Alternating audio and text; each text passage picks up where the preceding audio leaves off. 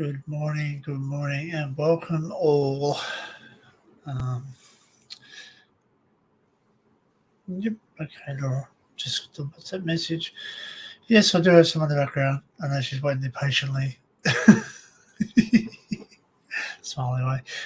Good morning, all. Welcome to History Hunter Down Under Q&A session. I've sent out the link to the usual suspects, and they'll be here soon, as I'm sure. I'm not feeling the best today. Bit of an upset stomach, but the show must go on, as the saying goes. Local time for me is currently 6:08 a.m. What's the temperature? All I know is it feels a bit cool. What's the temperature?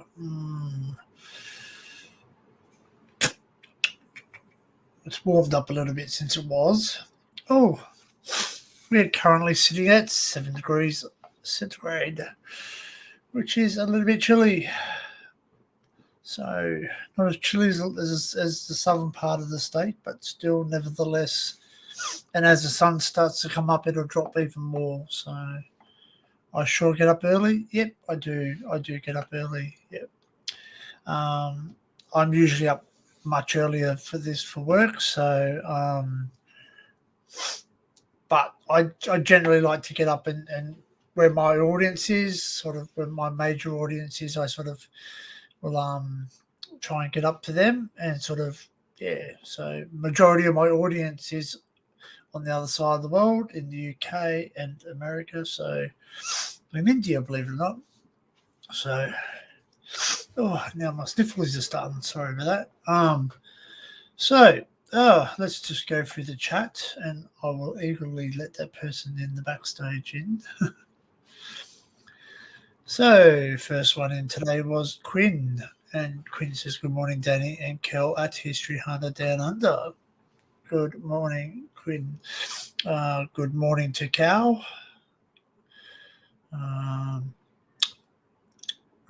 Good morning, Tim, who says, "Hi, Danny."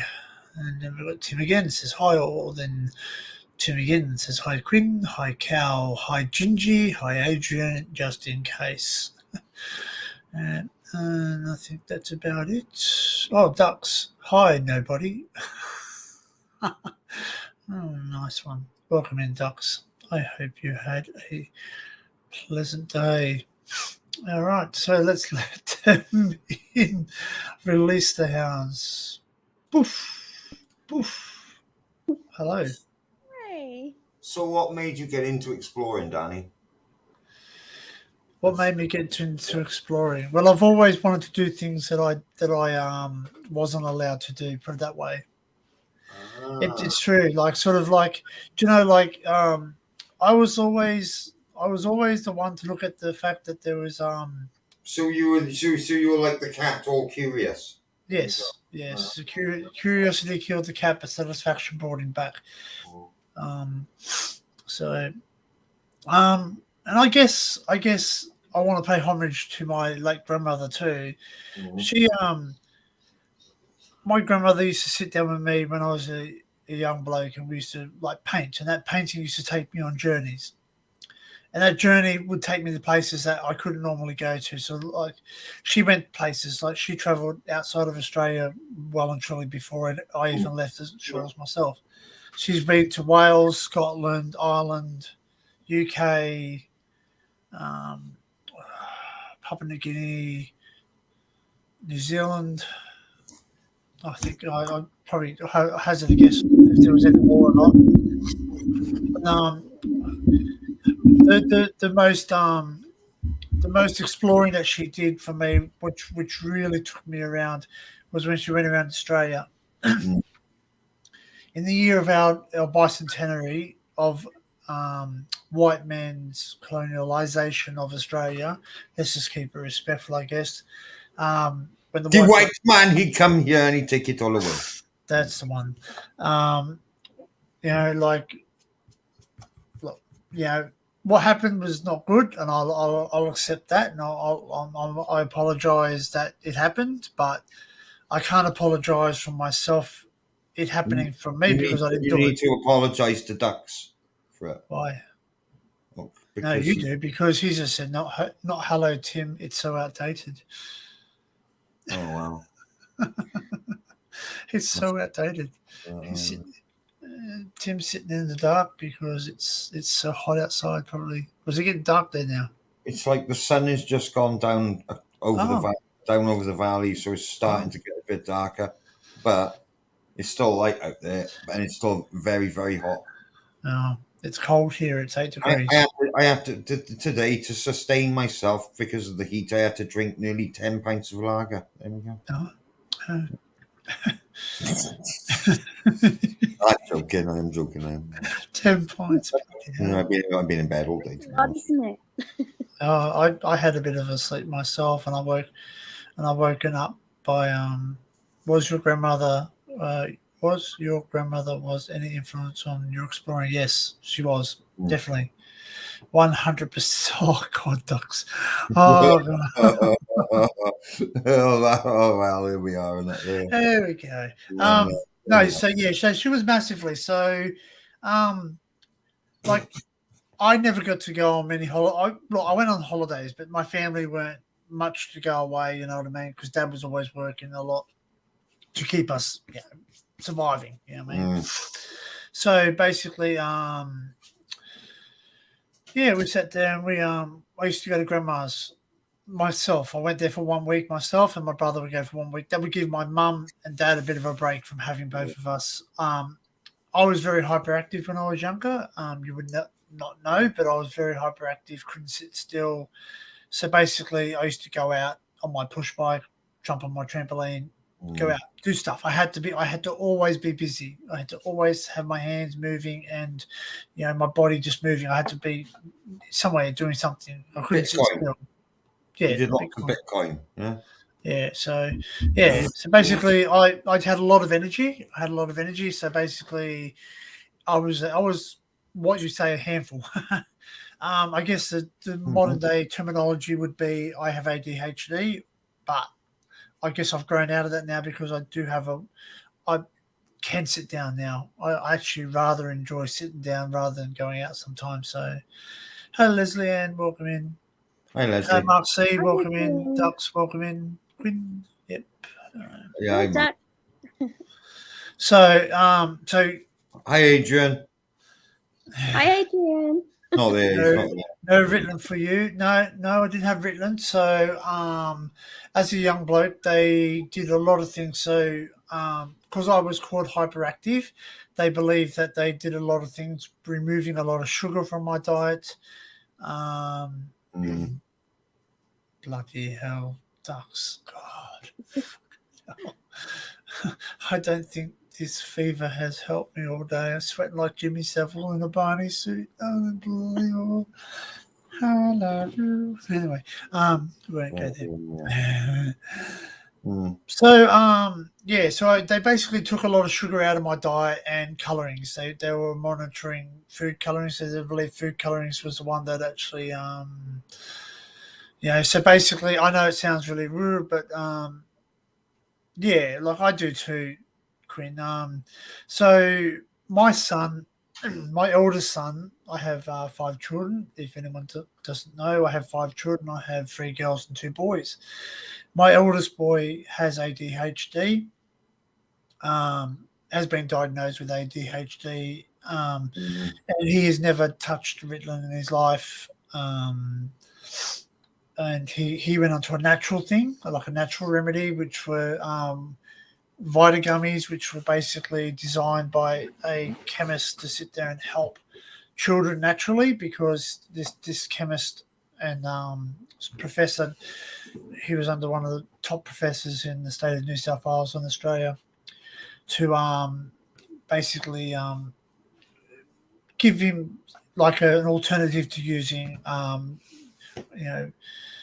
Western medicine type of thing, Ritalins and all that, because they are a precursor to speed. So basically, if people don't know, Ritalin has something in it that speeds up the metabolism. So that's why they believe that it sounds counter reactive, I guess, but the fact that like he's very fast, can't keep his things, but to give him something to speed him up is actually helps him. It sort of makes your body, I guess, in line. But we didn't go down that track. So it was a struggle. He was very, very much a boy, a very, very boisterous boy, very much like me, in every single way, I guess. So sort of that's why I found it a little bit easier to handle what he was doing, because I actually was that person. So I sort of knew exactly how to make his energy use and all the rest of it. So, but like he was given a little bit more in life than me, because like sort of, like he was the, cochlear insect. Yeah, there you go.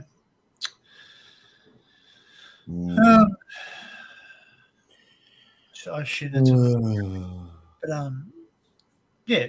So back to exploring. Danny, are you gonna get a lightsaber for your explores? I don't need one. Well, you do really, don't you? Let's be honest. Maybe, I don't know.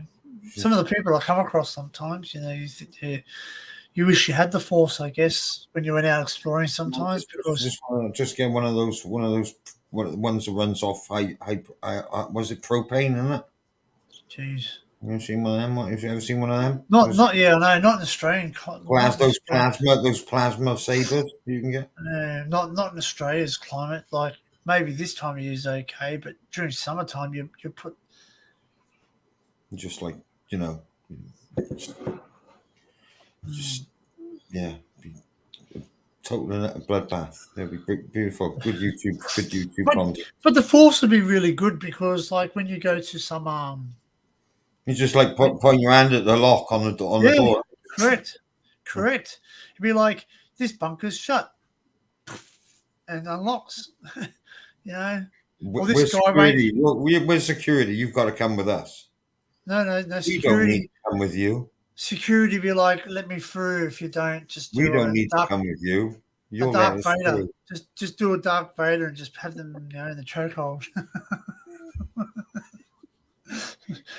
Do not underestimate the power of the Force, the dark side.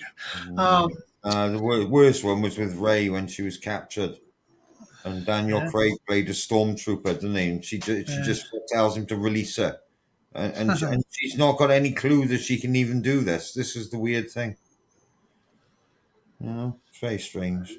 There you go. Duck says, me, myself, and people I know that have been told they are depressed or bipolar actually turned out having ADHD.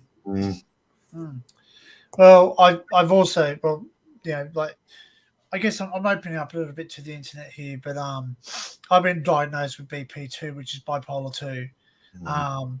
It means that I can get most of the things that bipolar people do, like all the grandeur and the ups and the downs. But basically, like, I've learned to deal with it. I've seen someone about it. Was medicated for a bit, but then the treatment was actually not required. So they basically said to me that I can self-manage it, which I do. You know what I mean? Like, I sort of, I know when I'm going to have my ups and downs. We all do. This is human life. That's the fact. Human life is that we sometimes we feel upset, and sometimes we feel happy, and they're normal emotions, and you shouldn't try and suppress them. Hence why, if someone passes away, like, hence my grandmother, my father, and other people that passed away before them in my life, they don't give you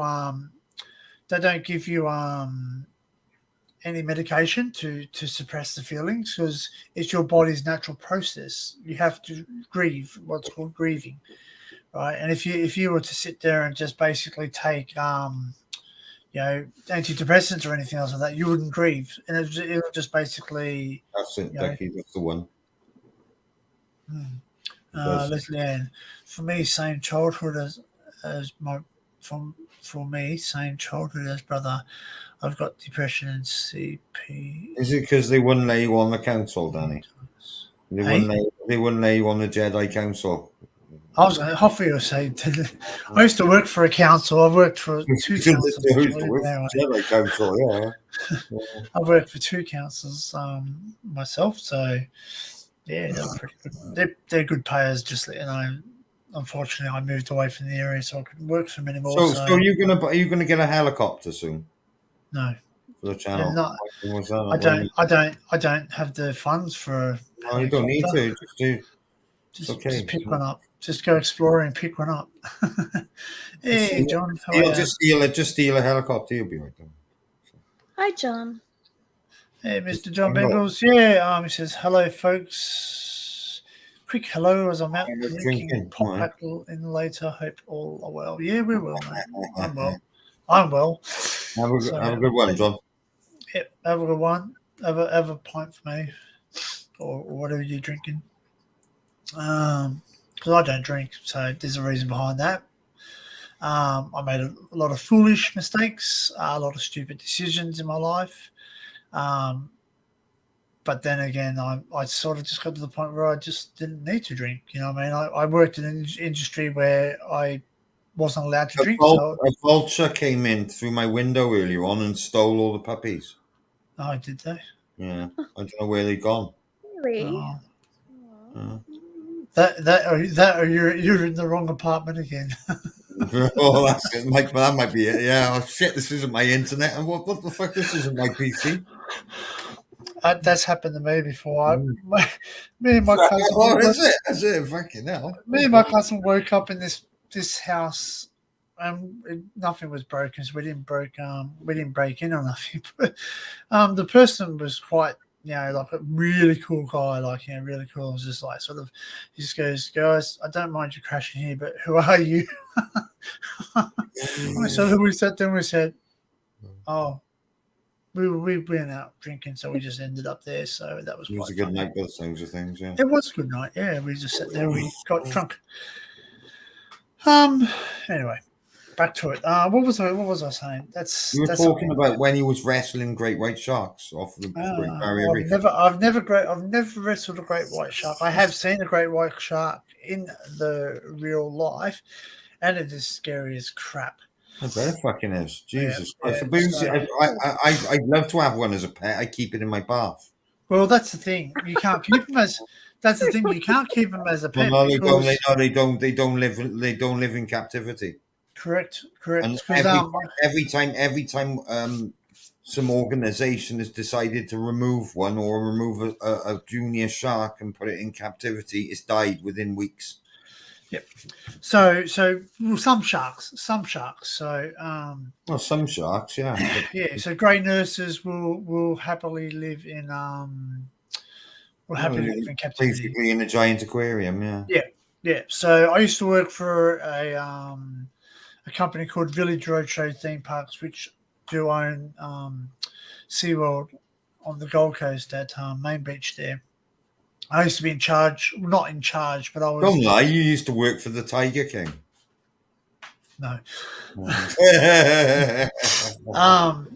Although that wouldn't have been a bad thing because I like tigers too. I think they're beautiful animals. Big cats, actually. Why don't you get them? Well, maybe. If someone donates enough money, I'll go buy myself a tiger. Just keep them in the garden, Danny. It'll be all right, don't we? You know. Hello. Gotcha. It's not my wife. Hello. How's it still bloody light there? That's weird, eh? Yes. That's weird. It's Still blue. What? 9 o'clock at night and it's fucking light. Sorry. I gave the little pup a feed earlier on with a bottle, right? And she had some of it on her face when I put it back down, and they all went for her. Oh. I was like, oh, what the fuck, like? Keep feeding her. She'll come out. She'll It's come all out. right. No, she's put a little bit of weight on. That's it. Once she puts weight on, she'll get bigger, and then once those pups start to surprising though for such a small amount in a bottle. Mm. How much Yeah, but you've got to remember it is absolutely packed with everything she needs. Yeah, it's vitamin. It's all the vitamins and everything. It's even got silent green in it. If anything, she'll be getting more than they will be. And I need to screenshot Matt Williams dressed as a monk. And have it for my new icon. I actually didn't get to finish watching that. It was so funny, and I didn't even realise that it was Matt at all, right until the end, near enough. You're tall. He was in the very beginning as well. You're mental. I wasn't paying attention. You know how pissed I was. Oh, yeah, Quincy's. there's that. Was it that video? It was Friday, Yeah. wasn't it? Here we are, Oh, yeah. I started watching it and I was sort of a bit, yeah. It's the best thing you'll ever see in your entire life. In fact, it'll be better. I don't know. Maybe there is a heaven and all the rest. And when you enter into the kingdom of heaven, it's probably better than that. Even I can't believe it's not better. Did you see the You light? have to believe me on my own eyes. There we are.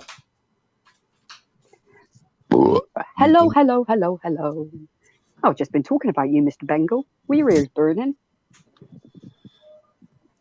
He must be coming up close to that thing. Oh, no, when's that? So, what are you doing tonight then? Later on tonight, Laura? Are you going skateboarding or something? No, I bloody ate. What tonight? You'll take you hang gliding or something next one. You've just been talking to him. We're just discussing a few things. I said, have you not been out today? He said, yeah, I've just got back. Just took the dog out. I wasn't fair enough. Bloody hell.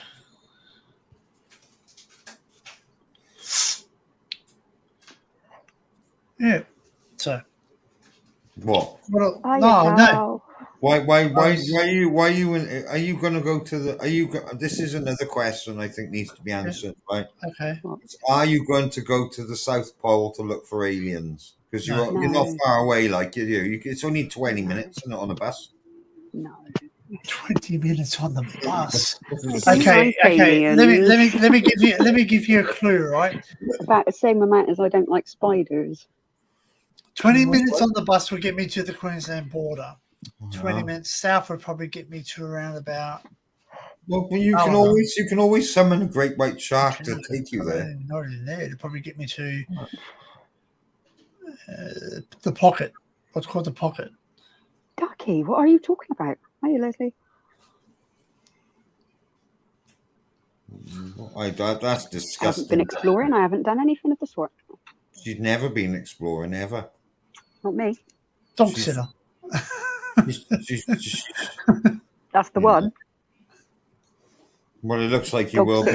You will be at some point with a little Frenchie, by the looks of things, if somebody just decides to go on holiday. You know. Oh, I had a big doggy with me instead. Oh, Luke's really loud. Luke's having a premiere in 30 minutes. Oh, wow. What is it? The Odeon, by any chance? No, the boarding school. Oh. Guess who heard your voice then and started squealing their head off, and it wasn't one? Little Pickle. I like that name. What? Pickle. Little Pickle. Not just Pickle on its own. Yeah, but she's little at the minute, so she's going to be Little Pickle. Then she'd be Pickle Pops. I'm going to call her Tony Stark. No. No.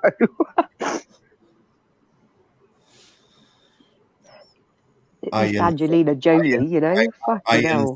Iron Frenchie. This is what it is, isn't she? She's Angelina. Perfect time to enter. Always exploring moist.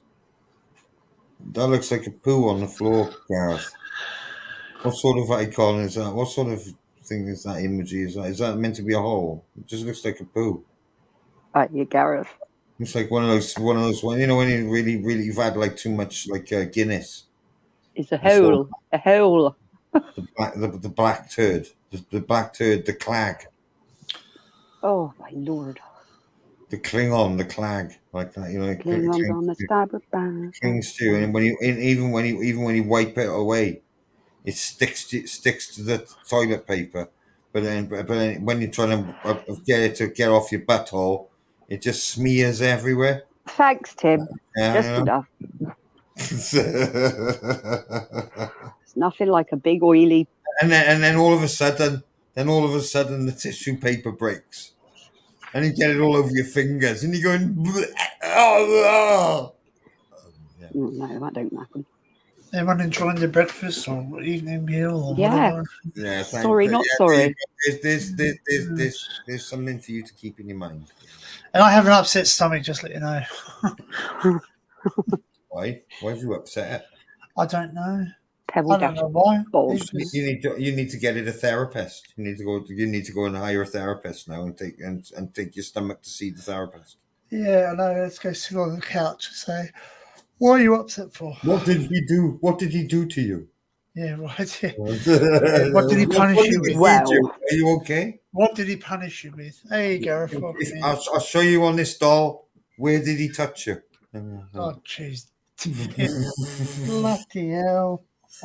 God. Just for everyone's information, nothing like We're that. talking about a stomach there, not anything else. like that. That's beautiful, Laura. I'll always remember You need a that bidet. forever You and need a- ever and ever. Amen. You need a bidet. All day long, forever. That was the greatest Um, sound effect I've ever heard on YouTube. Anyway. I've got the Venga bus going round my head, and it's really annoying. Yes. Why have you got that song going for you? I try to, Quinn, but every time I do it, Because I've just been watching.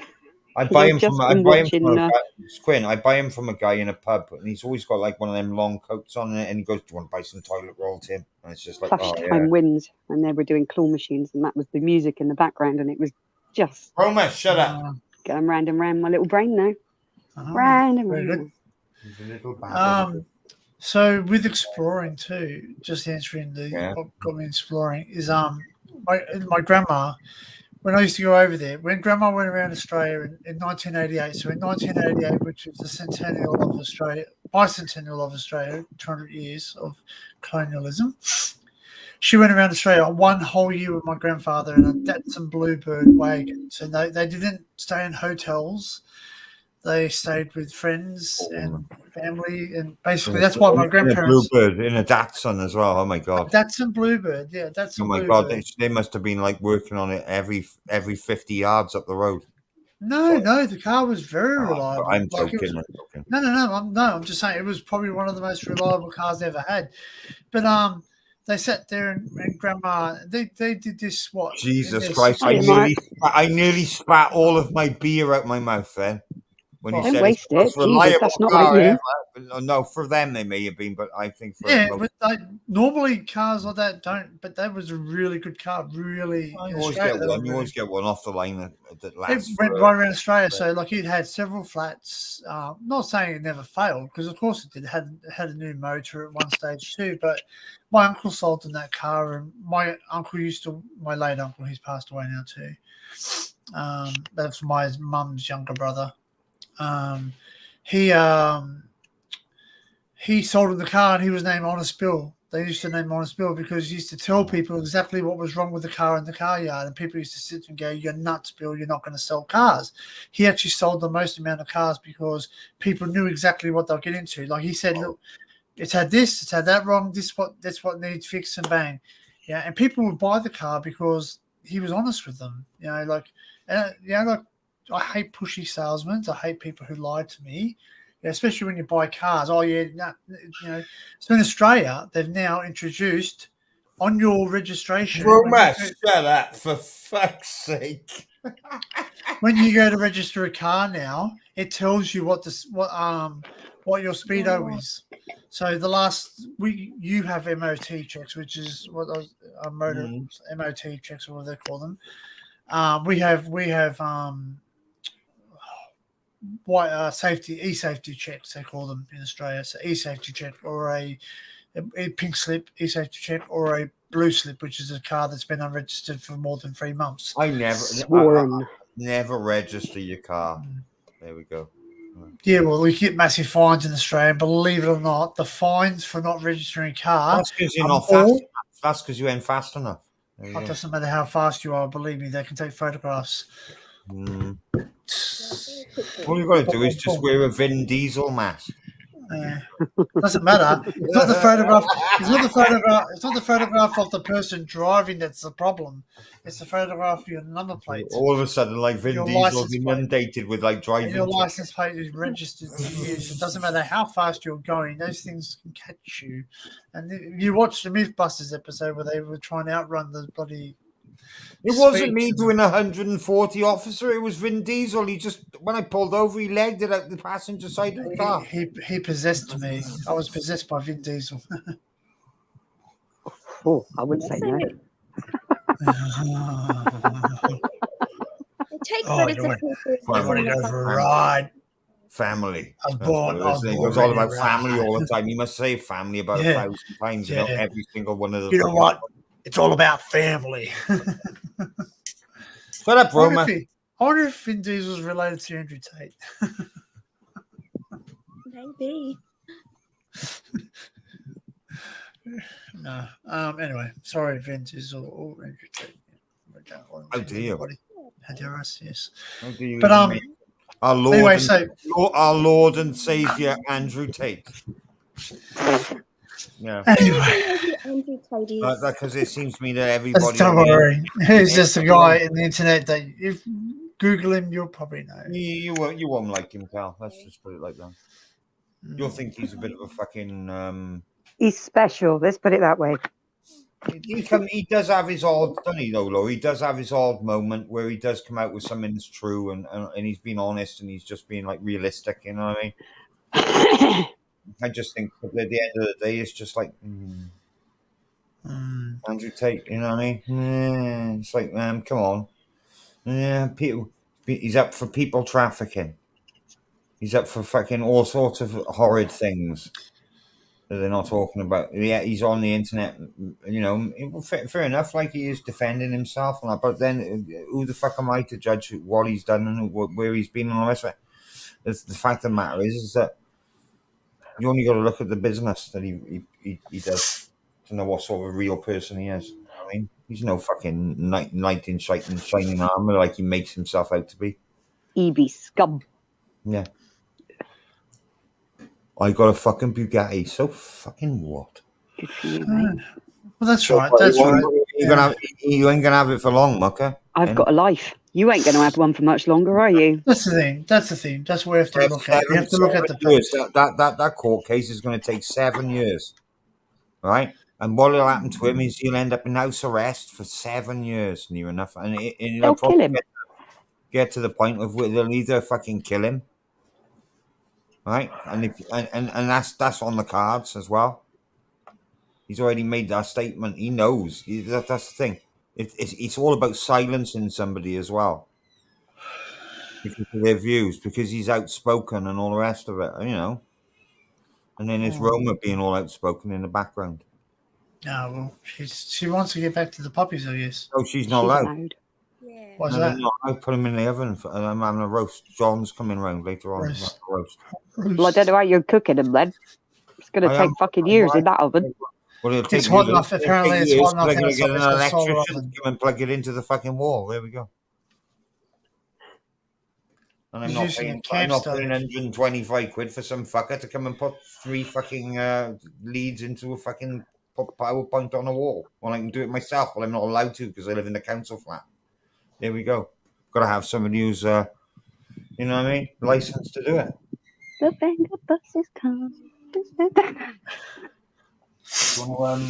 So anyway, Do you want to babysit the puppies, Laura? No. Get them Ubered over to you. I've done my time. I don't want any more children ever. No, she doesn't love you, little puppy. Oh, Roma hates you. why are you separating? You know that upsets me, and it really pulls my heartstrings. She's not doing. She's doing it not because of the puppies. She's doing it because you're bloody in the background and she can hear you. Yeah. I love Here her. we are. Then. Do you allow that? Shut up, you big all right. Very good. God. I can't believe So it. anyway, Oh my God. Grandma and Pappy, they went around Australia in a Datsun Bluebird, and they stayed in hotels, not hotels, they stayed in the tents in people's houses that they knew, and anyway, so they did that for a whole year. So basically, when she went away and came back, we used to go over there, and Grandma, like I used to say, I'm bored because I was a very active child. I used to like exploring. There's not a place of Grandma's house I've not explored. I've been on the roof. I've been on the garage roof. I've been on everything underneath the house. I used to actually go exploring underneath the house. Like I used to pretend I used to have a camera following me when I was a young boy, and I used to follow and say, "Come with me. We're going for an adventure deep into the abyss." And, Deep into the jungle. That's it. And I used to sit there, and I have stories that I've written. That my grandma, I found these whilst I was going through Grandma's photographs. She kept the story that I wrote as a young boy because she was going to try and help me get it published. She's got, so she actually kept that. And actually one of the stories I wrote was I was exploring beneath my grandma and grandpa's house and Pappy's house, and my grandfather used to walk very heavy. Like he was a very, very heavy walker, and their floors used to creak. Ben's dad does. It's like he's got diving boots on. But see, he was in the army, so basically he learned. That's what he learned. He learned to march, and that's what he did. His feet were very heavy.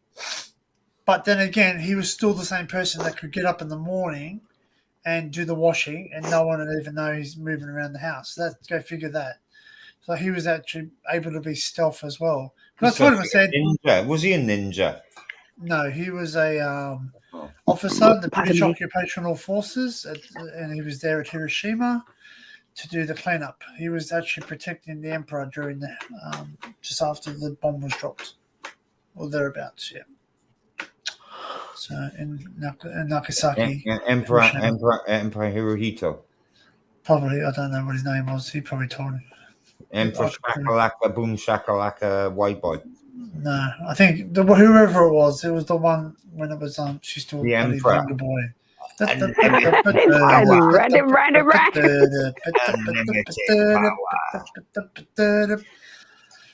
wheels are still a turning. Oh dear! Let me off this ride. Let me off this ride. Why they play that song? Rides that go around really fast and spin around. You're like, oh yeah, let me off. I'm gonna hurl. Nah, I'm pretty good on those rides. Like the guy goes, "Oh, you might get dizzy." And I went, "When?" And he goes, "Are you scared to go upside down?" I went, "No." He goes, "You will be." Okay. I sat there. I went upside down 100 times.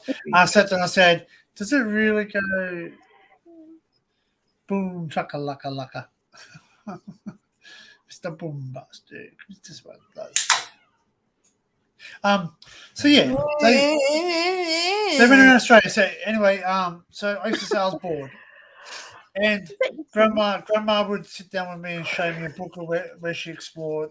She went places, and like I tell you, the places that she went to, I don't think I could even do that in a lifetime. Like, well, I'm working obviously, but she did that. Was, hey, Lizzie Busy, welcome in. Hi, Lizzie Booth.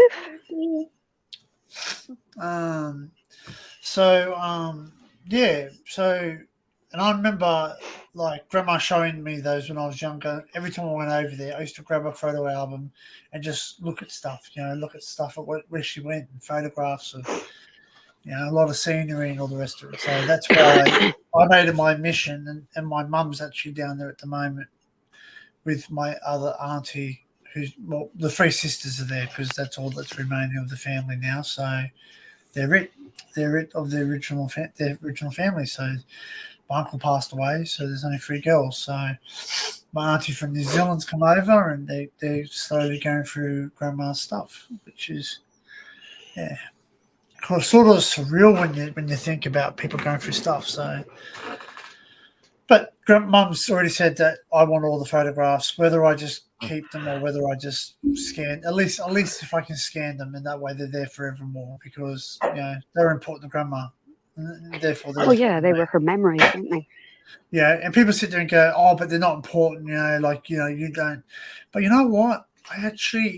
To me, they mean something to me because they meant something to grandma, but they meant something to grandma because grandma shared it with me.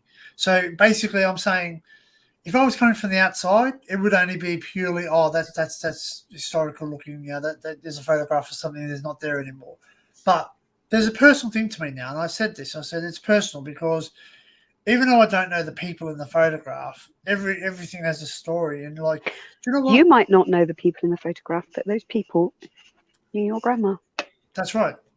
That's right. And grandma knew them. And then the hardest bit's going to come soon because there's going to come the Christmas time where How come it's fucking light where you are, Laura, and it's dark here? I don't know. I can't work I it out, live in a really nice part of the country. I reckon you live in fucking You're Narnia. northern, but you're northern compared to Laura, though.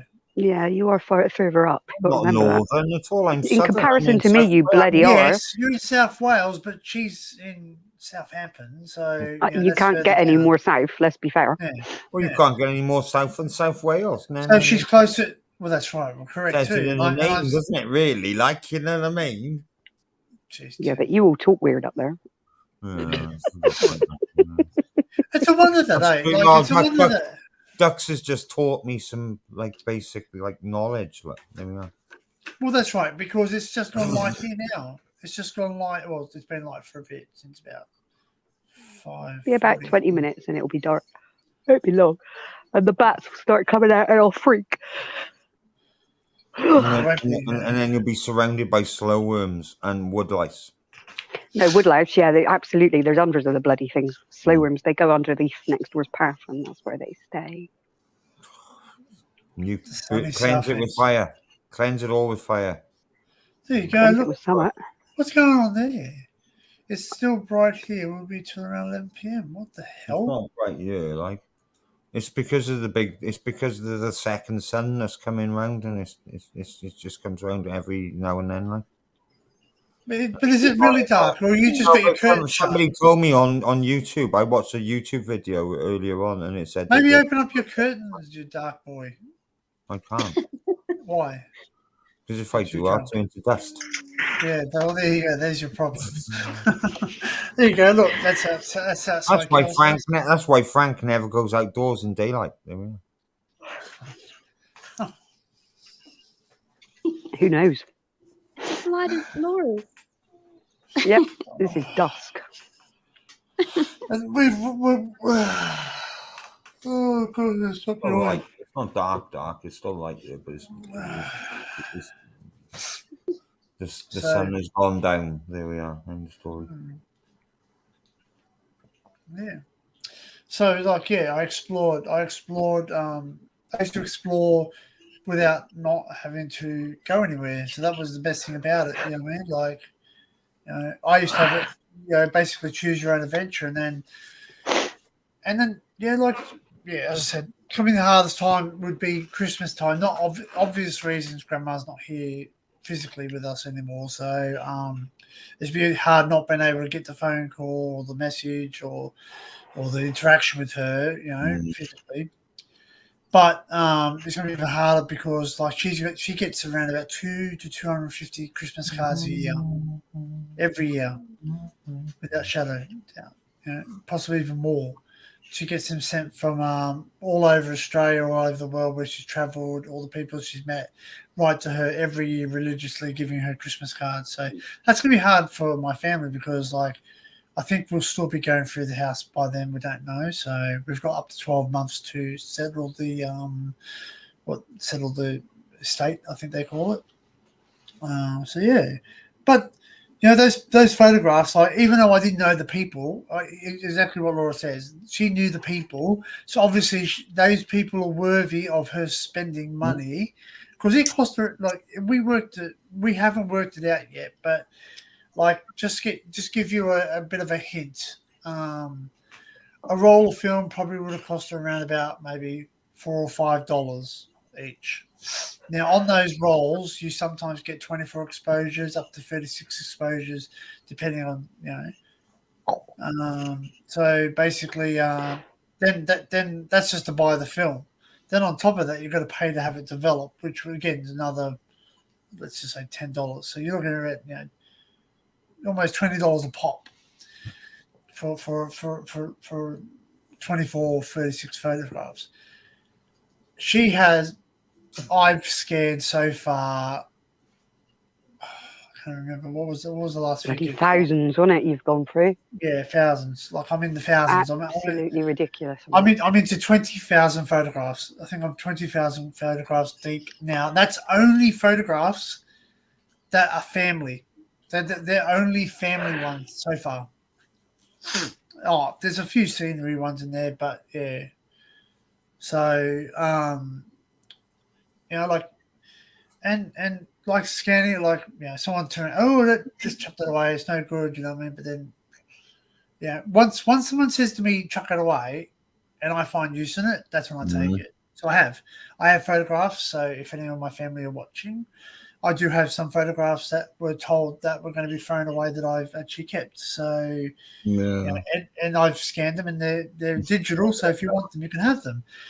But I look at the fact now, right? Okay, so I don't know if anyone is like me. You research something. Like I don't know if Matt does the same thing. Matt, obviously, maybe one day I'll sit down with Matt and have a conversation on what he actually does with his research into things. But I go into Trove, which is basically newspaper clippings, historical photographs, state libraries, historical societies, and all that. You have to actually research something to find out the history of some place you've been to. Because, just say for instance, like movie theaters that that Matt's been to, right? If you don't physically know what that building was beforehand, you're not going to know the history of it. You know what I mean? You're not going to know when it was built and all the rest of it unless you research it. Now, in researching something, it's very hard because you sit there. Unfortunately, you've got to go physically look through books or online. A lot of stuff's not digital now. A lot of stuff is still yet to be digital. And I'm a member of my state library in New South Wales, which is down in Sydney. And I go in, it goes what was it? I think it was like a fort or something, like a fort or like a thing like that. And I sat there, I started researching it, and it gave me all the information, and it said photographs. I'm like, oh wow, awesome! There's photographs. Clicked on it. It said not yet digitalized. Expected to be digitalized within the next 7 to 10 years.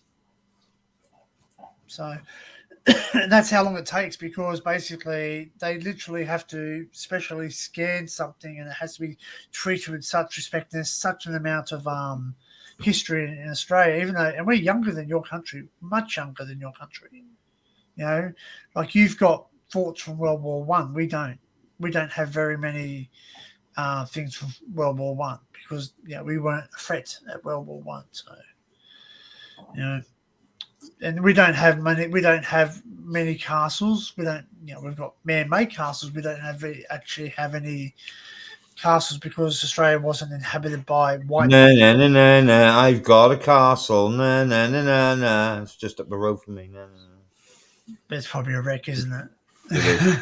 It is pretty much, yeah. And that's the thing. There ain't much left of it. And that's the thing. Like no one actually likes to preserve things. Like it's people's greed likes to pull things down. Like that's no longer making us money. So an old movie theater is not money to them because it's only got 4 cinemas compared to if we pull it down, we put a big apartments on top of it, and then they just go and open a multiplex, don't they? Which has got like 20 bloody screens. That's right, but they can make more money, and then they can charge the gold class or whatever you call it, the special class, where they can charge them £25 instead of the £10 to watch a movie.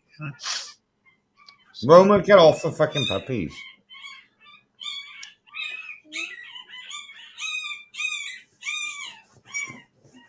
She won't hurt them, you know that.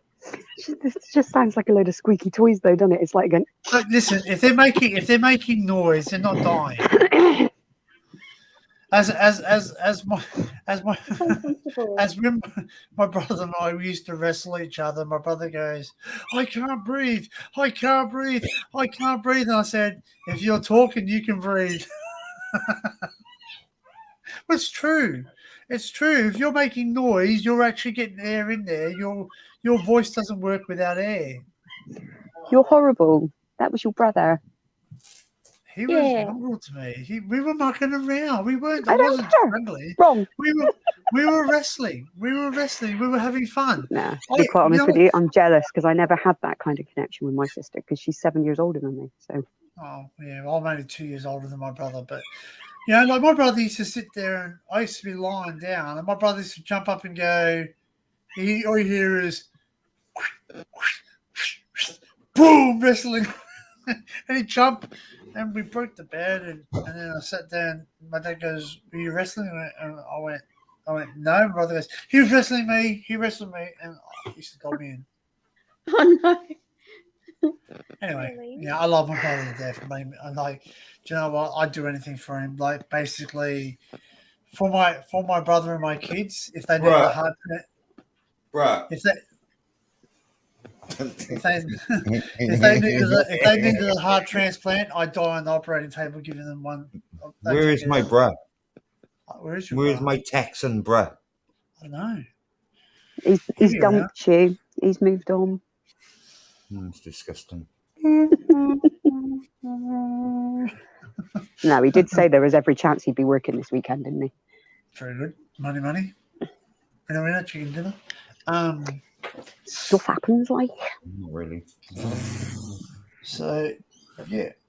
He's jumping from treetop to treetop with his chainsaw. With his monkey suit.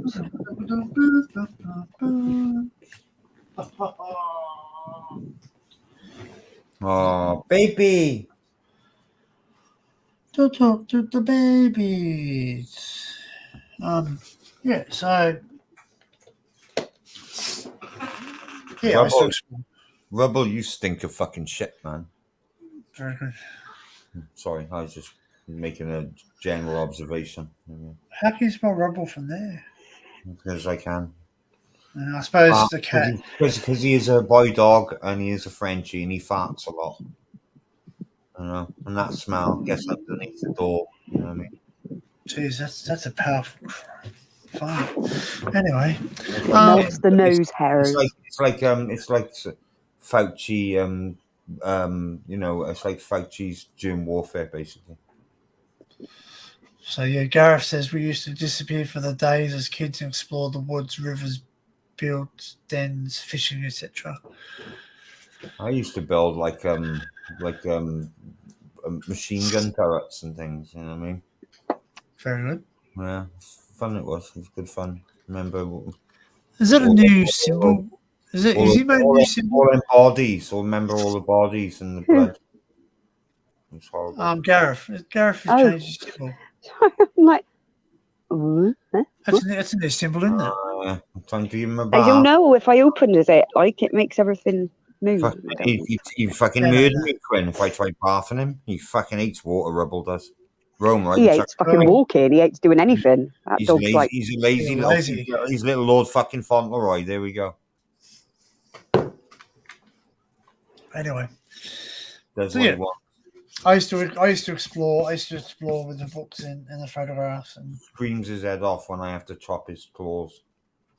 Like a little coward. He thinks I'm cutting his legs off, like, well, you know, and all I'm doing is his nails. You know what I mean? And I try and put him in the bath, like, you know what I mean? The moment I put him in the bath or the shower, he literally like just jump out and shake himself all over the fucking bathroom like a little cunt. You know what I mean? Do you have a shower recess with a hard? No, what I need is a good sack with maybe a ton, maybe a good 17 ounces of weight in it. You know what I mean? Do you have a car wash? Go for a wander down the river. Take him for a walk down the river. You know what I mean? Little shit as he is. I can't believe it. Just throw him in the river. He is awful. And you all think Rubble's like fucking lovely looking. He is awful. He's one of the most awful dogs you'll ever meet. What have you got stuck to your nose? I'm not being funny, but you're not selling those puppies. And why? Shut up. What's stuck on whose nose? Well, what do you mean selling them? What do you mean? Well, you were talking about their parents. Oh, like their dad's rubbish. Like, he's crap. He'll just sit on your sofa forever and ever and ever and ever and ever and ever and ever. If you want to buy a puppy, go and see that Manuel, the good breeding stock. Mexican. Shut up, brother. Yeah, shut up, you. Hey, you got to call one of them "Shut Up, Roma." They'll all be called Shut Up, Roma, because that's the only thing they're going to fucking answer to. That's it. That's it. They say the animals hear what's in the room, Call and Lucy's people hear what's in Willow. the room. Willy Willow. Willow. Yeah, shut up, Willow. Oh, Willow. That's all I think about. We used to have a, and I say this. I never said this, so someone else said this. We used to have a little. We used to have a tiny person who suffered dwarfism at school, right? And everyone used to call her Willow. Everyone used to call her Willow because Willow was that little tiny. That sounds thing. like a movie. That does like Phantasm. Well, it was. I don't know horror from dwarfism. Yeah. Well, no, because Willow was a dwarf. He got called Peck in that movie. Remember, he goes Peck, Peck, Peck, Peck. And who was in that? Stop mocking him. That's one of the greatest actors of all time. He played Wicket. He played a bloody, what do you call them? And he had to go around with Carl fucking Pilkington all over the fucking place. He played an Ewok, didn't he? Yeah, he was Wicket. He was the one that spoke to, made friends with Leia. He was the one that made friends with Leia. What was his claim to fame? He had smelly fingers. That was his claim to fame. Shut up, Wookie. There we go. The Wookie had a nookie. Danny could get a job as a Wookie. There we go. You know. Not tall enough, actually. But he could always wear stilts. He was really tall. We'll just get you a pair of high heels. It'll be fine. Yeah. Oh, that sounds like red, another movie anyway. Ruby red. Boots. That sounds like Tootsie. Yeah, I know. Getting some Elton John platform shoes from in the back morning. in the 70s. Yeah. Working 9 to 5. She's in Glasgow this weekend. Who is? She's at Glastonbury Festival. Oh, Lucy. No, Lucy's in Kaylee's chat. She ain't coming in here. How dare she? Lucy's where? How dare she? With Kaylee Costa, darling. Oh, they're live, are they? Chatting. I'm only subbed to Andrew because Andrew is the greatest paranormal scholar. I thought they were live yesterday. Maybe. I haven't met him yet, though, so I'm lying, really. Who knows? I don't even know. Don't be asking me questions like that. That's like... Evnia. Too much for this little head, mate. Oh, he's just blown my mind there. Oli, oli, oli.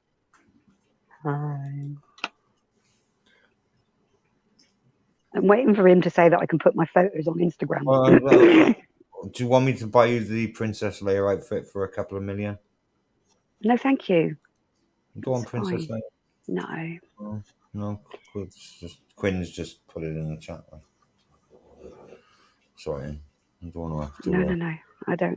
No. I don't do dress up. It's just something a bit creepy about it in my head. Don't ask me why. It's also a bit like I never played with dollies either when I was a child. They scared the shit out of me. Horrible. Opa.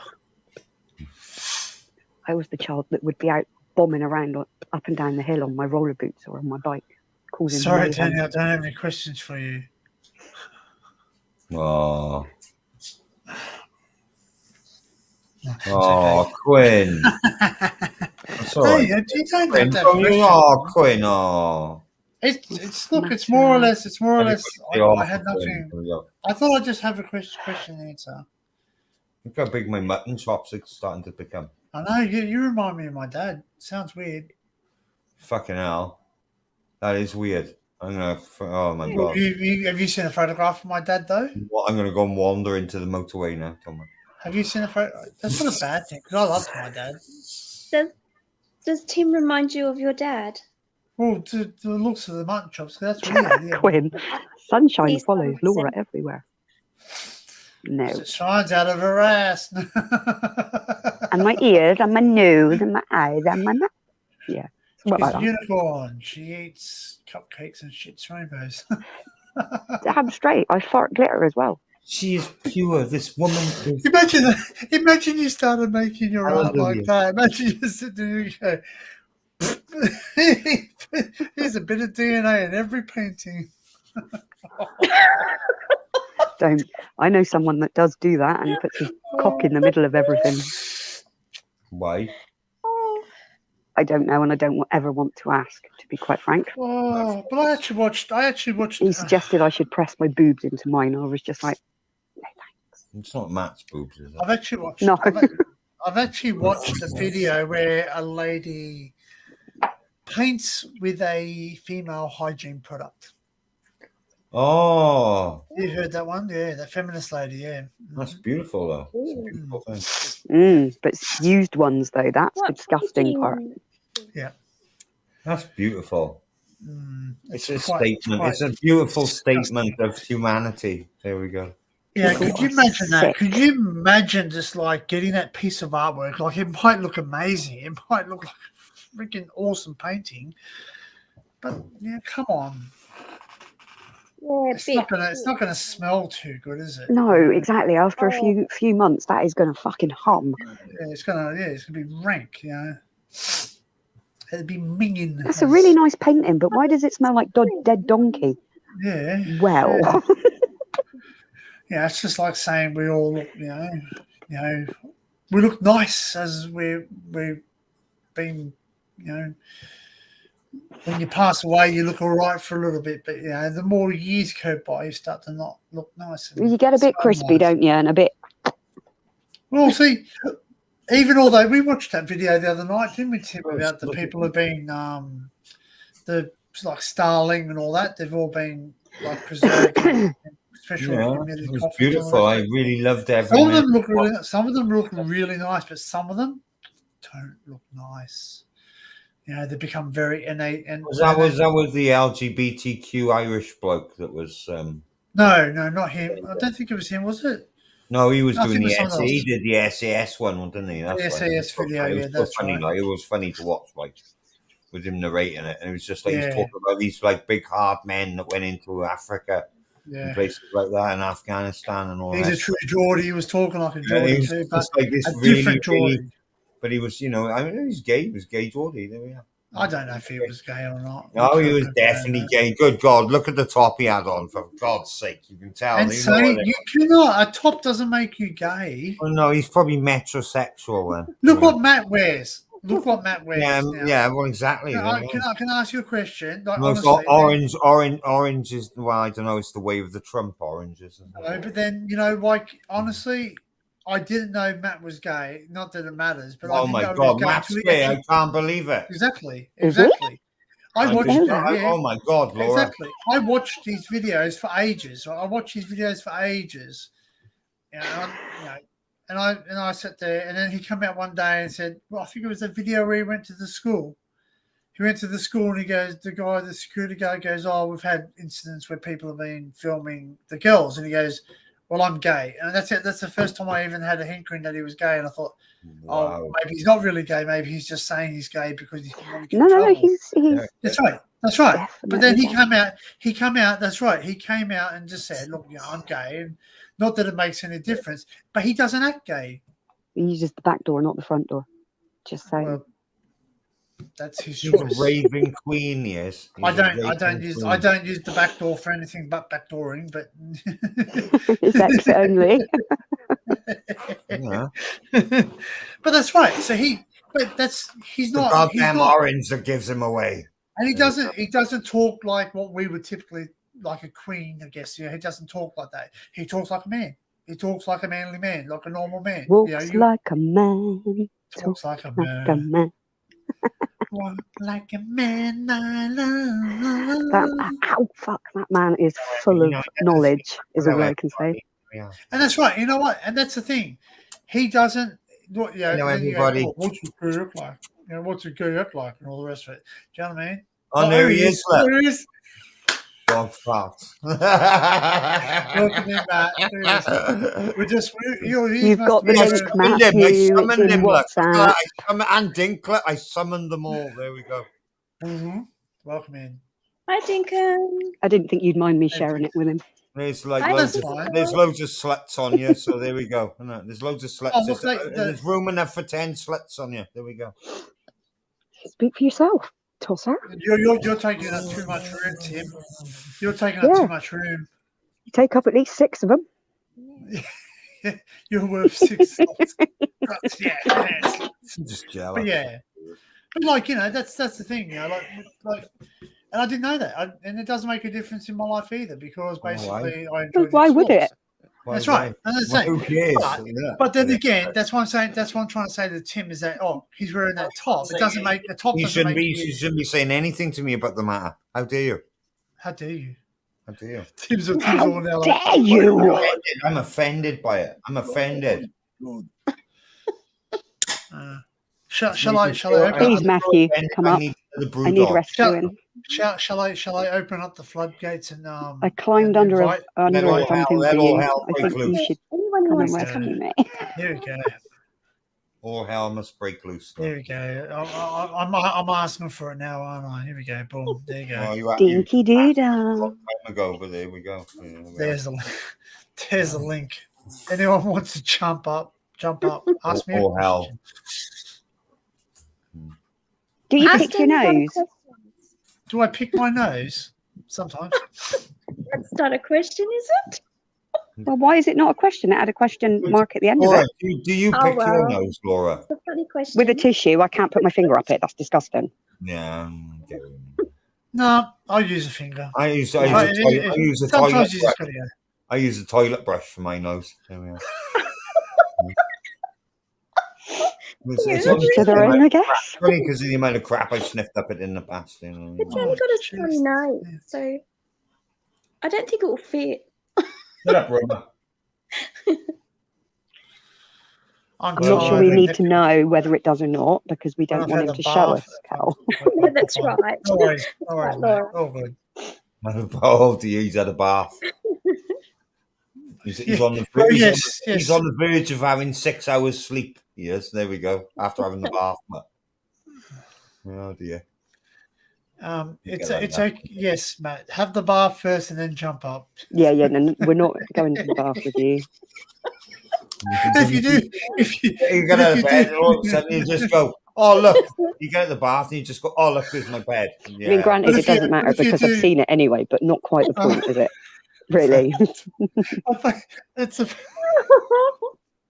The funny thing is when Dinkin was telling us about because obviously everyone knows that Dinkin gets the videos before anyone. He helps Matt censor them out. He walks around with him as well sometimes.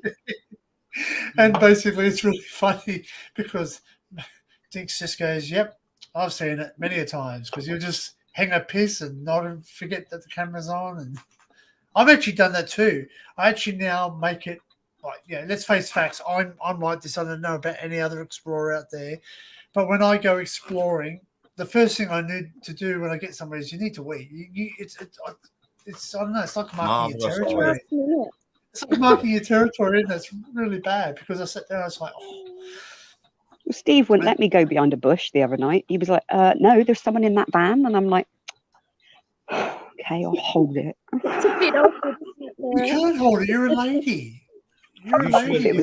I can have a jungle You week. should have given him a judo throw and then give him a karate chop. At the end of the day, if you've got to But go, I you've got to need a go. win. Like, Yeah. and yes, and like you know what? Yes, in my survival kit. Hey, Ollie, how are you? Welcome in. Danny's got a rocket launcher in his survival He's kit. got a sheepy. No, I've got the tippy A from sheepy. the bunghole. The TV for the bunghole. The bunghole. You got to, mate. You got to take a bog roll. You do. You got to take a bog roll wherever you go because you know what? Sometimes if you need a shit, you can wipe your ass. If you get shot by an AK-47, you can wrap it up. Yep, that's it. Yeah, with a bog roll. There we go. It's also listen. It's also good for other things teach too. you in the Navy SEALs. There we go. I do have a. I don't have it around me now, but I do have a first. I do have a first aid kit as well, so I carry a first aid kit. I'm going to kill this fucking cat. That's Hang on. good, Danny. All right, here we go. We're going to Tonight on Danny's live stream, Laura kills a cat. Anyway, get that SPC. Hey, Denny, one day you could show us all your equipment, what you do to explore. Wait, what? fucking Come hell. again? Come again? I think that really everybody Dinks asked for a can of links, so I think that at some point we should all like get together and buy him a can of links. I mean the cheap one, the green one that Joe always drinks, not the silver one. We don't have links in The Australia. 2.3 Not alcohol the content. alcohol type, but the deodorant one. Oh my god, Dink, it will blow you away. I did ask. It's so mind blowing. It's so mind blowing that you'll probably like take like about 3 swigs and run to the toilet and vomit into the bog. There we go. Well, I did ask my local alcohol dispensary. Yeah, that's I said, exactly what I was thinking, Dux. There we go. I would rather drink my own tea. There we are. I sat down. I said, "Oh, can I get links?" And he looked it up and he says, Can I get links? I asked him. Yeah, but should you even be asking that question? No, but I asked him. Can you get it? And he said, he goes, it's not one of our normal suppliers, but if we get a demand for it, he goes, but he just said to me, he goes, look, I've been to the UK, and he goes, it's not a very palatable drink. He says, palatable. That's what he said to me. He just goes, it's not a palatable drink. And he said to me, he goes, it's very similar to Foster's. He goes, if you don't have anything else to drink, you're my god, yeah. I'd rather buy a dehydration than drink Foster's, to be honest. But your Foster's is different to ours, though, because your Foster's tastes like UK beer. Our Foster's doesn't even taste like Australian beer. It tastes like crap. Yeah. I don't really know why. It just tastes like chemical shit over here. I wonder. Yeah, the only reason it sold really well is because Paul Hogan was, Yeah, Paul Hogan. Way to go, Paul Hogan. Yeah. That's not a pair of scissors. This is a pair of scissors. Yeah, that's right. But when Kel says I am going to do a video on my my equipment that I use to explore, not the equipment, anything else. Yeah, that's what I meant. Imagine that, the OnlyFans. It's like, yeah, I'm going to show you what I explore with. Quinn, I don't think you're going to find it in a specialty shop. Let's be fair. No, it's not something that you would even. It's for special people. It's definitely special people. We do get links here, but it's an aftershave or a well, it's the same as that's a worldwide thing. Yeah. Oh, okay. I don't know. Would I be able to send Who does who? How much would it cost for me to send a single tinny to Dink? Oh, Father Joe was here. Damn, the probably about 20 quid. Just for one can. Would it even get through customs though? That's the thing. As a gift, Cave exploring equipment? No, I haven't got any cave exploring equipment. The only thing I haven't actually been caving. It interests me, but I think Dink should experience it though. You know what I mean? Just that one time. You know what I mean? And then what will it be? Then it'll be the most cheapest can of lager ever. And it would cost. It would be so expensive just to send to him. So maybe. I didn't send Dinks that photo, did I? He needs to keep it for 20 years. That's what he needs to do. He needs to put it in the kitchen for 20 years. No, this is going to be a mouthful. Vintage to it. Add some vintage to it, like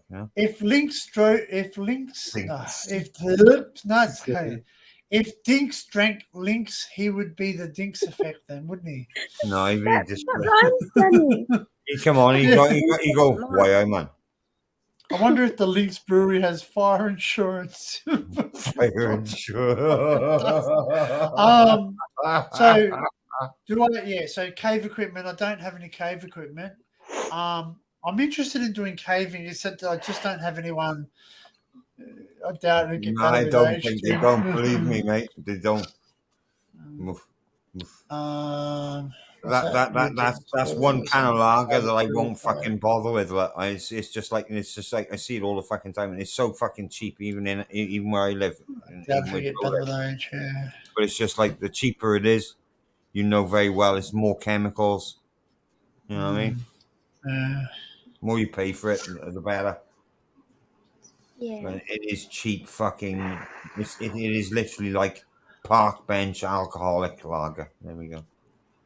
I don't think it would get better with age. It'd probably eat the can.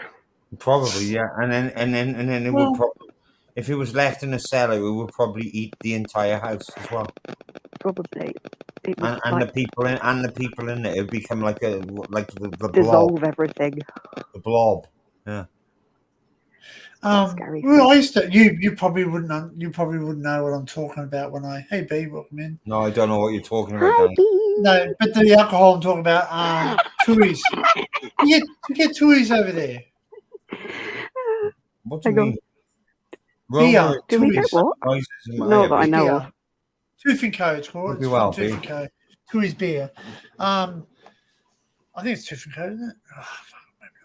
But Tui's beer. We used to have Tui's beer, and there used to be a. I feel like a Tui's ad.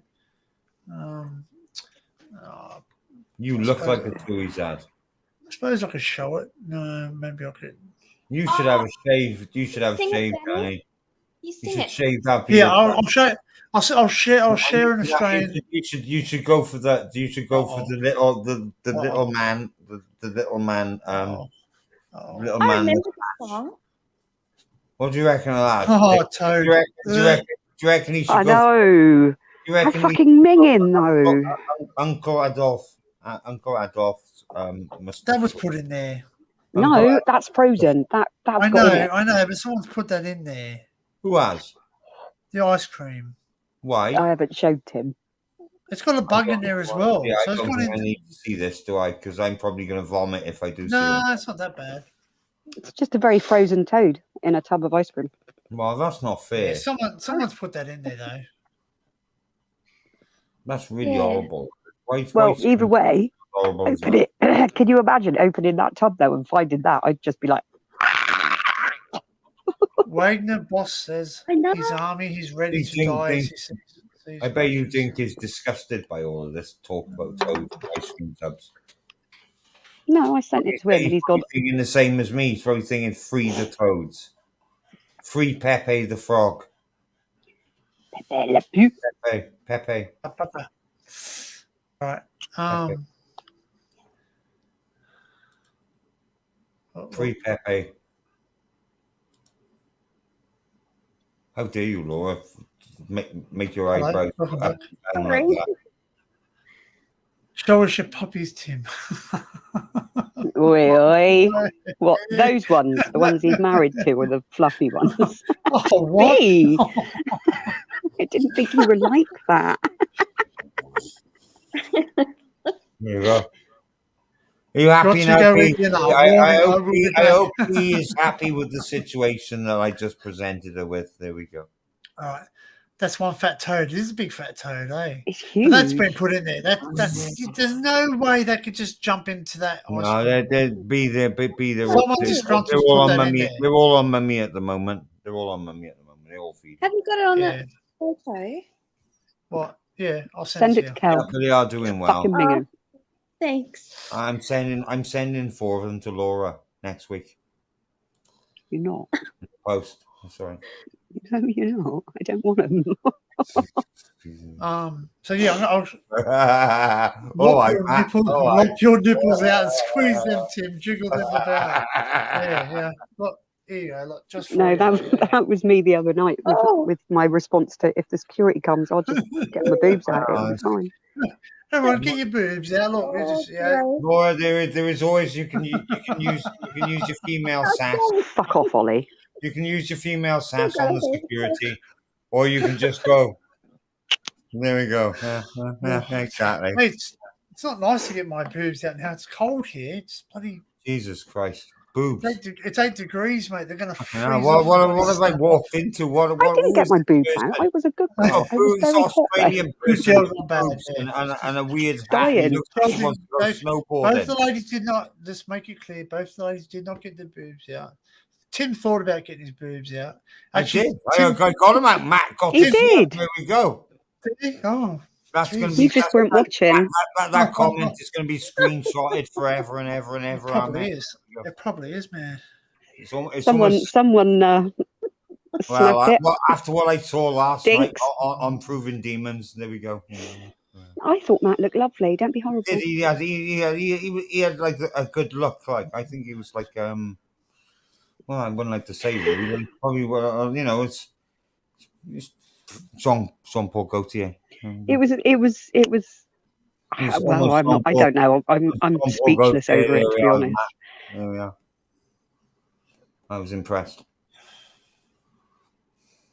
On occasion I like to dress up as a monk, but that's my business. There we go. Laura knows our business though. But, look, you can see. Look, yeah, I know. I know. You do a monk and then you put my underwear on. It's all fine. I know. Don't animal. Good God. He likes the red ones best. Roma. Yeah, I'll share. Roma, where are you? Roma, where are your shoes? You didn't know that Roma got shoes. She has got shoes. This is an Australian ad. Oh my God! Look out! Here we go. Australian beer ad. I love it. This is what Tui's was. Am I sharing this? Way to go! I love it. When you walk jeez. for the last to play, how do you feel? Nice burns there, dude. He's got nice mutton chops, and he's rubbing his ball against his balls. Get his nice medallion and his shirt open. There's no way. How do you feel? On the very last ball, and only a 6 will save the day.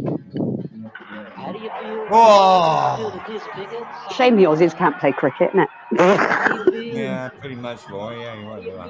What happened to the Ashes, eh?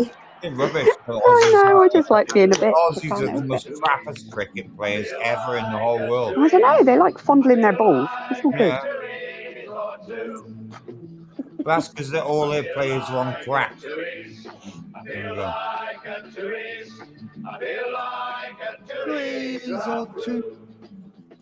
That looks like a gay orgy on the go. Yeah, it does remind me of some dirty late 70s porn film. Well, it's an 80s. Like 1980s porn. I was only 12 then. Can anyone recognise that famous cricketer and why he's famous for? Or he's well known to the UK audience. It was Noel. What was his name? Noel Edmonds. No, his name was Dennis Lilly. Mr. Blobby. Dennis Lilly, and he was famous. He was famous for when Lily White. Yeah, well that too. He was famous for bowling underarm. He was famous for Was he a member of Black Lives Matter as well? Very good. So basically, what it was is that the English cricket team was playing the Australian team, and they needed, a certain amount of runs. I can't remember exactly off the top of my head, but they needed a certain amount of runs to win. No, they needed a certain amount of runs to win.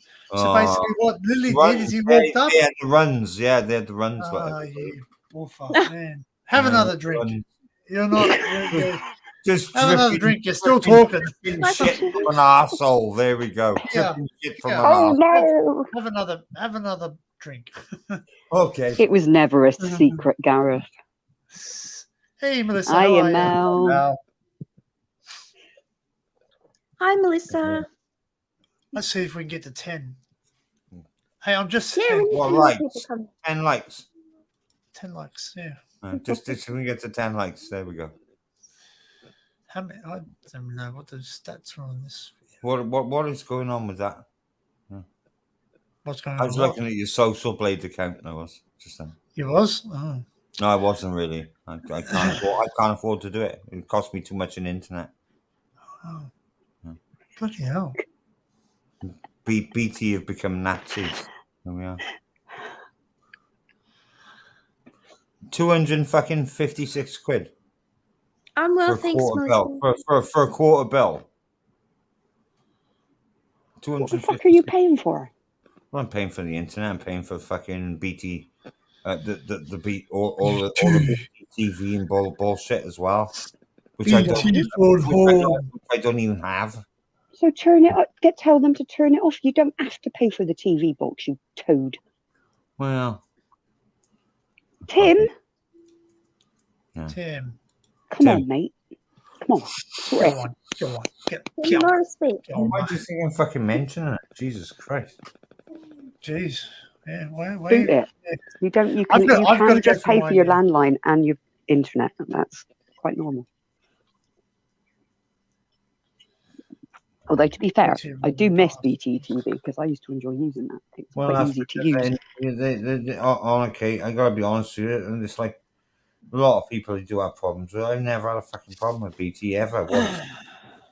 I don't get me wrong. Like on occasion, I'll have like a dropout. Mm-hmm. You know what I mean? Where they'll reset the modem and all the fucking rest of it, and you know all that sort of fucking nonsense. Well, but you know, that's usually about 1:30 in the morning. You know what I mean? And I can't be fucking, you know, I can't be moaning and fucking groaning about that. But it's like, you do when you sign up for all this fucking shit, but you're paying for fucking stuff you don't even fucking need. You know? And it is just like, oh, well, you can have BT Sport. Or you can have BT, you know, this BT channel. It's just bollocks at the end of the day. It's like as if I want to watch BT Sport. So, you know. What's BT Do I look like I'm a sporting person? No. Well, then fuck off. Really? Really? Are you not? Why? You know. I thought you were an expert pole vaulter. Well, you know exactly about my pole vault. There we go. Uh-huh. It's big. It's a big Not pole. too thick, not too thin. Yeah, it's there. It's in between. And that's all we need. That's all you need to know, people out there in the universe. You know, don't worry about it. Just you know, just watch news clippings of orbs and stuff. You know, and all the rest of it, and UFOs and all that sort of shit that's been touted about recently. You know, to cover up for something else. Yeah, just don't bogart that joint, my friend. There we go. Yeah. Don't bogart it, Danny. Hey? Don't bogart that joint. We only left BT because they put the price up so fucking much. What do you mean? It's obscene. What do you mean it's obscene? Yeah. Oh, we went from 30 a month, I think, up to something like 80 something, and I was just like, I don't know whether I put too much marijuana in my marijuana or I put too much marijuana in my marijuana, but there we go. Shut up and smoke it. You'll be fine. I know. It is wonderful. Shut up, Roma. To be sure, to be sure. Do you want to go for a walk, Roma? Do you want to go for a walk? No? Do you want to go skateboarding? You asked me that this morning, you know. I could put it on in my because I got like a basket for all my BMX. Put it in it'd be like carrying ET. That's what I mean. I'll put like a blanket over and video it. It'd be so fucking funny, wouldn't it? You know what I mean? It'd be funny as fuck. That would, wouldn't it? Oh my god!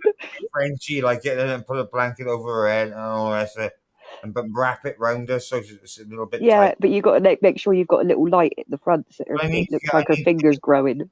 I need somebody to construct a ramp for me. You know what I mean? So I can do the moonshot bit where I end up like going past the moon. Whee! Yeah, that's what I mean. Like you could always just jump off the hill next to you. Steven Spielberg saw the future. There we are. Yeah, quite probably. Well, what you can always just like and subscribe to Danny's channel and my channel and Laura's channel and Cal's channel and fund us a lot of money so we can do the the special effects. There we go. We can do all this for you. I'm sure you fair, though, we wouldn't need any special effects because all we'd need is Roma to squeal and it would be sorted. Wee! Pigs fly! Wee! Roma! Wee! Roma! Laura just dissed you.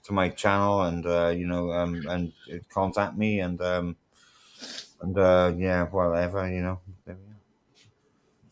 They are exciting dogs. They will annoy the fuck out of you, and you will be very annoyed. Yeah, there we are. No, I'm not really selling them, am I? To be honest, there we are. I don't know. It's just I'm on one of them days where I don't know, Me too. I'm having one of those days. I just think sometimes, Laura. I just think that I look at the stars and I just think, geez, I wish I was up there and not down here. Don't start that again. Fuck my life. We had this the other night. I'm telling you now, you are going to get such a slapping when me and Lucy come to see you. I'm telling you. Well, I'm probably going to get a good slapping anyway. There we are.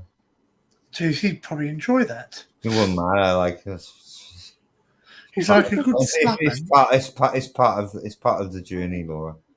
That's it. Enjoy the Is that what it's called? Roma. Hey, Danny, I really liked your intro. Like you add to it, and it's really nice. At least it I remember wasn't. saying At least it wasn't 15 minutes long, like Steve says. There we are. Beautiful. Oh, it You does. have my full respect, there, Danny. Fair play, right? So basically, even if I played it 15 minutes, people didn't start piling in. There was only 2 people when I started. A 15-minute intro. Oh my fucking god! Oh. It was really nice. When I first started making intros, because I'm pretty good at it now. Like I sort of not some expert, but I'm pretty uncomfortable in making them now, so I don't have to rip them off the YouTube. But they got ones where they got a 60-minute timer. YouTube. Oh my god, you've just admitted ripping them off the YouTube. Mate, you know what? Oh my god. Care. What about Rumble? Don't you rip them off Rumble as well? No. Although I do have a Rumble account. Oh my god, I can't believe it, man. But you know, I mean, like someone's created one of those intros and you sort of just take off the timer down. That's all it is. Yeah, it's not your video. So I just realized, well, that's not me. I'm not that fake timer. I need to show people what I'm doing, and I'm not just sitting at home. Yeah.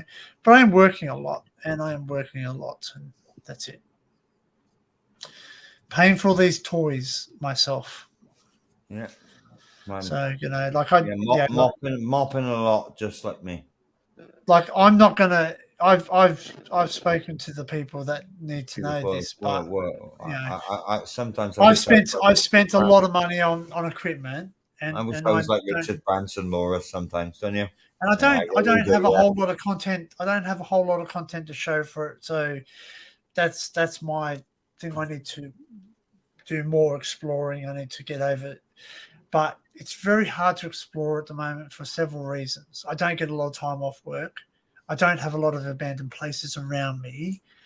And Australia's a very, I don't know about you, but Australia's gone into lockdown at the moment with explorers. Oh my God, it's in lockdown again. No, not lockdown as in COVID lockdown. We got into lockdown with explorers because... Hey, Bexy. Hey, Bexy, thanks for your comment in my video, mate. Cheers. Yeah. Basically, is it a girl or a boy? It's a boy. It's a boy, man. The boy. I know. Excuses. Just wondered. That's all. Just wondered. But like that's I admit I sometimes I do, like I've taken the weekend off, and people who know me. Lovely. No. People who know shut me. Up moaning you. I'm going to put you in a bloody saucepan and boil your head. Yeah. This is a good curry. What's in it? It costs you Tim £5. Tim Curry. You are getting no more money out of me this week. It ain't happening. Oh, You've cost me a fortune, more than the kids. You behave. Put you in the corner and make you put your hands on your head. Who are we talking to? Oh, not me.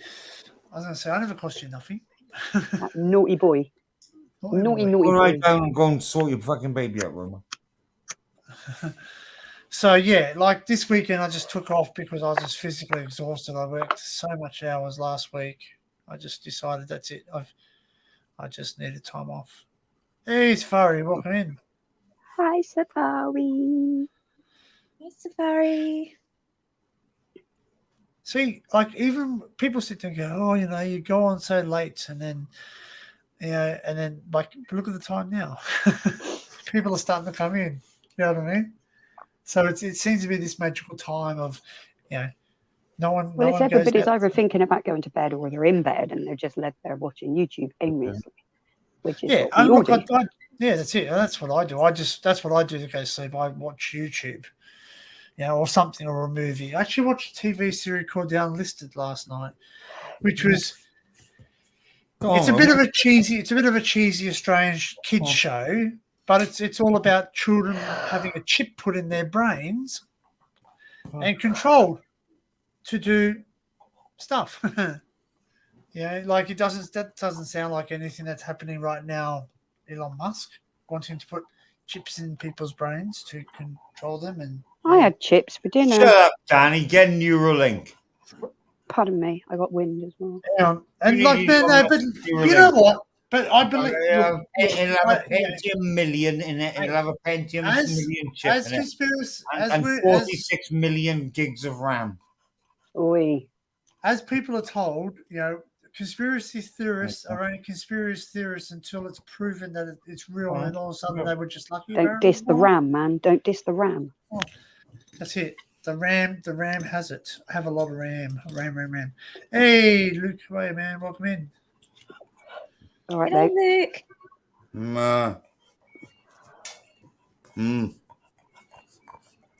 Even the amount of live streams seems to be dead. I've noticed that a lot of people. Are you all right, Roman? You quite happy, just like falling all over me and whatnot? Huh? Okay, so I guess I can share. Start again. If I showed you my GoPro. Oh my God, look at that ugly face. Can't say Where? nothing. I don't know. Oh, thank you, Laura. I know.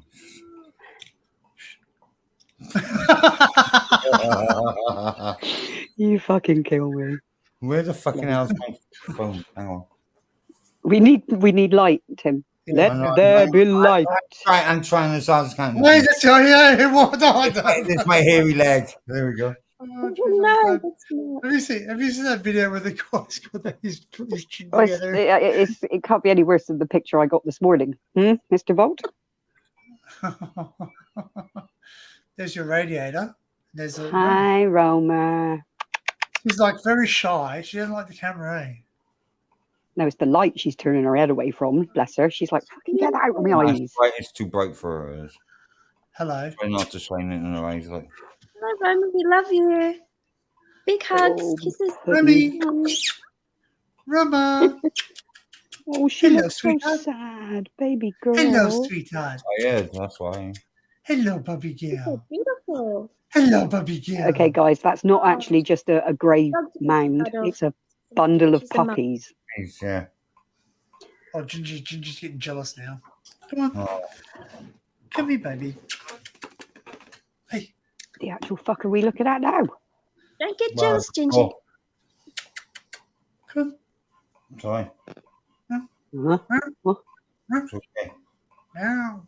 Don't worry about You get back on your chair. Go on. Good boy. that. Fucking I just got your notification for this this live stream. Really? That's some slow, isn't it? What a load of bollocks. Bloody hell. What the hell are we looking at? I'm spinning out here. Melissa, what have you been sucking over the time that you were at that festival then? That's disgusting, Laura. How dare you? Gad infection. A gad infection? Gob. Now he's turned Oh, into God. a bird. Now Tim's I'll be gone. back. Say good morning. Good morning. Good morning, Gingy. Ah, good morning, Gingy. Gingy boy. Gingy. Cat.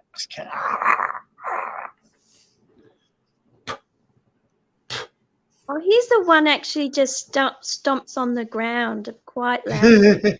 That's the freaking dog. funny. How funny is that video? It's got 1.5k views on it. I know. Ball sack cam. Tim's Gingy's a- device is not connected. It's because he's knocked the bloody camera off, the silly sod. Tim's device Yeah. is not. Tim. Well, my words were, Mel, were, but does it really matter? Because in this heat, you need the air to be, you know, flowing through. Gingy, you're leaning on my keyboard. I'm pulling you this way because you're leaning on my keyboard. Do you get the hint? My phone is going to die. Is that you, Is that fine? Gingy? Yes. No.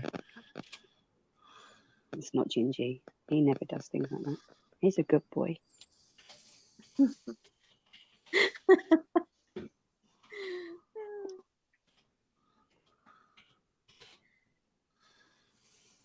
Timothy, Yeah, what have you I've got- done? Did you want to put the short on? Show us the short that you have with Gingy. You can show everyone, and I'm Let sure me that watch they've on seen it. YouTube. before. I can go watch on YouTube. Oh, okay. No, I'll put it on Gingy, anyway. the giant All right, puss. then. I'll put it on anyway. I'll put it on anyway. It's funny. Cool. What if I give myself Gingy, get off my keyboard? Oh, for God's sake, Cat, go and sit down, you weirdo. Like He just seriously, makes you're sitting on my himself keyboard. I uncomfortable. wonder if I give myself a copyright strike if I show my own stuff. I'll make a claim against myself. Pardon me. Oh, yeah, right. Oh. Well, anyway, this is the new video, so I'll show you the new YouTube short. All right then. No, what am I doing? Gingy, you're annoying me. Can you hear that noise? He's banging. He's banging a bottle that's sitting there.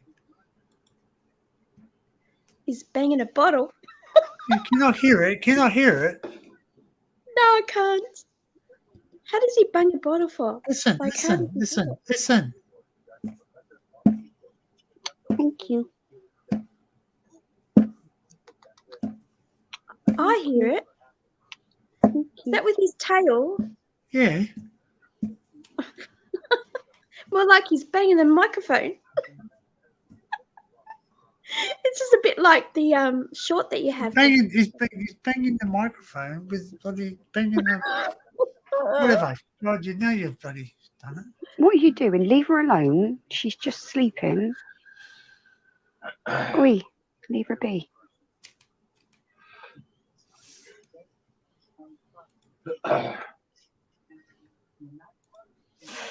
Ow. Tim's gone. Tim's broken his computer. He might be sleeping. Who knows? Well, this is know. my new YouTube short. It's Gingy. Listen to them. I was calibrating my my Zoom camera. I was just inside and I was calibrating it, and yeah, he walked in front of it. So All right.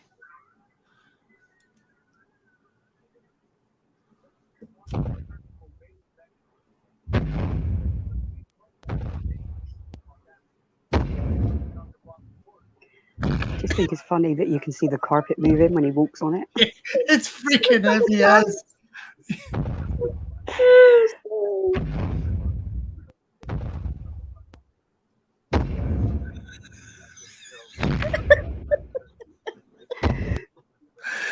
You know what?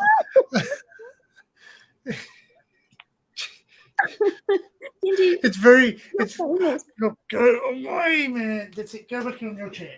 Thank you. It's funny because, like, you know, like you get those videos where you just keep watching them over and over and you're just pissing yourself laughing. You realize you've watched it about 40 times and it's just still laughing at it. It's just one of those videos where I just laugh at it too. I just laugh because it's just like, I just put the sound effects to it, and the more you watch it, that's what you said, the more you discover the fact that the carpet indents and it looks like he's really heavy. Yeah, that's right. He looks scary. Yeah. Maybe I should. You're funny, don't you? I could do one of his I could probably add one of his meows. I could get him. I get one of his when he's meowing and just really slow it down. Where he goes. Slow motion. That'd be funny. Oh, but it's just it's amazing what animals do. Like animals will just do stuff like that. I'm actually not looking. Yeah, it's amazing what animals will do, and you sit there and you laugh and you just go, "Wow," like. I suppose I could add a roar to it. That'd be funny. Yeah.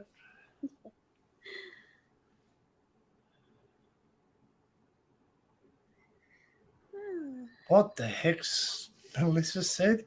What? Oh, I got it, Laura. He's already sued them there before he said She's talking about the photo that we saw this morning. Oh, I thought when you sat down, you asked her, "What have you been up to, Mel?" And she sat there. She said something about, "I got already something," and something about girth, and I'm like, said B, his girth. So girth is a person. No.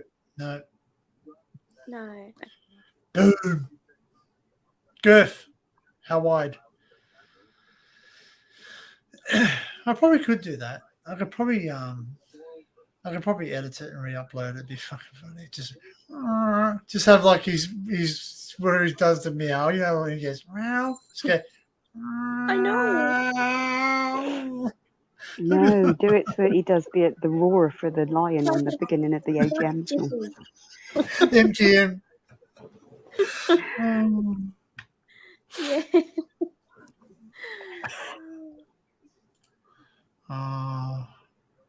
I'm working on too many bloody things at once.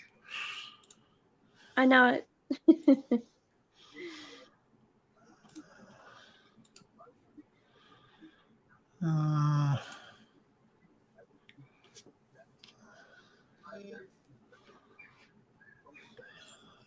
Let's see. I can't get in trouble for doing stuff with what do you call it? Adobe on here, can I?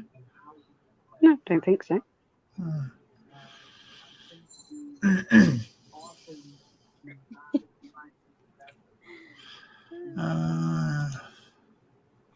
I guess you can be creative with these things, like it's so much fun.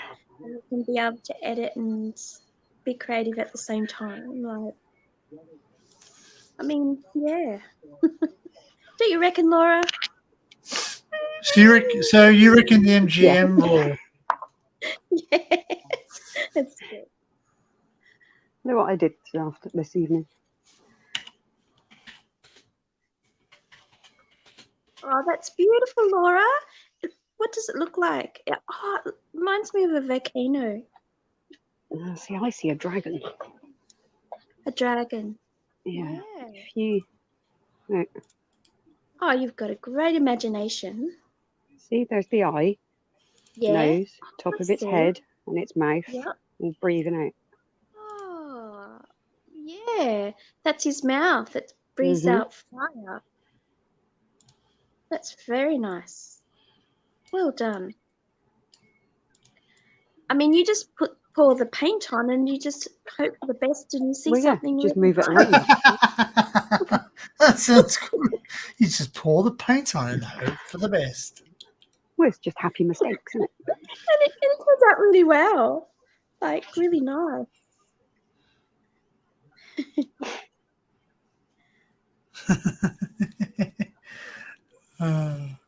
Hey, Barry. Welcome in. Links in the chat. You can add yourself in if you wish, if you want to. Hello, Barry. How are you going today? Here comes or Tim. Tonight Uh-oh. Tim's broken it. I can't add you because your device is not connected. Oops. Oh dear. Wrong button. I can't do anything. It won't let me do anything. So I think you can add yourself if you don't have a camera. No. Oh, if you've got a phone, you can do it. Like me. Yeah, no. He can't. It says device not connected. He's probably flipping chips at the moment. You will not be happy. No. Okay, so I'll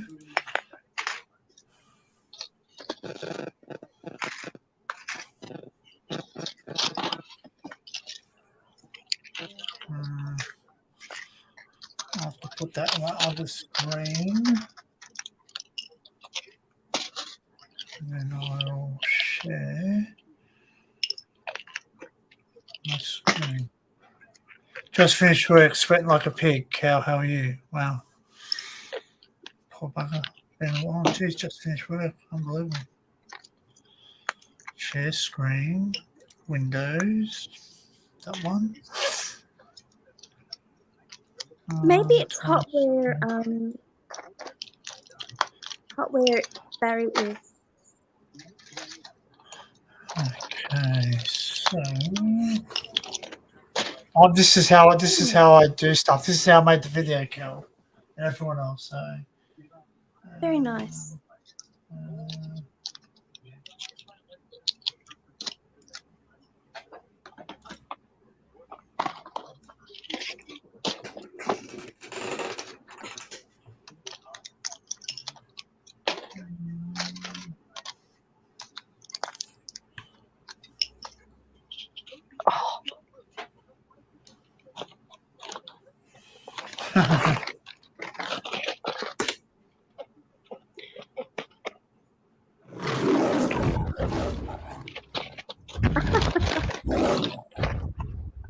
Oh, that's so scary.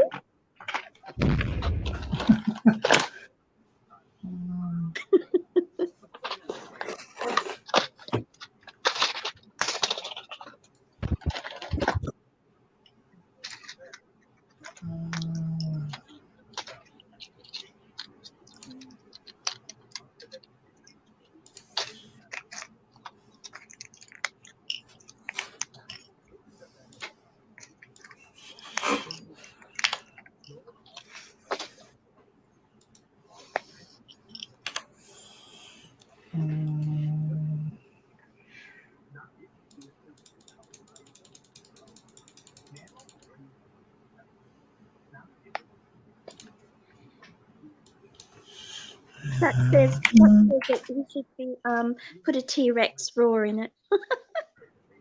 That's funny.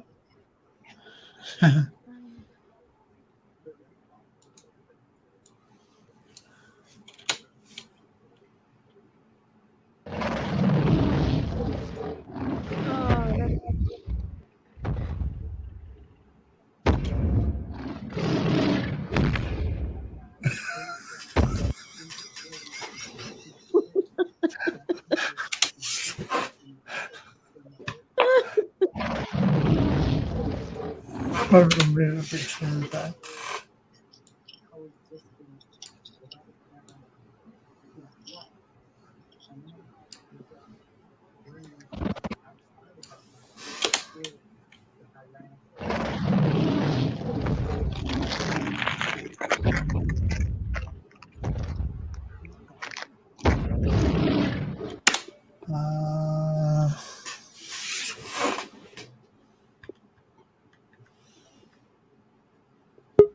Oh, here we go. Here he is. Yay, he's back. Yay.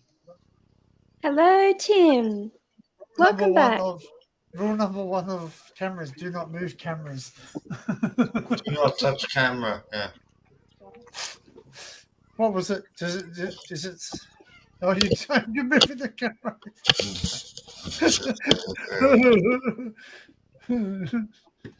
That's funny.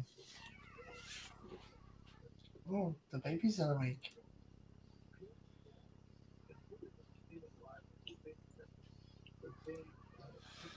Oh my god, look at that orb. Did you just see it? There we go. It was amazing. Oh. That was you getting Jealous their cat. Exploring with Broody is conditions, very poor wages, and the government needed to do something. That's wonderful, Brady. Thank you very much. In this country. Is he doing a live or is it a premiere? Not live. This premiere. Premiere. Oh, I didn't realise that.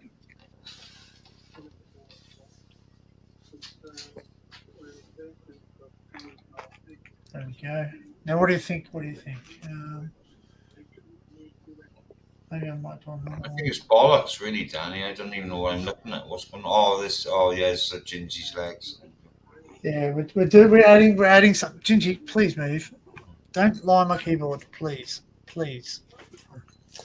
You should add all the cast from the Attack on Titan. There we go. Titan? You've not seen that, have you? No. Wow. Shut up, Roman.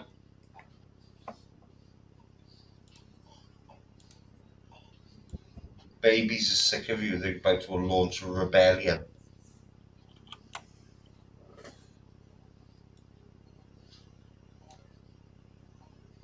There we go. Now. Now.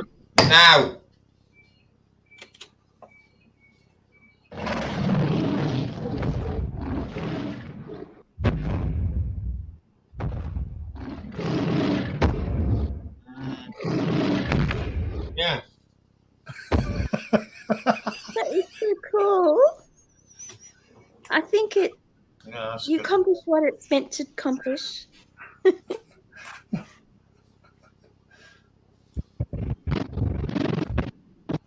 I reckon.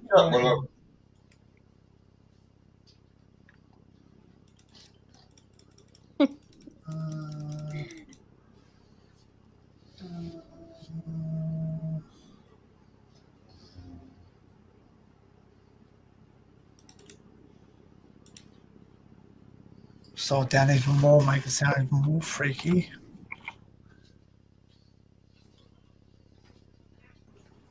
Should you like put the Godzilla sound effects on it?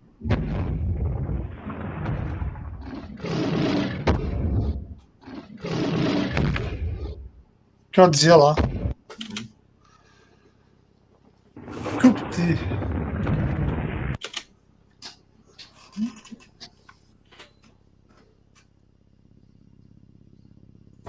Trouble is, if I edit the video, it's just going to reset my stats, won't it?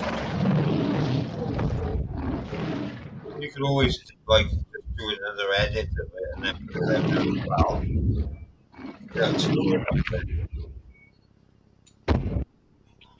Just upload it separately. Yeah, but then you've got two, and that's sort of sold separately by Hasbro. That's the Wagner Group, yeah. Oh dear, poor Wait, Wagner. it's my coffee. Poor That's Wagner. my coffee. We've got 160 miles into Russia. Now we better pull back. Yeah, that's great. Wow. Or shall we do a cat meow? Hey. Somebody knows when he's outgunned.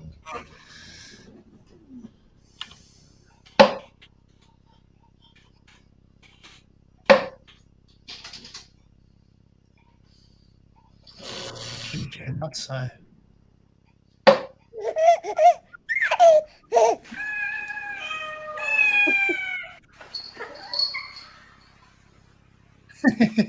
I'm playing Cat's Meow and he's looking at me funny. Oh.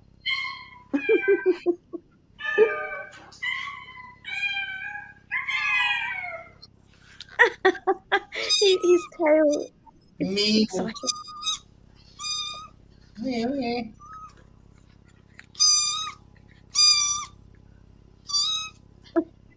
Oh, what's that, Roma? No, it's like cocking you. She's cocking her ear up. That sounds like a cat. What was that? He's getting the pipes now. He's really starting to. I get annoyed. He's getting his kittens out. He's getting his kittens out. That's what he's doing. Wow. Wow.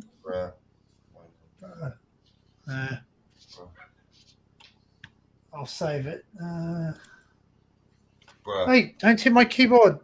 Bruh. Don't. You're hitting my mouth. You're sitting on there.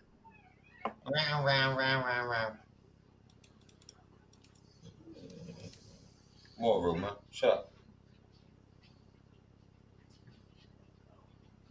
Gingy's on my keyboard. Get off my keyboard. Stop it. He's getting his keyboard out. Oh. I can't even hit control out this because he's bloody doing it.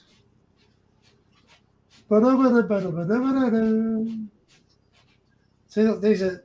Oh, this one I'll definitely get a copyright strike for, but. Oh. Oh, you. That's probably like 95th or maybe 100th copyright strike for you then, isn't it? Well, hey, ready? I'll show you something I've just worked on. This was just add reverb and a bit of delay. Yeah, I'll do that. Yeah.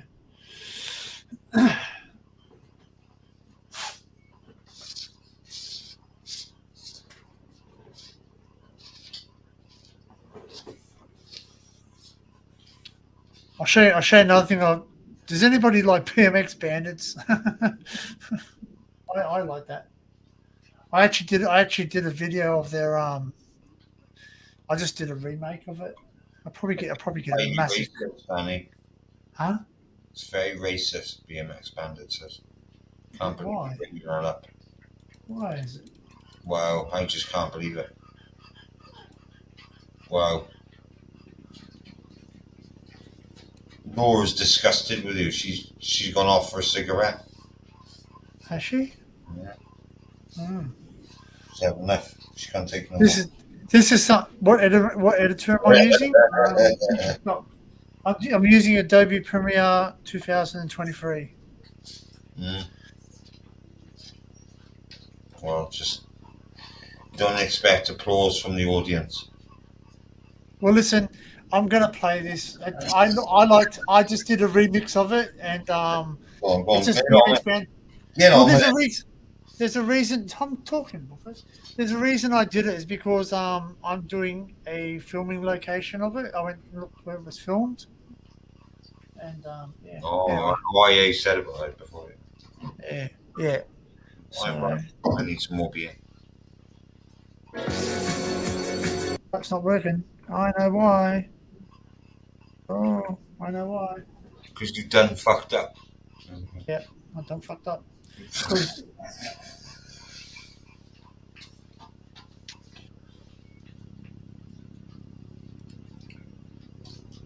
Laura's in the kitchen drinking an entire bottle of AU at the moment.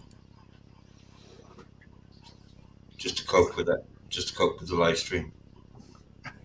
No? Oh, you're eating something. That's even... Well, there we go. What are you eating?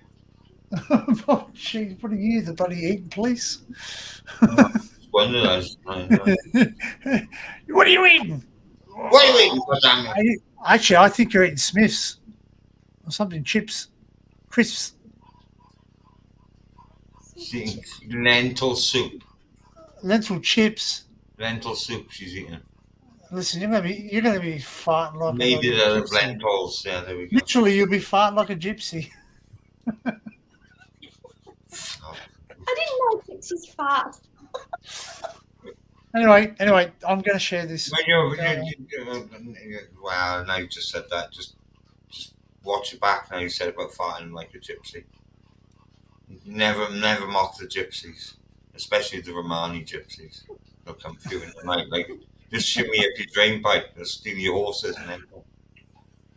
There we go. Gypsies. Shut up, Roma. I was respectful. All right. I can't see this. What's this? This is Play a So game. what? No, listen. So basically, I haven't put my footage in there, but I just remixed all the stunt scenes out of BMX Bandits. I'm probably going to get a strike, not a strike, but I'll get a claim out of it for sure. But this is one of my favorite TV shows, and I wanted to be a BMX rider. Shall I make a big screen, or you want it small? Oh, yeah, I'll make it big. What you want, huh? What you want? It won't do it. It won't do it. It won't share a big screen. That's gay. Gingy, can you get off my keyboard? When I say gay, I mean GHEY, not the other one. It's just not to offend anybody. It won't do a big screen.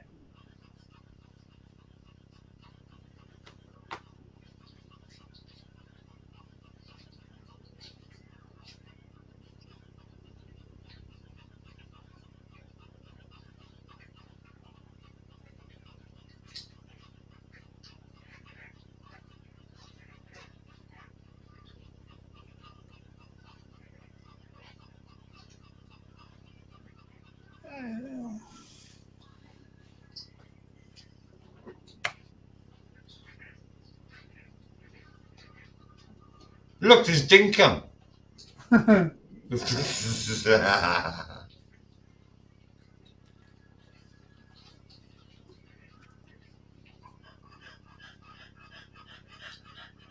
Poof. I thought it was a movie as well, Dink. I never saw a TV show of it. Kangaroo hop. Wow, I've never known these on the tabletop. Hey, it's rhyming. Oh my god. Fly like a turd. Like Merlin. Is it the music that you? All you'll do is have a pancake, every time. I gotta edit. I got no audio shared. Oh bugger! Move out my fucking keyboard. No audio. No audio. No audio. Oh, Adobe loves you. Adobe. Who loves you, Adobe? Where's my fucking? Oh, there it is. That's fine. How? Got worried then. I was wondering when my channel arc went. Adobe. Yeah. No audio shared. Matt's just said, look. What? Click the fucking key to the left. Hang on, what? Click the key. It's to the left of your number one key. It'll go full screen. Yeah, I know, but it makes because I'm on another screen. It basically been a dick. It's like if I go full screen, I'll show you. It's not happy.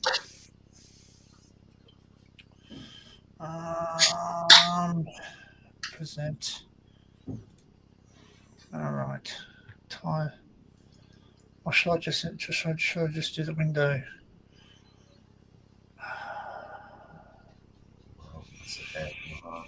Tell me if this shares your audio. Just if you hear music straight away. If you don't, just let me know. Do you hear audio? Thanks, Matt, for your help. Do you hear audio then? No. No. See, it doesn't like it. It won't share the audio if I don't do it through the other way. And don't mind the big. What's it say? What do they say? That yellow bar on Premiere also not a happy bar, Danny. All right, we'll watch this. No.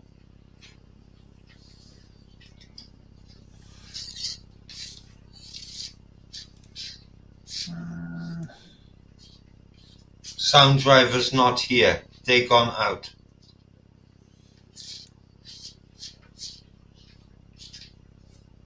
Okay, I'll get rid of the yellow bar. There you go, ducks.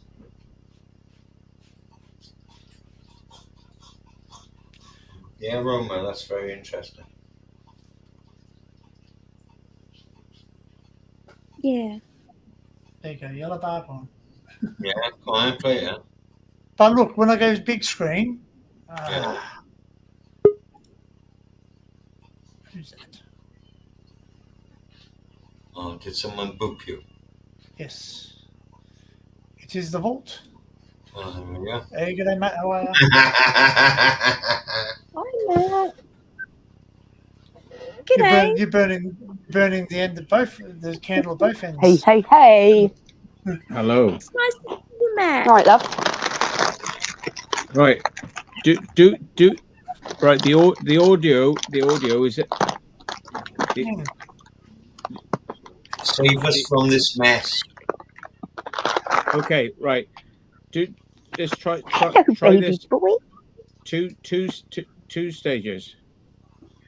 Hmm. Why am I coming back through?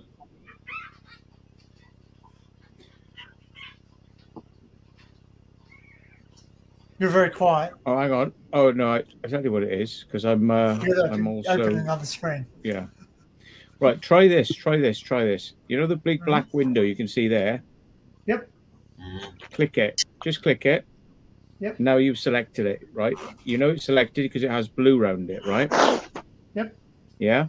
Now, on your 1, 2, 3, 4, 5, 6, 7, 8, 9 on your keyboard, not the keyboard, right? Yeah. Yep. To the left of it, to the left of the number 1, press that button. Wow. Bingo. Oh, wow. Yeah. You're a champion, Matt. I can make it, but I can make it go even bigger. Oh, Gingy, stop it. But yeah, that's obviously. But if you go too big, Well, it go too cancels it big. out. Yeah, if you go too big. Yeah. Yeah. All right. Okay. The audio is which browser are you using to stream now with StreamYard? Chrome. Okay. So when you say select full screen, you tick the box that says share audio. Yep. Done that. You should be getting Right. audio now. Is this Oh sound? my God! Yeah. Yeah. Yep. All right. So now the clock. So yeah. How come the car didn't explode when it hit just one of those like little oil barrels? You know, how come it just suddenly, you know, it's not very realistic, is it? I mean, it's hitting things and it's just carrying on driving. I mean, normally they explode, don't they? That's what it was, Matt. I should show you the parody one. Have you seen the parody one? Come on, yeah, the misheard lyrics. It's quite funny actually. See if I can find it. I hear a can of Carlin being opened and brought into the world. Gallaroo can't afford. Well, it's cheaper than Carling. I can afford Carling. It's one of the cheapest, but this is cheaper. Yeah. Yeah. Anyway, hello, Dan. Hello, LSK. Hello, Kel. And hello, Tim. G'day. Good morning. Matt. G'day. Yeah. Hey, mate. From Australia. Yeah, bro. Kel Live from in down Australia. under. Live from somewhere in the world. Tim, you know you were about your dog farting earlier on, and dog farts stink. Yeah. My dog farts. Very rarely does the dog fart stink. Have you heard of the? Wow. I've heard differently. Yeah, but that was because she'd been eating shit. That's why. Ah. Yeah, there you go. Yeah. Well, but normally, I know another culprit that does that, so don't worry about that. There's another culprit that does not all away. Yeah. But there used to be an American thing called G.I. Joe. Yeah, I remember. Yeah, Joe's Action Force, wasn't it? Remember Action Force? Yeah. I remember Well, our version was like Action Man. But the Americans under G.I. Joe. Yeah, I remember. I think dogs' arses and their farts are like, linked like this, with G.I. Joe. They're very tightly connected with G.I. Joe because it's garbage in, garbage out. G.I. Joe. that makes sense now. So I now we've got you here, and I need to ask you this: what do you think of this this latest whistleblower? Which one? The guy who said I worked for the intelligence. Or whatever his name is. I think it's Kurt or Yeah. something like that. Yeah, it's tempting to get excited, but I suppose He's not really saying he's not really saying anything that I mean, like there was Elizondo. He said all the same things. You know what I mean? It's the same old. It's just like, it's where been is done this before, isn't going? it? Like It'd be, I mean, where is it going? It's not really going anywhere, is it? It's just the same old. I mean, I'm really glad he's come out, but I mean, like, 2 or 3 years ago, they had a press conference at the National Press Club. They brought forward people who worked in missile silos, and things like this, and said, UFOs hovered overhead, disabled they activated all the missiles, then they deactivated all the missiles, and then we couldn't use them. We had to get game playing thing is a game playing thing, isn't it? You know what I mean? They know we've got the weaponry, but they're messing around with it. Yeah. Yeah, somebody's playing games with the military just to show, like, ha ha ha, we've got the upper hand. So the thing is, it's like, they're all great stories. They always have been. It's great stories, and I love them, and I read books on them. I know. I'm in exactly the same fucking boat that you're in. To be honest with you, it's just like, it's nice to hear stories, but it's not also nice to see a bit of proof at the end of the day as well. You know what I mean? Yeah, I mean, these people have been bringing out the information for the last, like, 50 years. I mean, well, more than that, since 1947.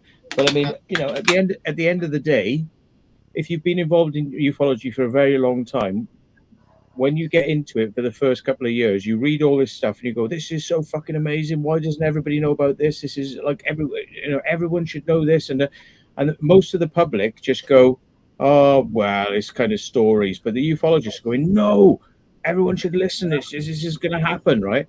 And they do this thing like every couple of years. They go like, "It's going to happen. Disclosure is going to happen." Right? Everyone's getting ready to bring it out. It's going to happen very soon.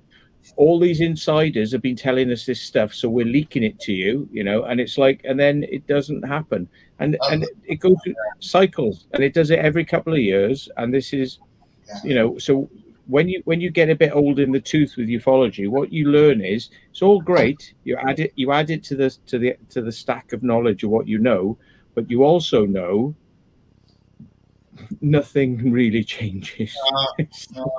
It's always the same. We're still just as thick as, you know what I mean? We're still just as thick as Steve at the end of the day, no matter what comes out at the end of the day. You know what I mean? Yeah, I mean, I got excited earlier on with this Putin thing and the the rebellious Wagner group. Wagner. He turned the tail and ran away. Well, he's handed himself in now. They've done a deal. 160 miles in. They got 160 miles into Russia. They were literally capital, and it's just like all of a sudden he issues orders saying pull back. And it's just like, why fucking pull back? If he did what he did, I mean, like what this guy is saying is he, like, literally Putin massacred a load of fucking allies. Yeah, but the thing is, I mean, Putin is so out of touch with what's really going on, and so is military people. Everything about Ukraine is nothing to do with what they've been telling people. It's it's just like 1980s, basically. Yeah, it's like Adolf Hitler saying we need to regain our lands because we have special reasons to think that we are connected to these lands, and the people in those lands, like, fuck off, we're doing all right, we don't need you. But he's like, no, we've got to have it all. So it's like Russia has been very expansionist over the years. They got kicked back during World War II, and they lost a bit of land. So Putin is doing just what, like, Hitler did, and he's going, do you know what?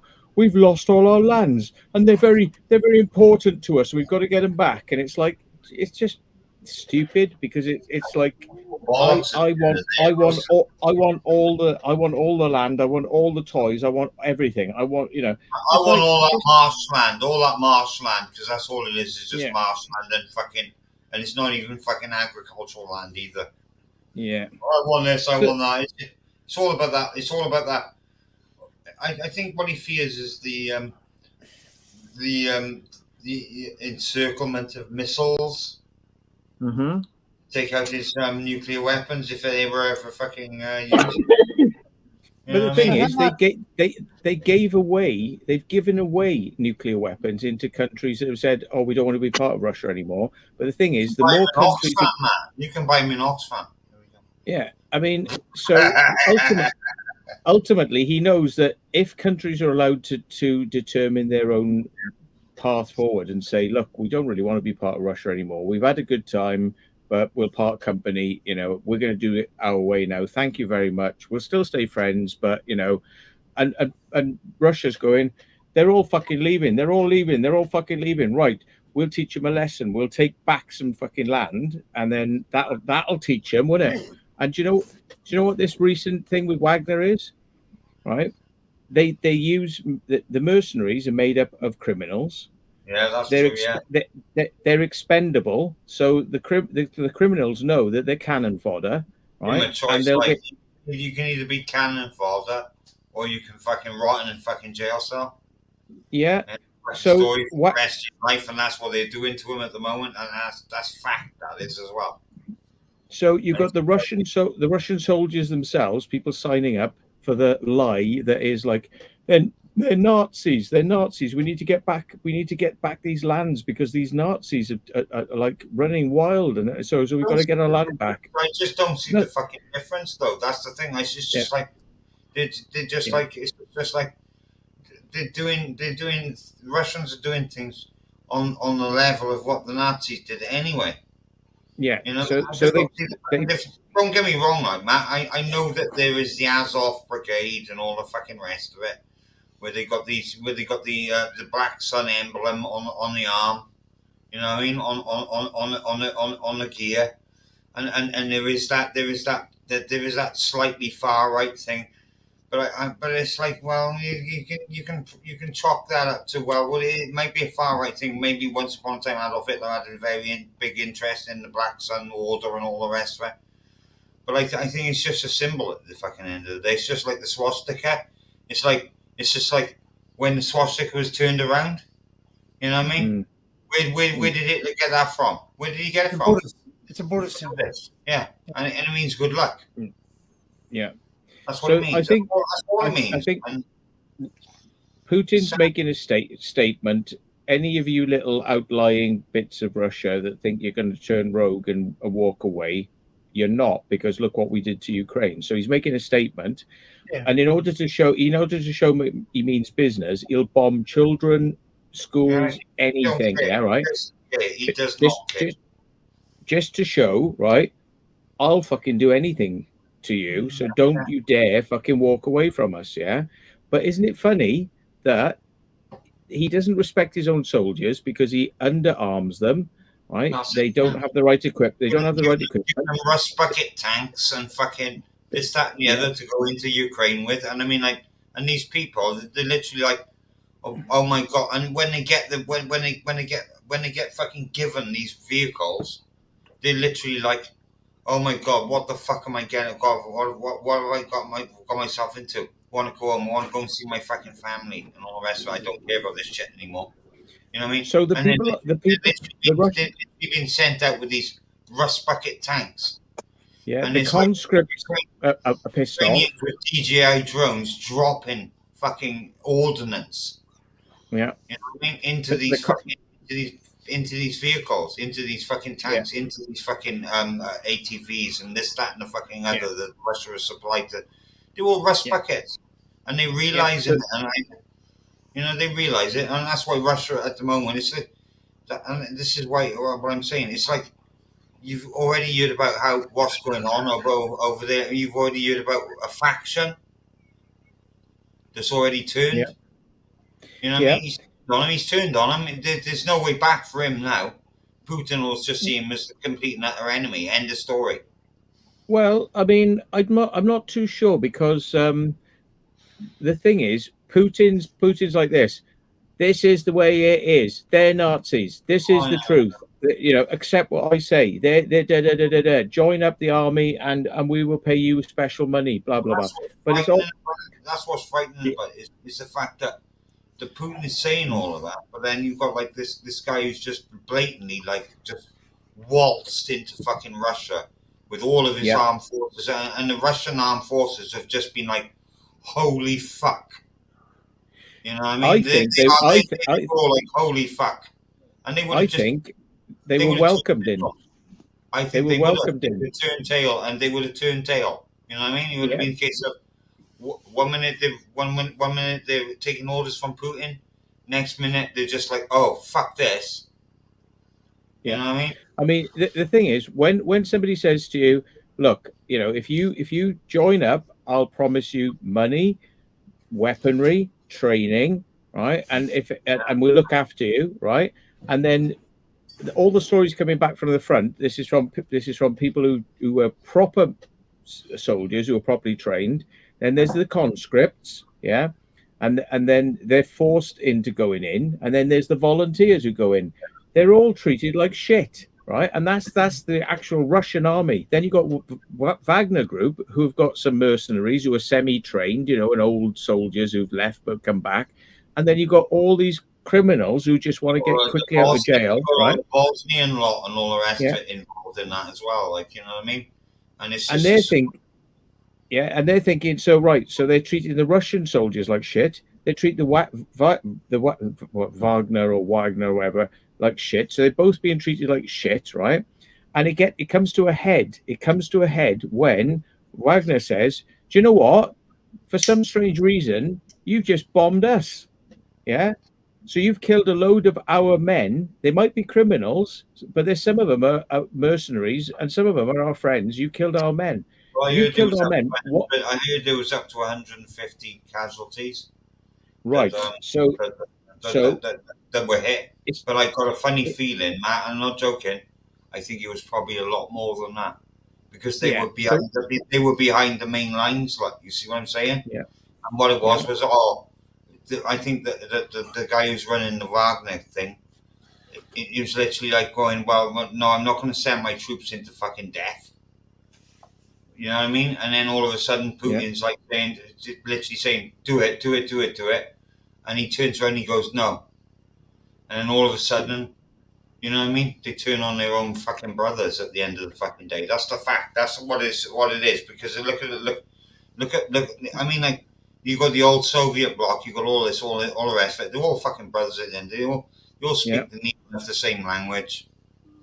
Yeah, you know? I mean, the Russians going in, they find out the truth, they become disillusioned, they realize, you know, like Iraq, you know, they say, oh, it's weapons of mass destruction, but there aren't any. And they say, oh, we're going to fight the Nazis in Ukraine, but there aren't any Nazis in Ukraine. So it's just all it is the Azov Brigade, which is a small faction of the Ukrainian army. At the end of the day, it's not a big faction. There are certain members. They have the idealism and all the rest of it. It's fair enough, fine, and all the rest of it. If they want to be, if you know, and they're not. When people go on with that, it's not far right. It's just that they want their land to be their own land. Yeah, but you know, but the thing is, you can. I get it, but I get it about all the symbolism with fucking Adolf Hitler and the. And all the rest of fucking nonsense with regards to it's like the runes and all the fucking rest of it. You know what I'm saying? All them sort of things.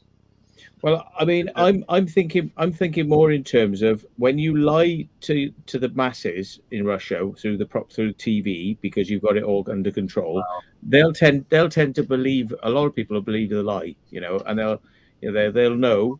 But it'll be very, very bad. Let's be honest, Matt. Zelensky lets off a little turd now and then, doesn't he? Let's be honest. Okay, so you can lie to the Russian population, but there's always going to be some who will be watching foreign news and learning the other side of the story. But the Russians who are before though, isn't it? There's going to be certain ages of people in Russia. They've seen all this before, you know what I mean? Yeah. And they're just going to turn around, nah, this ain't fucking right. Fuck this shit. Yeah, you know? Well, the guys who are on the front lines are going to be learning. Not only are the Ukrainians well capable, right? That probably a lot of it is lies, yeah, and they're considered cannon fodder because the Ukrainians are actually very capable of taking them out. Yeah. So basically, they're told, "Oh, we've got the best equipment. You'll be looked after. You'll be trained." And you will wipe out the Ukrainians, right? When they get there, it's different because they're not trained, they're not given good equipment like that, and the Ukrainians are fucking pummeling them.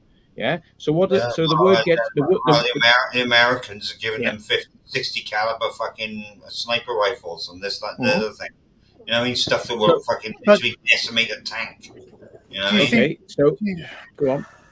No, do you think that China's waiting in the background, waiting to see what happens and what plays out? And then they'll come in when they're both depleted and say, "Right, Russia, we can help you." I don't know whether they're like because China's the type of people that go into the play and say, "Right, you know what? You're losing this. You're not doing good. Yeah. We can help you. We can help you." I don't think there'll be boots on. I don't think there'll be boots on and fucking fighting and this, that, and the other. No. I think more on a financial level.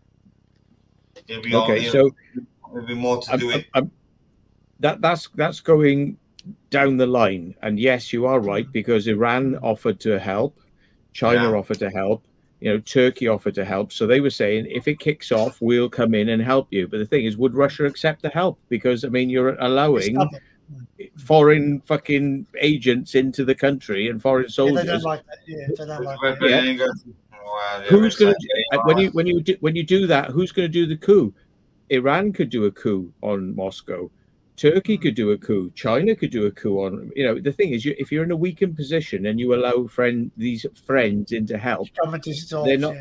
Yeah, so that's not a good idea. So that wouldn't happen. I think that the aliens that Linda Moulton Howe talks about from the South Pole, man, to come from their triangular pyramid and fly towards everybody and make sure that everybody's okay financially and sound. But then again, like, Ukraine might have the power behind ounces of gold. There we go. But if Russia sort of invades quick enough and they sort of like, you know, they show that they're not afraid to do whatever, right? They can gain that military power. Like, obviously, if you've got nothing and someone else has got a toy, you're going to do everything you can to get that toy. Do you know what I mean? I watched Jimmy Church last night. On that, you know, because he's hanging around at the moment with some like college student, you know, graduate like girl, and she's doing all this ufology stuff, and it was just like, yeah, Jimmy, okay, Jimmy, yeah, whatever, Jimmy, Bob Lazar, Jimmy, yeah, whatever, Jimmy, yeah. But like, you know, if they, sorry. You know what I mean? Dinkum said, and a few people have said earlier on, this guy's going to get pushed out of a window. He's going to die. He's going to get put into a battle. He's going to disappear. He'll be arrested. He'll, be in jail. Like Admiral Byrd at the fucking hospital window. Yeah, but the thing is, right here, so what has happened so far is demoralization of all the troops, the real troops and the mercenaries. They're all demoralized. They all really know what's going on. And they know that Putin doesn't have their best interest at heart. Yeah. So even the U.S. military are just the same. So okay, imagine. It's wrong, Mike. It's wrong. Imagine a scenario like where Amazon is mistreating their employees. Yeah, they got no union, but they can still go and strike, and they can say "fuck off," and they'll all walk out. Yeah. So it's the same sort of situation. You've got very demoralized troops who've learned the truth. They're fighting their own people because a lot of them think, well, the Ukrainians are basically like us. It's not like we're fighting a weird enemy, It's like they're kind of like us, and we're bombing indiscriminate targets just to be mean, So it's like, I don't know, communism. Where are these orders? Where are these orders coming down from? Is it Putin or is it the military generals, or where's the orders coming down from? So they're not happy about this, right? Because they're all putting themselves on the line for these stupid fucking orders, right? There's promises are broken, and without having a union, they basically said, this guy said, right, you've now started bombing us as well. So we're not even fucking, we're fucking not even safe ourselves. So we're going on strike. So I see this like a strike situation. He literally said from the start, this is not a coup, but we are going to come into the country in a protest, like a protest march with weaponry. Walked in and then walked back out. Yeah. Yeah. And they were welcomed because a lot of the Russians, including the soldiers that turned up, said, come in. Yeah. There was no resistance to them coming in because the old KGB rhetoric. The old KGB rhetoric, Matt. You know what I mean? Yeah. The old KGB rhetoric. That's what it is. Nobody can stand up to Putin because he's a god. You know, he's like a god. Yeah. What he says goes. Yeah. So these guys have turned around and said, I tell you what, we'll come in and protest our way all the way up to Moscow, right? Putin shat himself because he thought, you know what?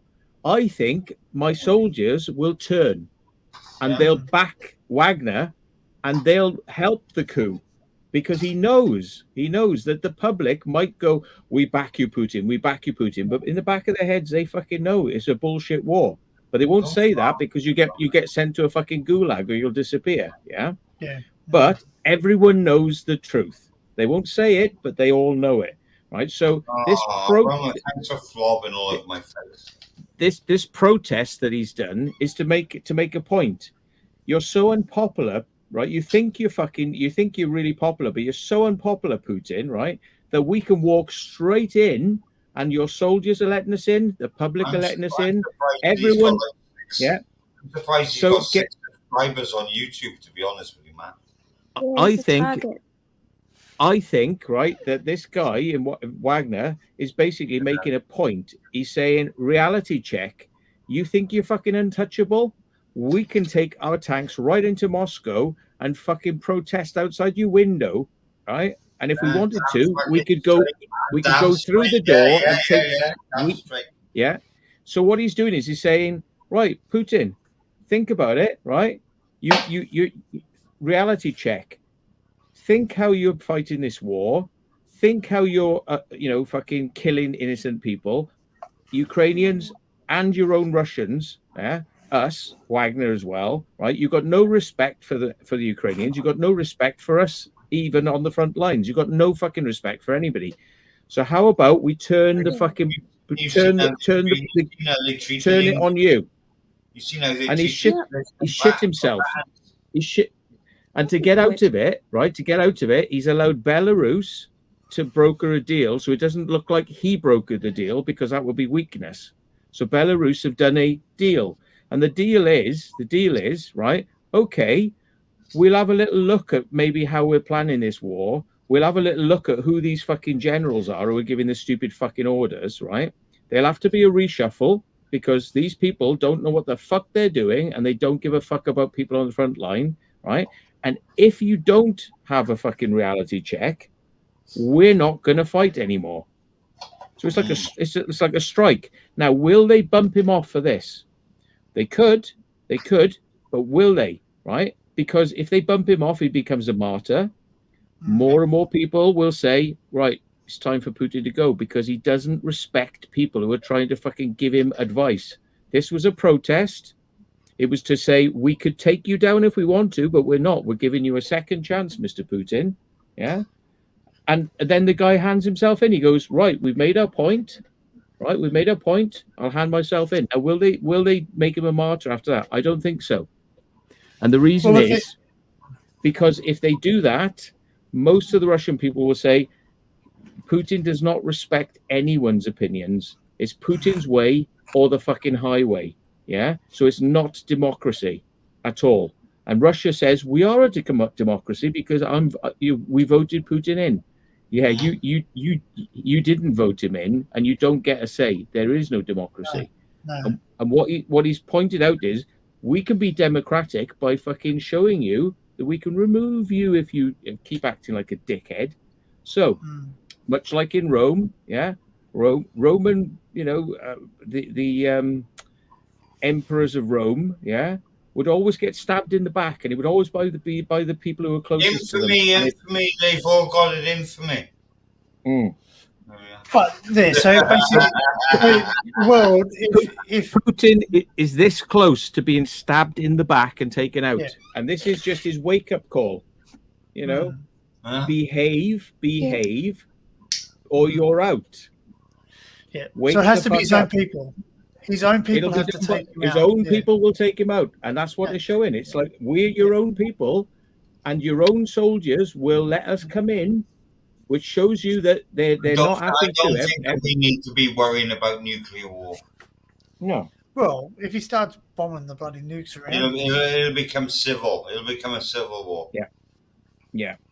And the Because thing is now, I'll be honest with you, I think 90% of Russian people wouldn't want that for the rest of the world anyway. Yeah, that's right. I mean, the thing is, Putin is selfish. You know, he's selfish. That's why he's doing this whole business of like reclaiming lands. Is selfish. Yeah.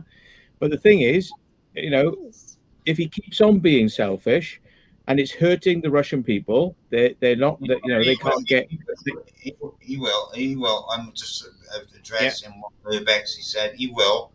But at the end of the fucking day, it's just like, well, leaders come and leaders go. Remember Gaddafi? There we go. And you know, at the end of the day, it's just a wake up call. Like you know, you think you can do anything you want, but you can't, because you will be fucking taken out like people before you. Yeah. So if you want to keep playing, play fair, you can stay. Don't play fair, you'll be taken out. And these people are just giving you a little wake up call, and that's. I mean, Bexy, don't get me wrong. Like, it's just like, I get what you're saying. I get what you're saying about your biggest worry is like the nuclear thing on the planet, but it's just like, really, no? There's far worse things than nuclear. but yeah, he has to be taken out by his own people, because if he's taken out by Westerners, like, it won't have the same effect.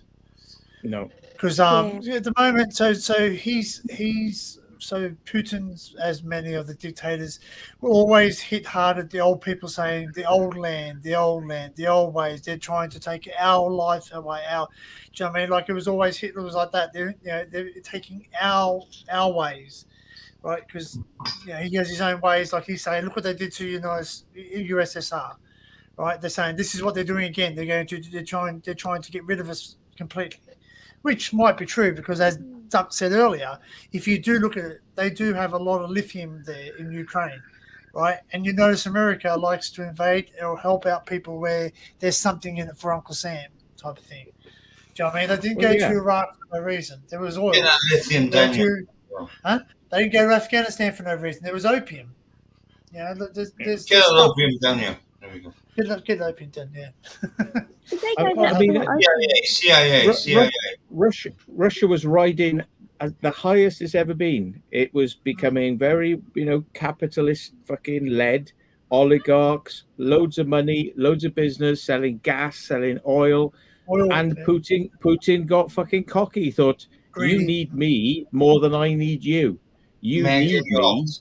So now I can start invading places, and you'll do nothing to me because you need me more than I need you. And what the West said is, no, actually, we'll find another way to fucking get gas and oil. Thank you very much.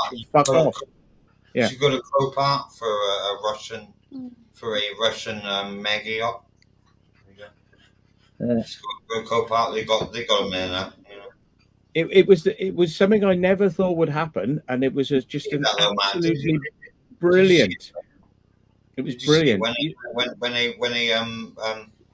fucking the port authorities all over the country, all over the world took their boats, took their boats off them. Yeah, and properties and froze the bank accounts and all the rest. I love the fucking mega yachts and all the rest. They are fucking amazing. Like, you know what I mean? It's like USA went to Iraq not for oil but for Stargate. There we go. Yeah. Dinks is 100% on that one. There we go. Yeah. We want to start. Let's just applaud Dinks for his knowledge there. You know what I mean? He's obviously been watching some, the Sci-Fi Channel or something like that. You know what I mean? Yeah. And it's been, Russia. He needs a way to get out of the Ukraine problem without it looking like it's him backing down, because he doesn't want to be seen to be soft. So if his soldiers all rebel, and if a deal is struck, And then so that causes them to come to the table because, I mean, let's face it, you know, a deal has been done between Belarus and this project, whatever his name is, yeah. The deal's been done, yeah.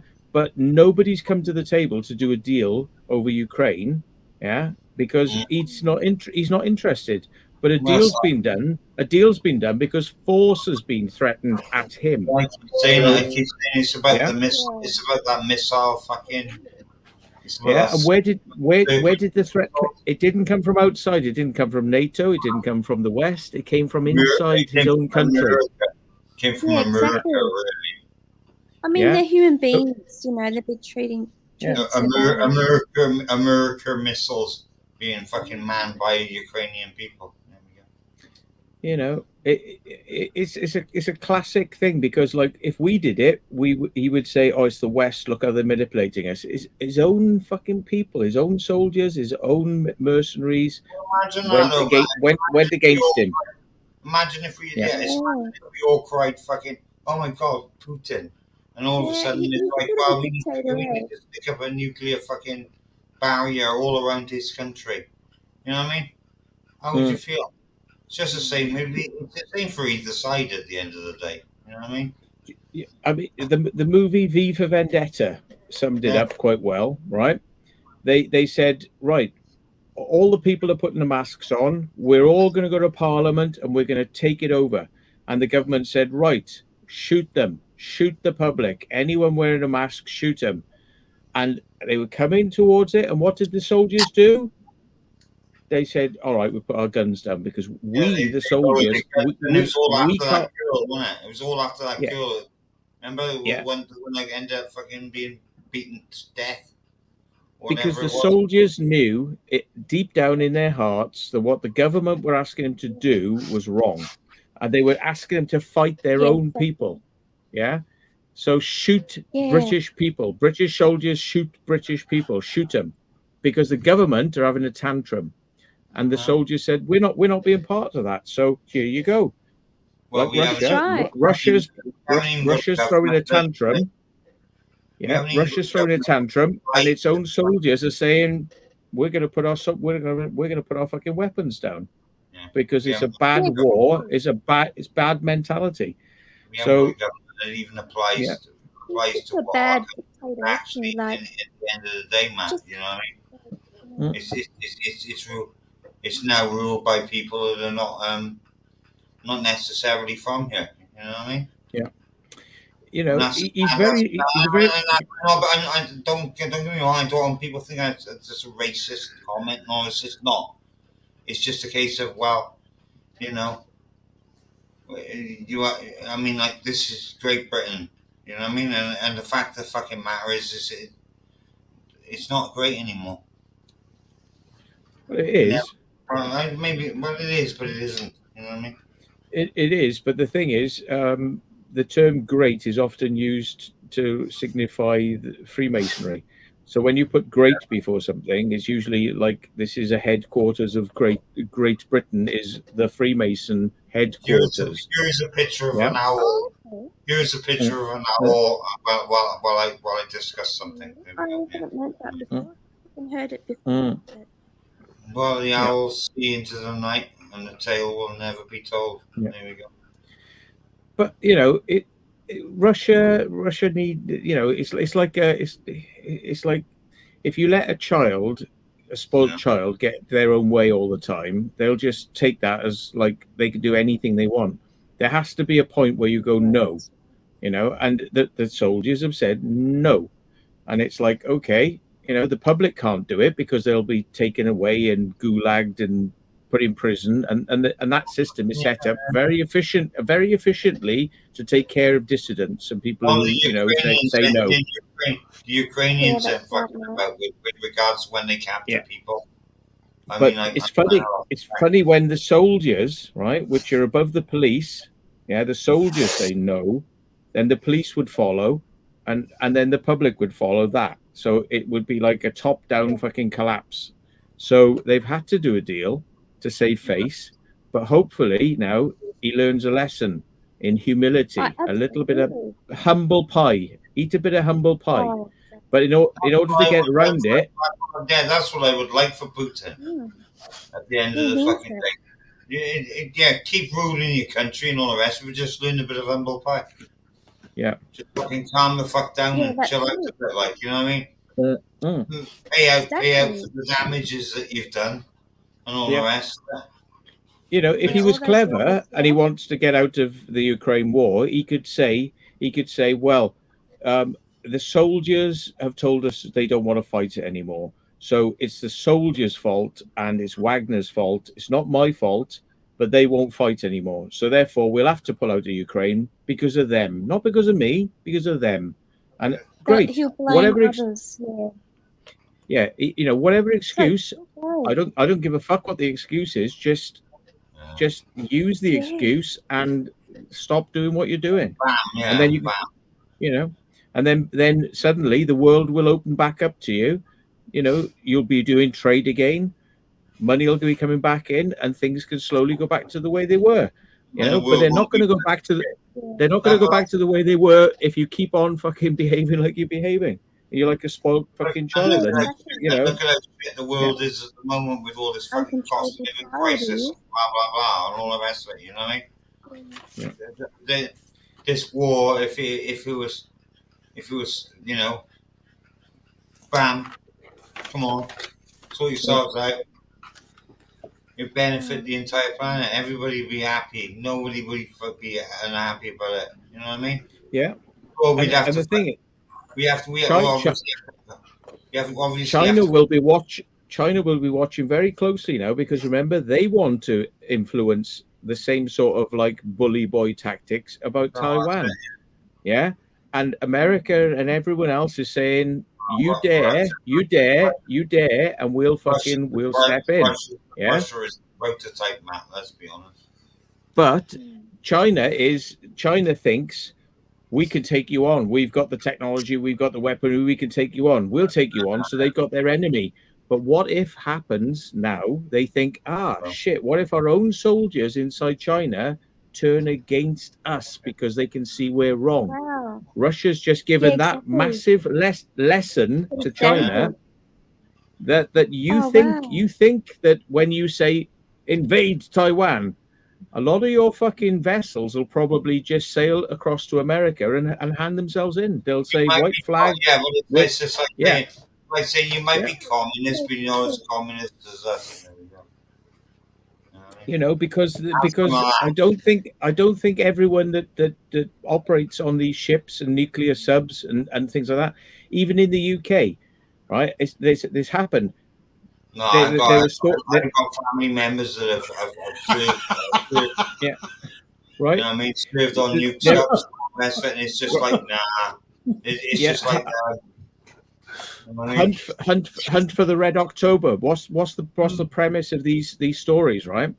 The order came down to chase down a sub, and because they believed it was going to go and nuke America, chase it down, destroy it. But it probably would have started World War III if they did it. And what did the captain of the ship? The captain of the ship said, Because it was Sean Connery. Sean Connery was the captain of the ship, and nothing mattered after that. You know what I mean? It was just like the whole world didn't care after they found out that Sean Connery was the captain of the ship. They were ordered to destroy the sub, but the Americans said, we're going to go against that because we believe he's not coming to destroy America. We believe he's defecting. Yeah.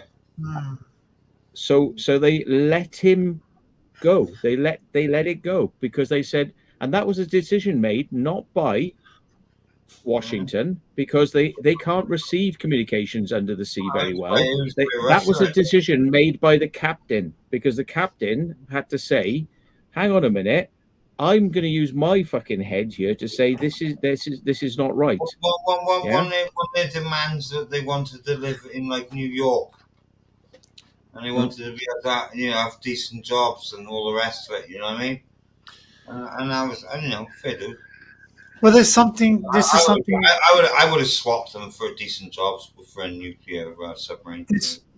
This was something that was passed down from my grandfather before he passed away. Now, he served in Hiroshima. He was part of the British occupational Did he forces. say Wolverine? No, buffet.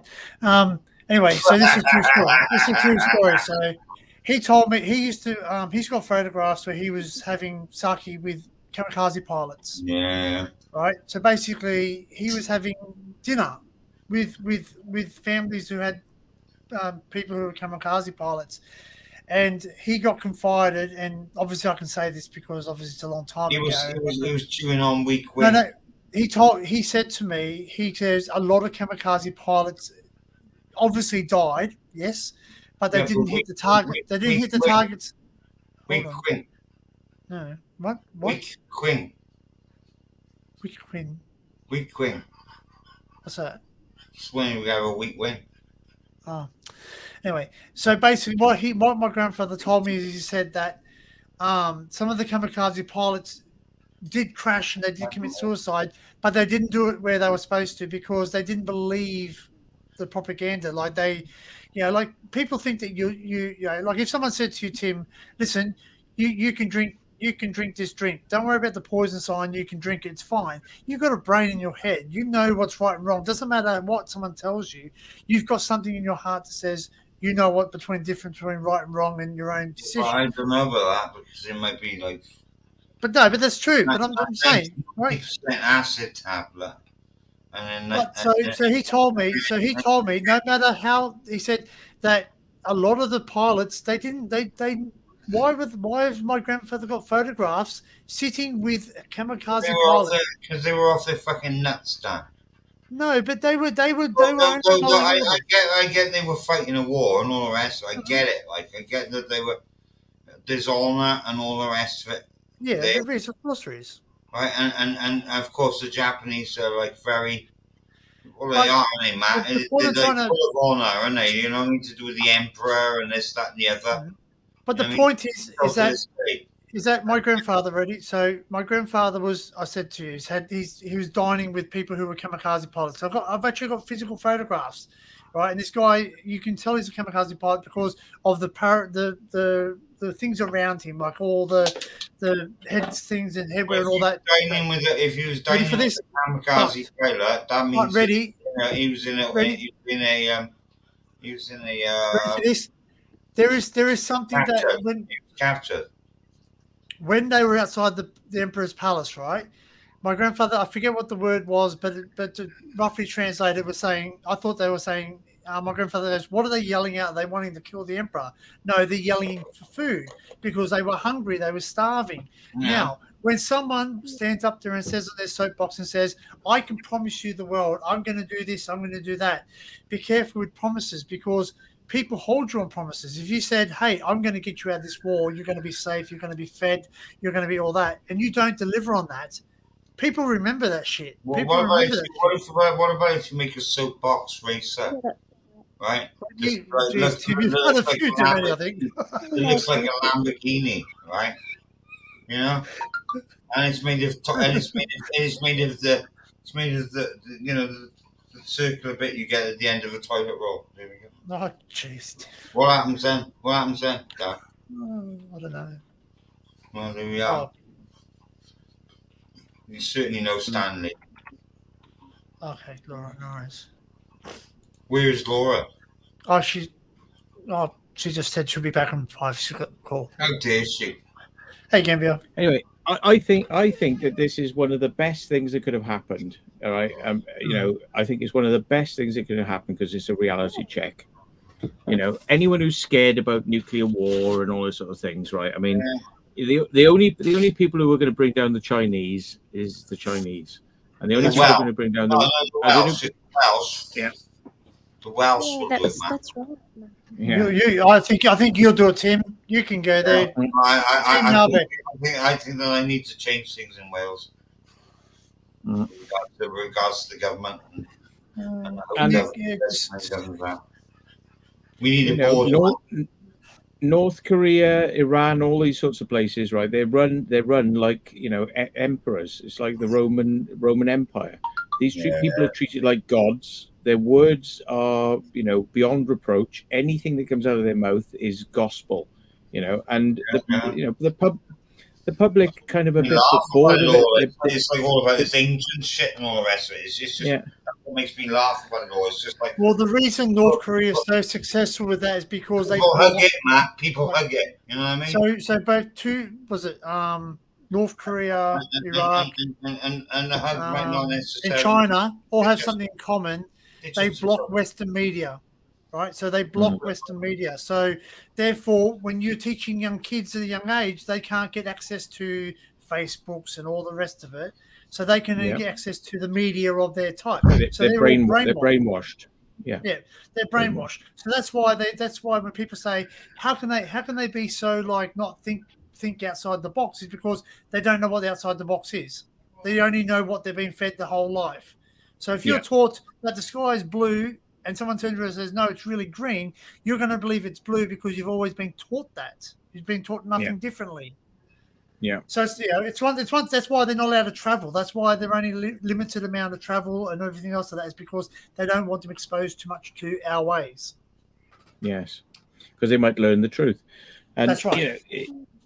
I mean, I feel very sorry for these countries, but ultimately, you know, if we try to impose our ideologies on them, that will be seen as kind of like the West trying to fuck with them.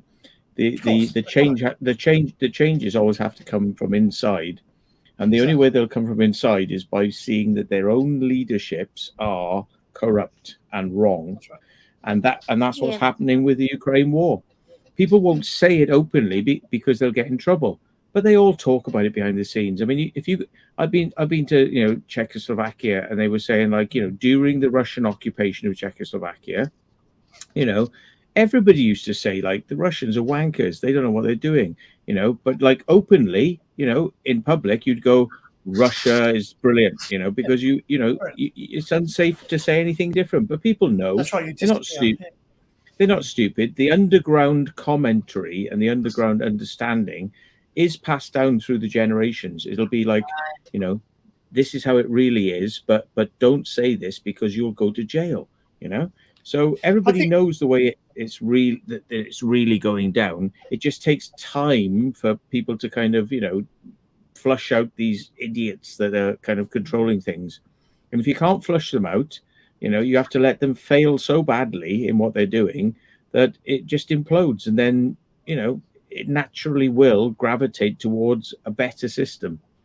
If we do it, it'll be oppression. It'll be Western interference. But if it happens from inside the country, it's natural, and everyone will say, "Yeah, get rid of Putin. Do that. We'll do it a different way." And that's natural. And what we've seen here is a little taste of natural diplomacy, natural democracy, and Putin. What the hell? You got puppies? You got puppies, yeah. What? Again? Tim's father, the 7 bloody pups, yeah. Again? Yeah, hang on, I'll make it big. They've all got good homes to go to anyway. Okay. Look at the baby. Oh, look at it. Oh, it's big. That's the big one, is it? That's the boy. This is the boy. Oh, that's good. This is the boy. Yeah. The boy. Yeah. So you're giving them away free of charge to good homes. Well, would you like one, Matt? Geez, yeah, what the free going free? Yeah, all right then, no problem. Yeah, but I mean, I mean, that's the second litter of pups you've had through dogs you had given to you on the condition that they were kind of being surrendered because the guy didn't know what he was doing looking after them, and they never had the opportunity to ever have natural pups. That's the reason why I bred them. Because they were always hey ho, let's go to the vets for 80 quid a fucking time. Yeah. So it's not turning into a breeding farm. No, it's not a breeding farm. Yeah. God, Jesus Christ, no way. Just try and make a fucking wall that would. Yeah. Just looking Oh, after well. them the wall. There we Yeah. go. Well, as long as you're giving them away to good homes, free of charge, and you insist that they're neutered upon being given away, I think that, and it's probably time for you to neuter yours, really, isn't it? Because there's plenty of dogs in. we definitely needs that. Is there plenty of dogs in Wales? That's it's going to happen. Don't worry about that. Yeah. Sorry, I said it anyway. Yeah. I mean, they're worth about what, $2,000 a piece, and you got 7 of them, so $2,000 with papers. Yeah, it's 250 grand a piece. 250 grand. Wow. Yeah, especially to people like 250 grand, 2,500. You mean? Yeah. 250 grand, mate. Jesus Christ, you wouldn't be staying there if it was. So when are you going to get your Lamborghini and your Tesla? When this dog. That's it. Just put on Facebook Marketplace. We'll swap for Tesla. Have pups. We'll swap for Tesla. No. Yeah, but I mean, I honestly thought you were going to sort of get your dogs done, so that therefore you were looking after them, because some other prick couldn't look after them, and now they're just breeding and you're getting rid of them. So as long as you're doing it for no money, I can't have 100. I have to get rid of them because I can't have 109 dogs. 101 Dalmatian French bulldogs. Yeah. Yeah. Anyway, you do what you want, and don't listen to me. But there's lots of dogs that need homes that are literally stuck in kennels, and when people breed and sell and sell and sell, then you only end up adding to that problem that is not getting dogs out of kennels to good homes. You hit the wrong button again. Yeah, that's right. Yeah. How's my big fluffy friend Angel? She's all right. She's downstairs. She's like, hot. Did she have a cheeseburger? She did have a cheese. She had a cheeseburger, and she's had that's enough to give you the farts. That stuff. Well, that's why she was farting. Yeah. It was the noise. It was dead quiet. We were with. I was like, really, Angel? And then it hit me. I was like, get the door open. Yeah. But that's bless her. She doesn't generally fart. If I haven't gone on an explore, and I bring her a cheeseburger back because she's been on her own for a while, so therefore, that's your treat, because you've been left for an extended period of time. But normally, during the week, if you feed them on sort of like the stable sort of food kibble and things, they just don't fart, and they just don't smell. But if you feed them wet food and like McDonald's and things like that, they're gonna fart like buggery. She's sweet, bless her. And if you feed them, a lot of people, my friends included, have gone, well, I'm going to feed them natural food. We're going to feed them raw food.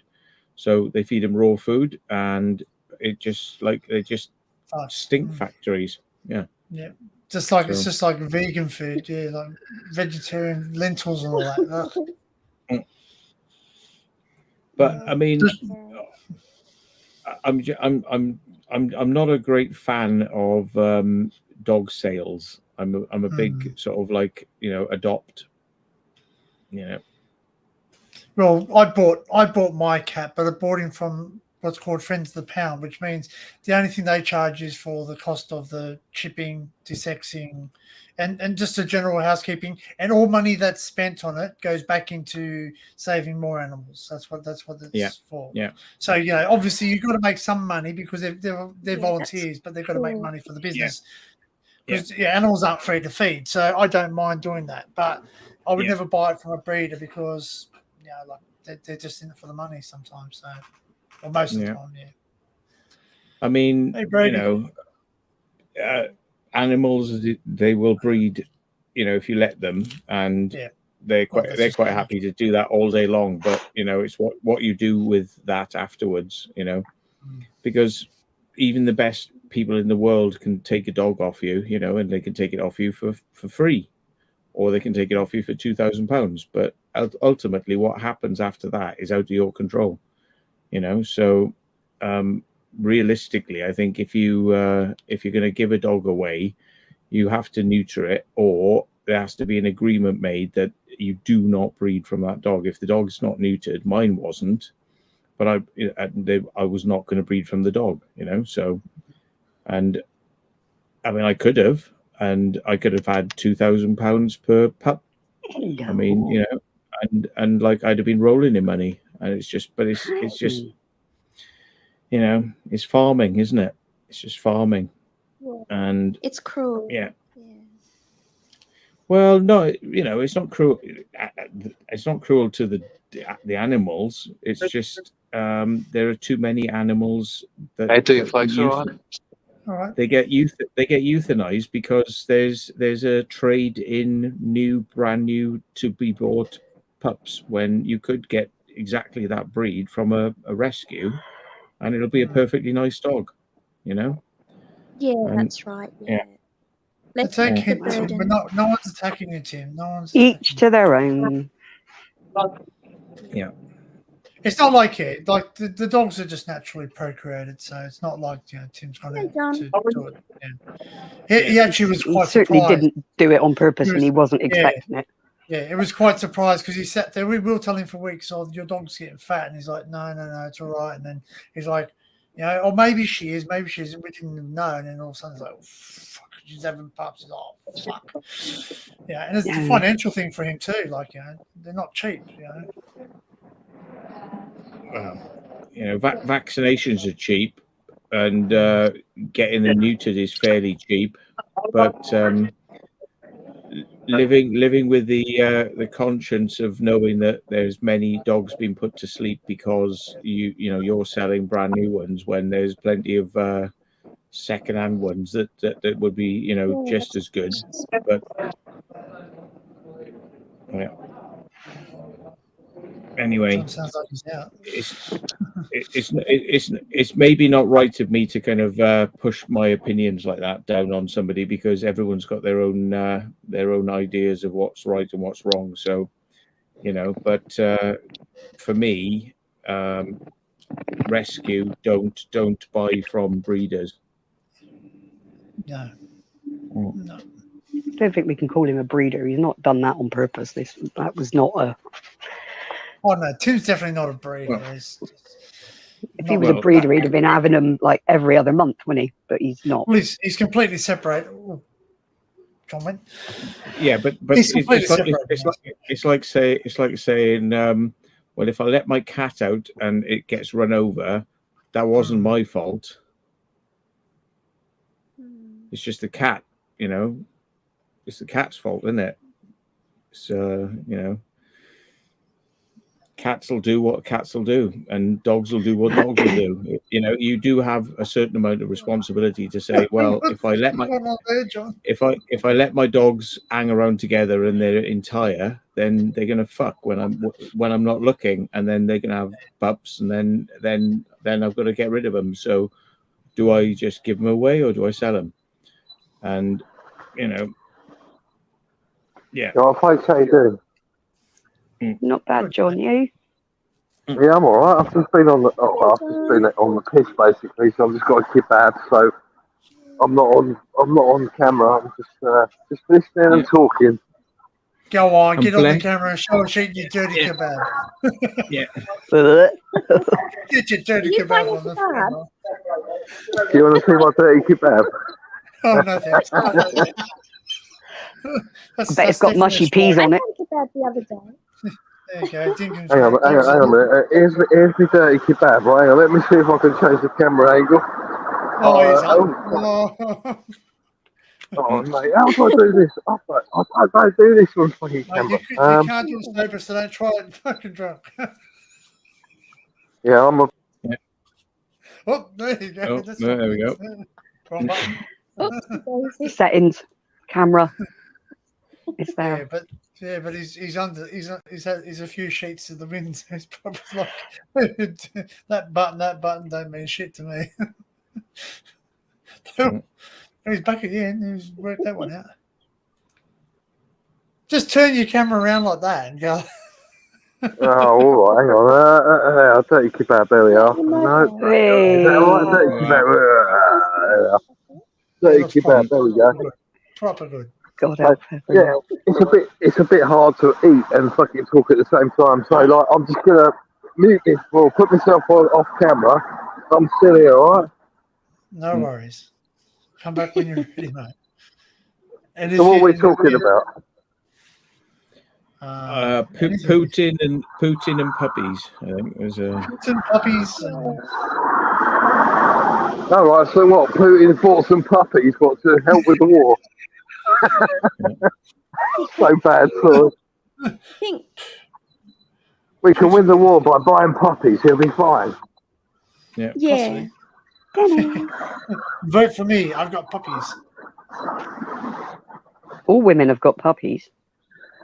Oh yeah, don't I know it? Oh, puppies. It just depends on how big those puppies are and how close to the ground they are. As long as they're big and round and make no sound, those puppies can be singing to me. Whoa. I haven't heard that sound. I haven't heard that sound for ages. Big and round and make no sound. Mate. Well, I don't know. Putin. Oh, I don't know. I don't know what to make of it all. I think it's all a lot of it. Yeah. Danny, do you remember the time we saw little kittens in a basket, but I don't know if they had a home. But anyway. No, they didn't. Oh, that's something that I don't like either because, like, and this is no stab at anybody, like, but some people like, you know, you go to like a rescue place and the old boys, the old girls, they're always in the cages down the back. The puppies are up the front. They're the ones that go. People buy them at Christmas time. They're great. They grow up. They start destroying things. They don't realize that they go back into the system again. You know, middle-aged puppies, bang. So you know, I've rescued a couple of older dogs. Well, I can't have a dog where I am now because I'm in the unit, but. And I'd make that by choice because yes, I could have a dog in the unit, but then it's going to be not fair on the dog having to go, you know, in and out. Cool. Have a proper, that'd please your neighbours no end, wouldn't it? What the oath. Yeah. Well, you know, I think B said one-off private litter is okay, especially if you want a certain breed. Well, it doesn't matter which two dogs you put together, they're going to fuck. And whether you have a pure breed or whether you have a runt breed is like, you know, but of course, you know, runt breeds are going to actually be more healthy, but they're not going to sell for so much, are they? You know, so what do people do? They get two of the same breed and then they end up fucking getting pure breeds and then they sell for more. And, you know, ultimately it becomes an industry. And somebody, you know, I spoke to the other day had two very expensive breeds of dogs, and they said, oh, they've had some pups, and I was like, oh, great, very cute, you know. And I said, are you going to breed from them again? And it's like, oh yeah, my mum will, yeah. And it's like, because it's in a form of income. It means that mum doesn't have to go to work, mum doesn't have to fucking, you know. And she could just sit there with the pups and just sell them at fucking $2 or $3 grand a piece. And if there's 7 pups, that's like, well, that's a year's worth of fucking money, isn't it? You know, great. You know, and unfortunately, I think people sort of say they like to convince themselves they're not going to become a breeder, but the money is too alluring because it'll solve so many of your life problems if you just, you know, let that accidentally happen, and then it's a fucking great thing. It solves all your life problems, but it's farming, you know. So, yeah. Mm. Jeez, John, you Of know? course, you'd have to put it I mean, towards vet things like that. So well, yeah, people usually get rid of the pups normally before, you know, like, well, it's 8 to 12 weeks, you know, before you can, so yeah, and then you've got like a couple of vaccinations, and then it's somebody else's problem. So, a couple of vaccinations and a chip, but yeah. And if you're selling pups entire, you know, with their balls and, you know, their ovaries still intact, you're probably just selling them to people that probably will do exactly the same thing and start breeding them. Yeah. So it's just there's far too many dogs and not enough homes. So breeding them and selling them, it doesn't solve the problem. For every you know, like pure breed dog that's sold, then you've got 10 or 20 that have to be euthanized. So yeah. and you know, it's you gotta say, well, am I going to be part of the solution or am I going to be part of the problem? And yeah, but I don't think it's like Tim's spoken to Laura and I think a few others behind the scenes. He said that this is it. He's got to get Roma fixed up now, so she can't have any more puppies. He's not going to get the male done because I don't know, for whatever reason, but obviously he doesn't want to have more because he's keeping Roma. He's going to give the male dog away to someone because he's obviously can't handle, you know. No one's picking on you, Tim. No one's picking on you. I guarantee you. It wouldn't happen. No. I mean, if that's what you decided to do, it sounds like a sensible decision. But you know, the accidents have happened twice before you've made the decision. You know, but it's good you've made the decision because, like, otherwise, by the third litter or the fourth litter, you know, you kind of are going to be saying to yourself, like, well, whether I like it or not, I am kind of breeding dogs now. That's it, you know. I think it's different with pigeons because you can, if they're healthy, you can let them go, you know. But with dogs, the only thing you can do is give them to people who are then going to breed from them. They're going to breed from them, you know. So you might have the best of intentions, but you've got to give them away to somebody. And like if you give them entire, then they're going to breed from them. And you know, you can make a contract with people. And I mean, I had a verbal contract, not a written contract, but a verbal contract that I would not breed from the dog. And they said, you know, we'll trust you. And it's like, yeah. So I didn't. But if I had a male Malamute and a female Malamute and they were both entire, they're going to have puppies. And then that would mean that one way or another, I'm going to be giving them away. And whoever I give them to, no matter how much I think I can trust them, yeah, they're going to fucking breed them, you know? So I'm not breeding them, you know? But it's like, yeah, then they're breeding them.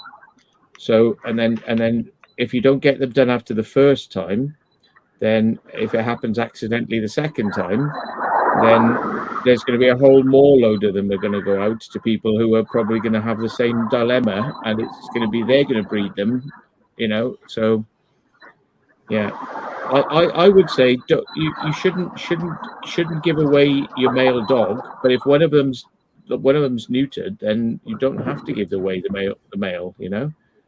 Oh, I think there was just a decision he made. Something else. There was another decision he made. Yeah, no, there's other reasons a bit with it, but yeah. Well, it might be costing him too much money to feed them both, discuss. or it might be that they're fighting a bit, you know, or something. I don't know, but well, he's got his reasons, and that's not for me to make it. Yeah, we just sort of support him. That's it. You know, and I'm not having a go at you. I'm just saying that you have obviously realized by now that if you leave them alone together, it's going to always mean puppies, because you can't be there all the time, and things will happen. It only takes like about 20 seconds, and that's it. Christ, that quick. Yeah. That's what she said. Depressing. Yeah. But anyway, it's unfair of me to kind of bring it up, but I feel quite strongly about it, so. Oh yeah, look, there's definitely people out there who are definitely having, if they've got breed dogs and they sit there and they make money. It's like when you win on the poker machine. You win something, and you go, do you know what? I just won $50. Maybe I can win, $100 if I keep going.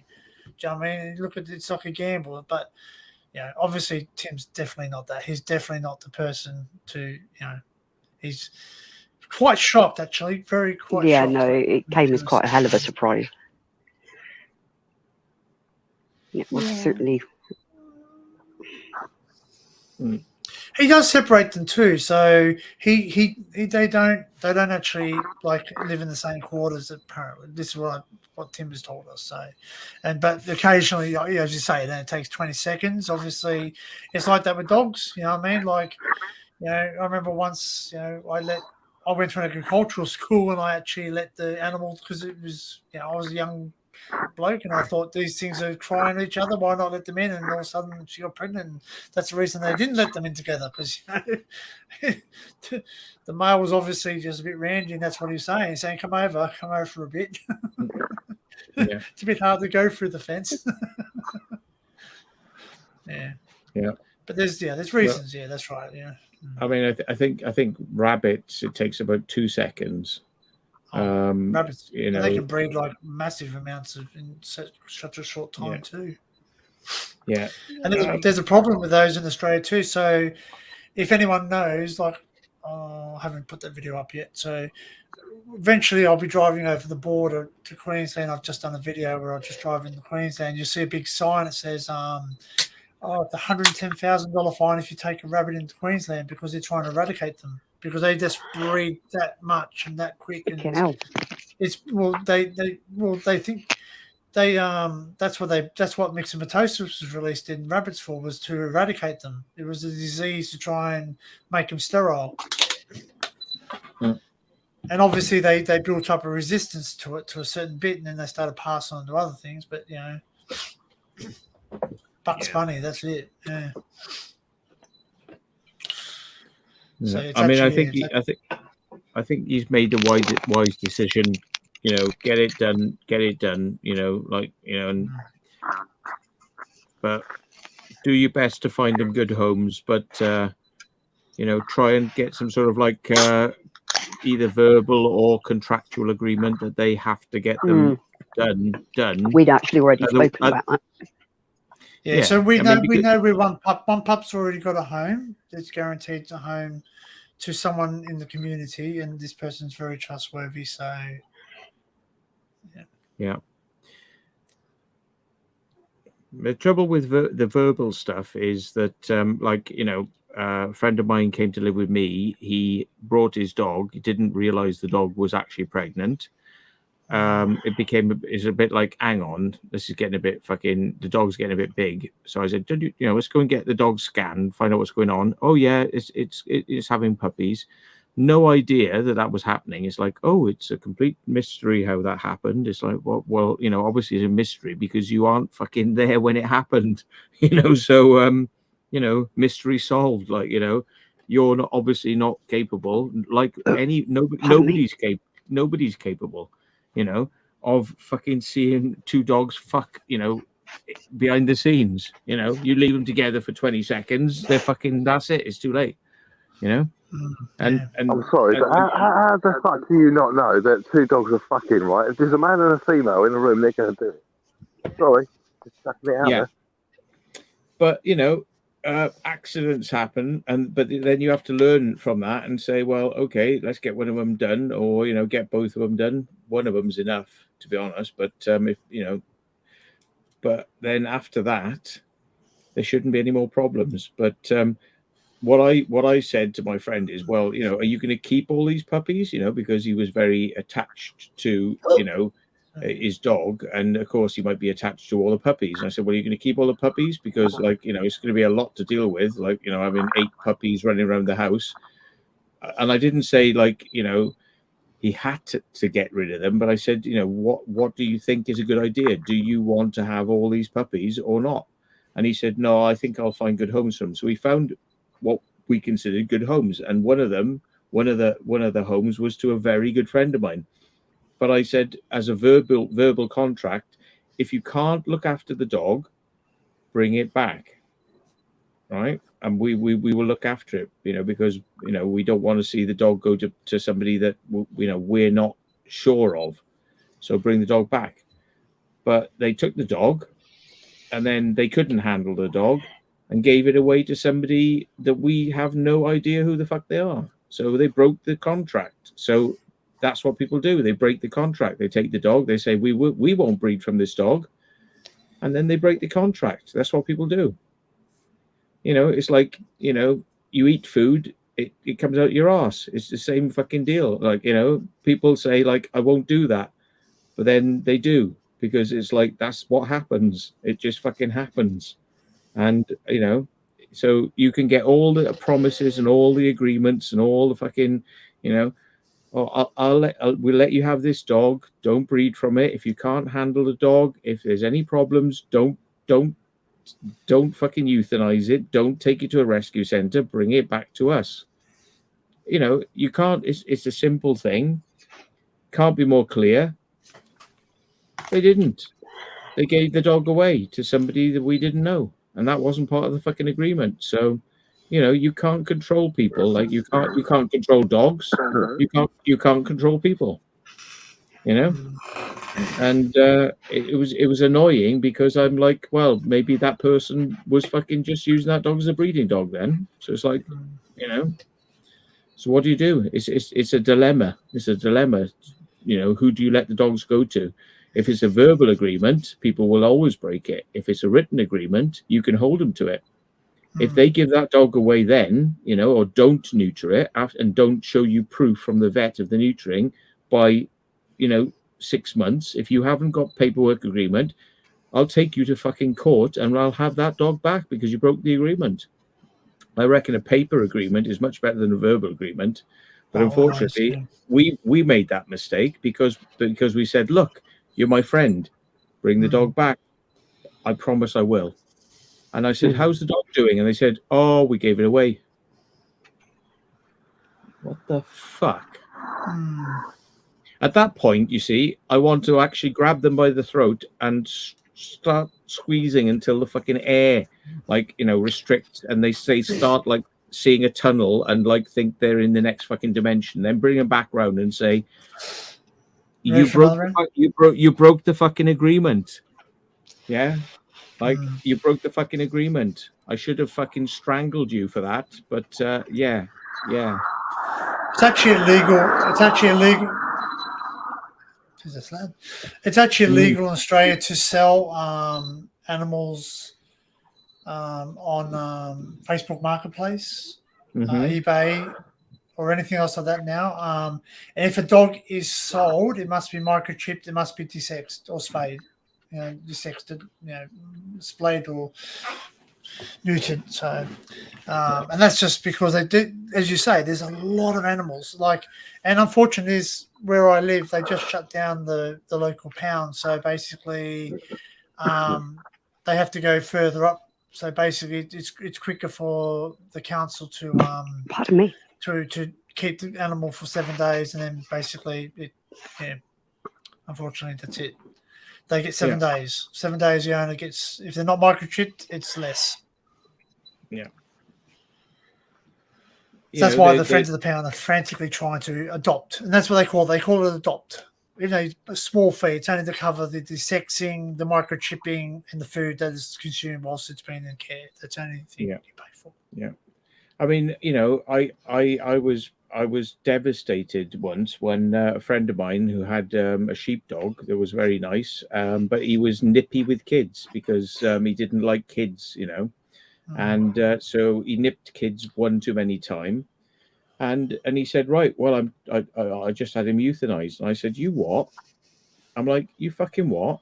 And I said, at the end of the day, how many times did you know the dog has bitten kids? Yeah, but you still let the dog run around off a fucking lead to nip another kid. Yeah. So the solution to the problem was not to get the dog rehomed to somebody who's got more sense than you and more responsibility than you to not let it nip a kid. Your first fucking option was euthanize. Yeah. And it's like I've fucking ended that friendship with that person. Yeah. You know, that's because just like, yeah. because It's like like people use it's not a dog's fault, is it? It's the owner's fault. Yeah. It's like people using abortions as a contraceptive. You know what I mean? There's ways you can stop it before it actually becomes a fetus or a baby or whatever. You know, accidents happen. We understand that, and things medical happen. Yeah. But like the only reason that a dog would be put down in my eyes is if it hasn't got a great quality of life. Obviously, if it's suffering, it's in pain, like it's beyond. If it's it's just going to live out its life suffering. Just like I'm pro euthanasia for human beings too. I believe if you've got to the point where you're dying of cancer and it's causing you absolutely no quality of life, to the point where you can't have any quality of life, you should have a choice. But with animals, like with rehoming, like I believe you try everything. You try and rehome them to whoever you can. Try and change your dog's situation. Give it as much therapy. But even then, at the end of the day, if it's totally like psychotic, which some dogs are, they're bred to be psychotic, and they've had so much trauma in their life that they just cannot be with anybody. That's probably the only last option. That's the last option because it's doing it for its own thing. You don't want it to harm anybody. But the whole point is that breeds of dogs get a bad name in Australia. Like certain breeds of dogs always come up and there's, they attack and all the rest of it. I got bitten by a Jack Russell. I was skating down my local area on my skates back in the days when I was a young bloke, and a Jack Russell ran up to me, chasing me, which is normal behaviour for dogs to chase, and it bit me. Now they turned around and said, "Oh, we're going to put the thing down." I went, "Why?" "Oh, but it's drawn blood. It's going to want to attack people." I went, "It's going to attack things that run. It's what dogs do. Dogs naturally chase things. That's why we throw balls. They chase the ball. It doesn't matter what you chuck a stick." A newspaper, they'll chase it. You know what I mean? That's their natural behaviour. Do not put the thing down. I'm not harmed. I went and got a tetanus shot and put a band-aid on. It's also to do with how you look after the dog as well. Like if you nurture it and make it love you and everything else, and tell it what's right from wrong, it'll be okay.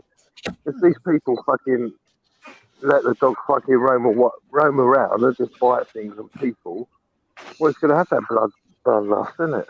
Yeah, which is exactly what this friend did, and another one, because it wasn't the only time this has happened. Another person I knew had a type of sheepdog, and he used to just let the dog run around with him when he was cycling and whatnot. Yeah. But then it was like, oh, the dog's fine. But the thing is, dogs ain't fine because when the owner isn't looking, the dog changes.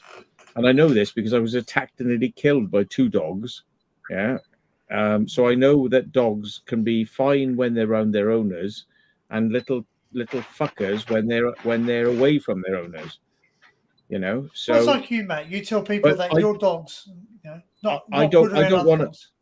Sorry. Go on. Sorry, sorry, I interrupted you. Right? No, I interrupted you. Sorry. That's right. No, that's fine. I was just saying, but you're the same, Matt, with Angel. You tell people, look, she's okay around human beings, but other dogs she'll attack. You're giving them. You're saying, look, you know her behaviour, so you modify her behaviour by putting her on a lead, making sure you take her away. Don't take her to a park and let her go. But if you were to take her to the local park and let her off the lead and she starts attacking things, that's not Angel's fault. That's your fault because you know that she's going to do that. So people need to take ownership of what they know. They're, for instance, if you know you can't hold your liquor, don't go out and drink. If you know you can't go out and not spend all your money on gambling, don't go to a place where gambling happens. You take control for yourself. You're the one in control. Animals don't have a choice. They're locked up in backyards or kennels or whatever else, and we're the ones who control their behaviour. Yeah, absolutely right. Yeah, I mean, like my dog, we've all seen Lenny. He's right as rain, but like he's still a dog at the end of the day. You still got to tell him what to do. You still got to tell him like that's wrong. You don't do that, because otherwise they will just be what they naturally are, which is every animal's a killer, isn't it? I mean, they go out to hunt. Yeah. Well, see, worse than my area is that there's so I live in a country. Well, I'm rural, what's called rural country, out of the city, and unfortunately, as they breed, a lot of people go get these free animals and all the rest of it too. This is something that, sorry, I get a bit emotional when I say this. They use them as bait dogs. Because there's a lot of people who enjoy watching two animals fight. I don't know. I don't get it. It's really disgusting. And they use dogs, to get the dog worked up, and it's horrible. And that's why now it's so strict. Like even when I adopted Gingy, because Gingy's been adopted through Friends of the Pound, I had to wait a 4-week period where I actually got investigated. They actually investigate you. They actually look at they come out and look at your home. They come out and look at what you have for the cat. They look at your history of animals, how many animals you've adopted, if you've had any. We've got RSPCA, the Royal Society for Prevention Against Cruelty of Animals. They look into you, see if there's any court orders, to see if you've had any animal abuse or anything else like that. And like I've had to adopt a cat. Like I said, this is the second cat I've adopted. My first cat, they sat there and they questioned me what happened. I said, listen, he got taken by a brown snake, because we've got brown snakes. So he used to chase baby brown snakes. Again, a natural behavior of an animal is to chase things. He chased a baby brown. Mama wasn't happy about that and got him. Hence why Gingy is now an indoor cat, because I don't want to go for the same thing, letting him out. And we got a lot of natural, Dinkin will show you, we've got a lot of flora, fauna and flora in Australia, and the animals, the birds, like the natural birds here, they'll eat them. They'll go attack them, and they're very good hunters. They're very good hunters. So we're not allowed to have our dogs off leash in the street. We're not allowed to have our cats outside past, I think it's dusk. So dusk, all animals, domesticated animals, have to be indoors. So you're not allowed to have them outside. Like the dogs, yes, in the backyard. What are you showing? Oh, the birds. When you showed your birds, the cockatoos and all that you were showing, and the rainbow lorikeets and all that you were showing. Things. Yeah. So they make a rule that our animals aren't allowed out at dusk, because that way they go and they attack. That's when they go and hunt. And again, an animal's natural instinct, the bird, is for a cat, food. It's a food source or a play source. Yeah, and they're quite nasty as well, because they'll taunt, and a cat will usually sort of like keep a mouse or something alive, and sort of like taunt it for hours and just kill it slowly, and so it's quite mean, but that's a cat's nature to do it, and if you allow your cat out, it's going to do what it finds natural to do, which is to taunt and kill animals, and bring home live mice and say, oh, look, here's a live mouse, I brought it for you for food, but then it's like it's half dead because it's fucking ripped apart, but it's food for you, and the cat thinks it's doing a really good job, I'm helping feed you, the cat doesn't understand, but it's like them people who say, well, I let my cat out because it's unfair to keep it indoors. It's unfair for me to restrict it. But it's unfair for it to go and kill a load of fucking animals and birds and do it in a nasty, taunting way as well. If you've ever had a cat, most of the time they spend, like I can look at now, my cat's asleep. Half the time he only gets up during the night and runs around like mad. He still runs around like mad. He goes out with me. I take him out with me to when I go driving and dad. So he doesn't. When I went out to my grandmother's house for the funeral, all that, he come with me. I don't leave him at home, so I take him with me, or someone looks after him. I never leave him at home for more than 12 hours because he just goes absolutely ape shit. But then another thing is something. Sorry, on another subject is that when people dump their cats in the wild, right? I've watched we've got feral cats here, and it's a massive problem because they become bigger and larger and more vicious. They'll actually attack anything. They'll take down marsupials, like possums and all the rest of it. So they won't just stop at the birds, or the mice, which they normally have. They'll start attacking little animals. And not just for food, just for fun. No, just for fun because they're bored. Yeah. So I mean, it's an awkward one because, like, when you see people who let their cats out, they go like, I have to let the cat out because it'd be unfair not to. And then when they say to me, because I know it's coming, it's coming, they say, "Oh, my cat's disappeared." Oh, and they go, I feel so sad because my cat's disappeared. It's like, well, you did let it out. And then they say, oh, the cat's brought all these like dead animals, or animals that are half alive, brought them in. So, well, you did let it out. And then they, it's like, you want sympathy. You want me to give you sympathy when you have created the problem. It's hard for me to give you sympathy when you create the problem. If the cat's ill, I'll give you sympathy. If you look after the cat, I'll give you sympathy. But if you let the cat out and the cat causes all sorts of fucking mayhem in your neighborhood, and then comes back and just I just want some food. I'm such a good cat. It's not going to be a good cat. It's a fucking killer. Dogs are killers. If you let them out on their own when the owner's away, it's like when the cat's away, the mice will play. Or when the fucking owner's away, the dogs will play. They'll kill sheep. They'll go after livestock, and they'll go after people.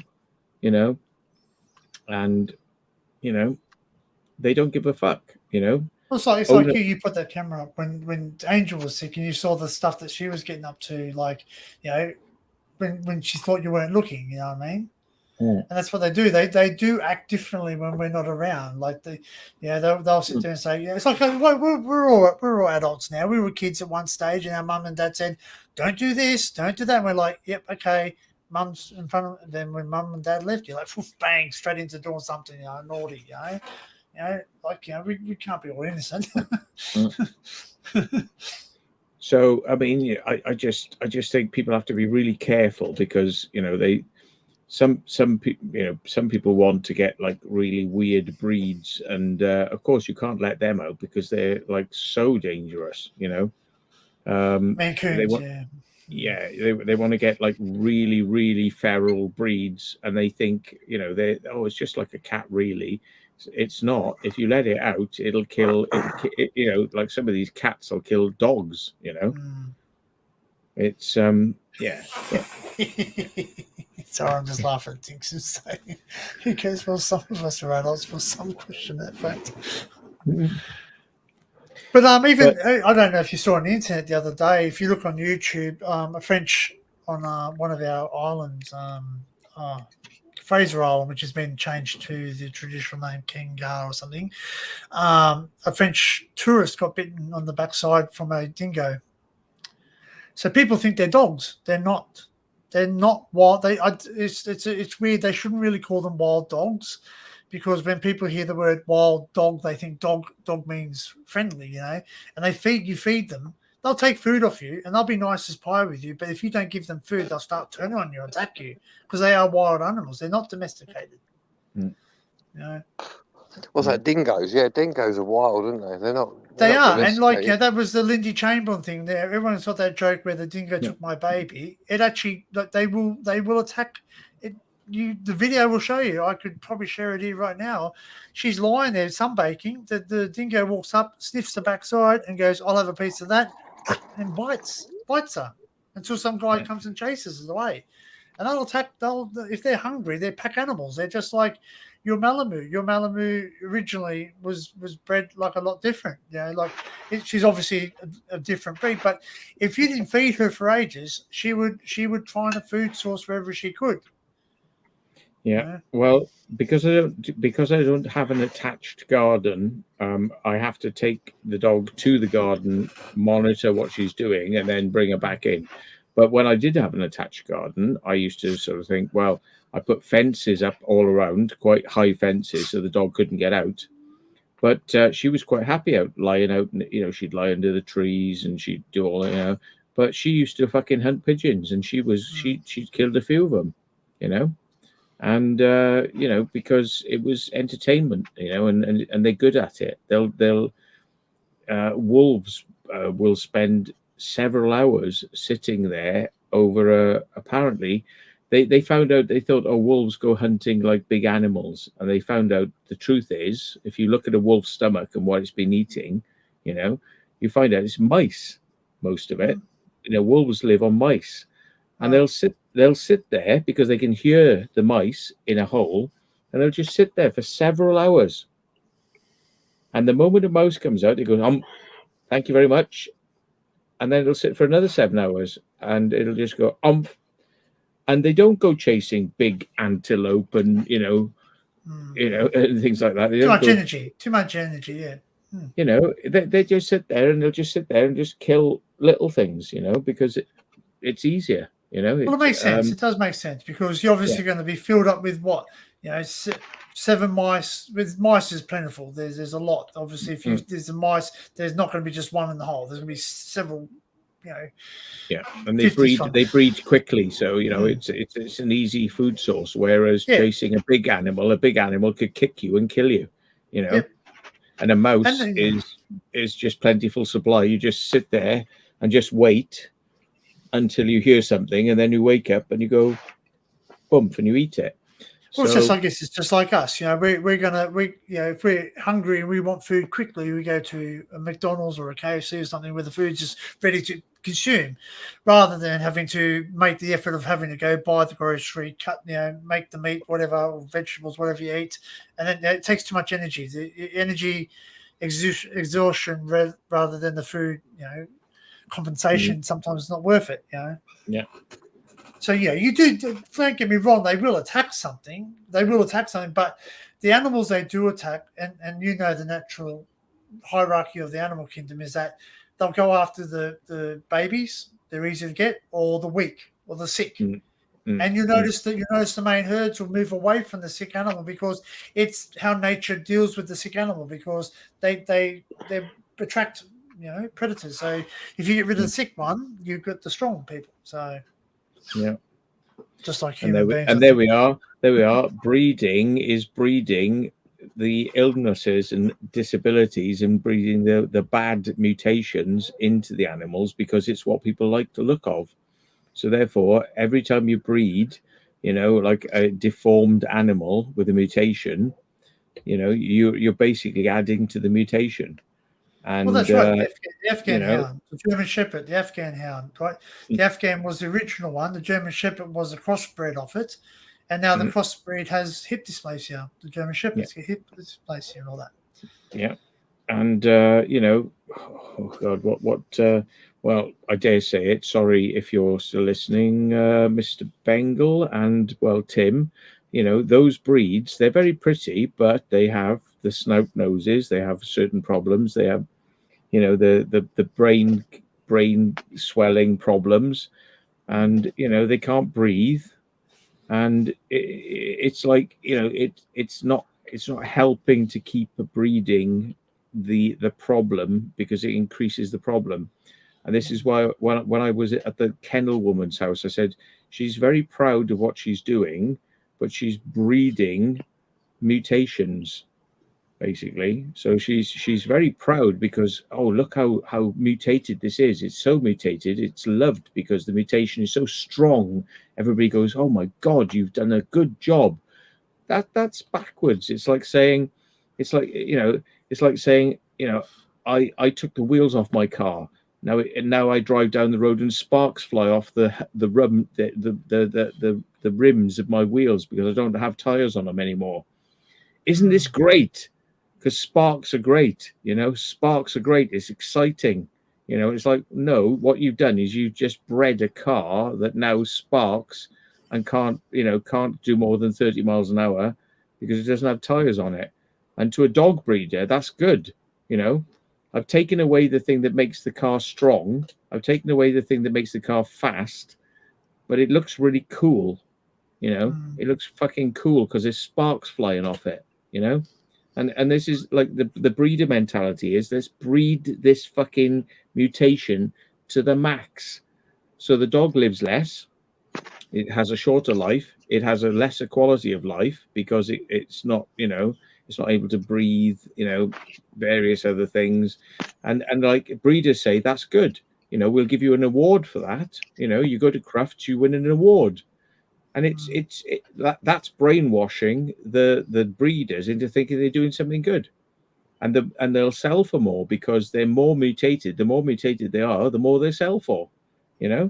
But it's like, it's like saying, I tell you what, I really want to buy a car that will fall apart in 3 years, right? Does really bad mileage and fucking, is all over the place. It's like the brakes don't work, the windows don't work, but what a fucking car. This is a man's car, it's like it's fucking, and it's like, no, this is a stupid car, But dog breeders and animal breeders, they breed for characteristics, not for longevity and not for healthiness.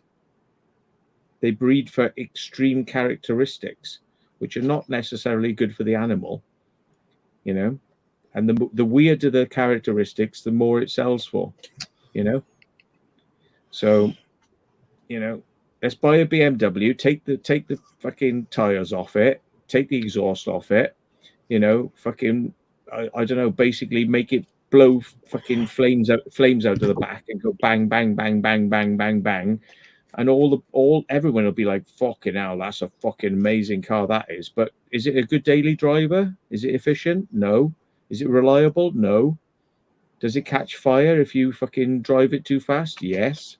But everyone thinks it's cool. It's a cool car to have because look at that fucking car, And it's like same with animals, breeds of cows, breeds of sheep, cattle, breeds of dogs. They're not very healthy. They're really not very healthy at all. Oh, I'm so sorry. It's depressing, isn't it? Yeah. No. I just don't want. Yeah. I just don't want Tim to be upset. That's all. I'm just making a public announcement. I have nothing against Tim. No, I don't have anything against Tim. The thing is, he helped somebody out by taking the dogs off him that he couldn't handle. But unfortunately, now it's now become, that guy couldn't handle the dogs, but now it's puppy central, isn't it? So it's like, well, one problem becomes another, and that's, I think Tim's learned his lesson now because he realized that after accident 1 came accident 2, and he's prepared to stop accident 3 because he's realized accidents are going to keep happening. So we've all learned, that's good, but yeah.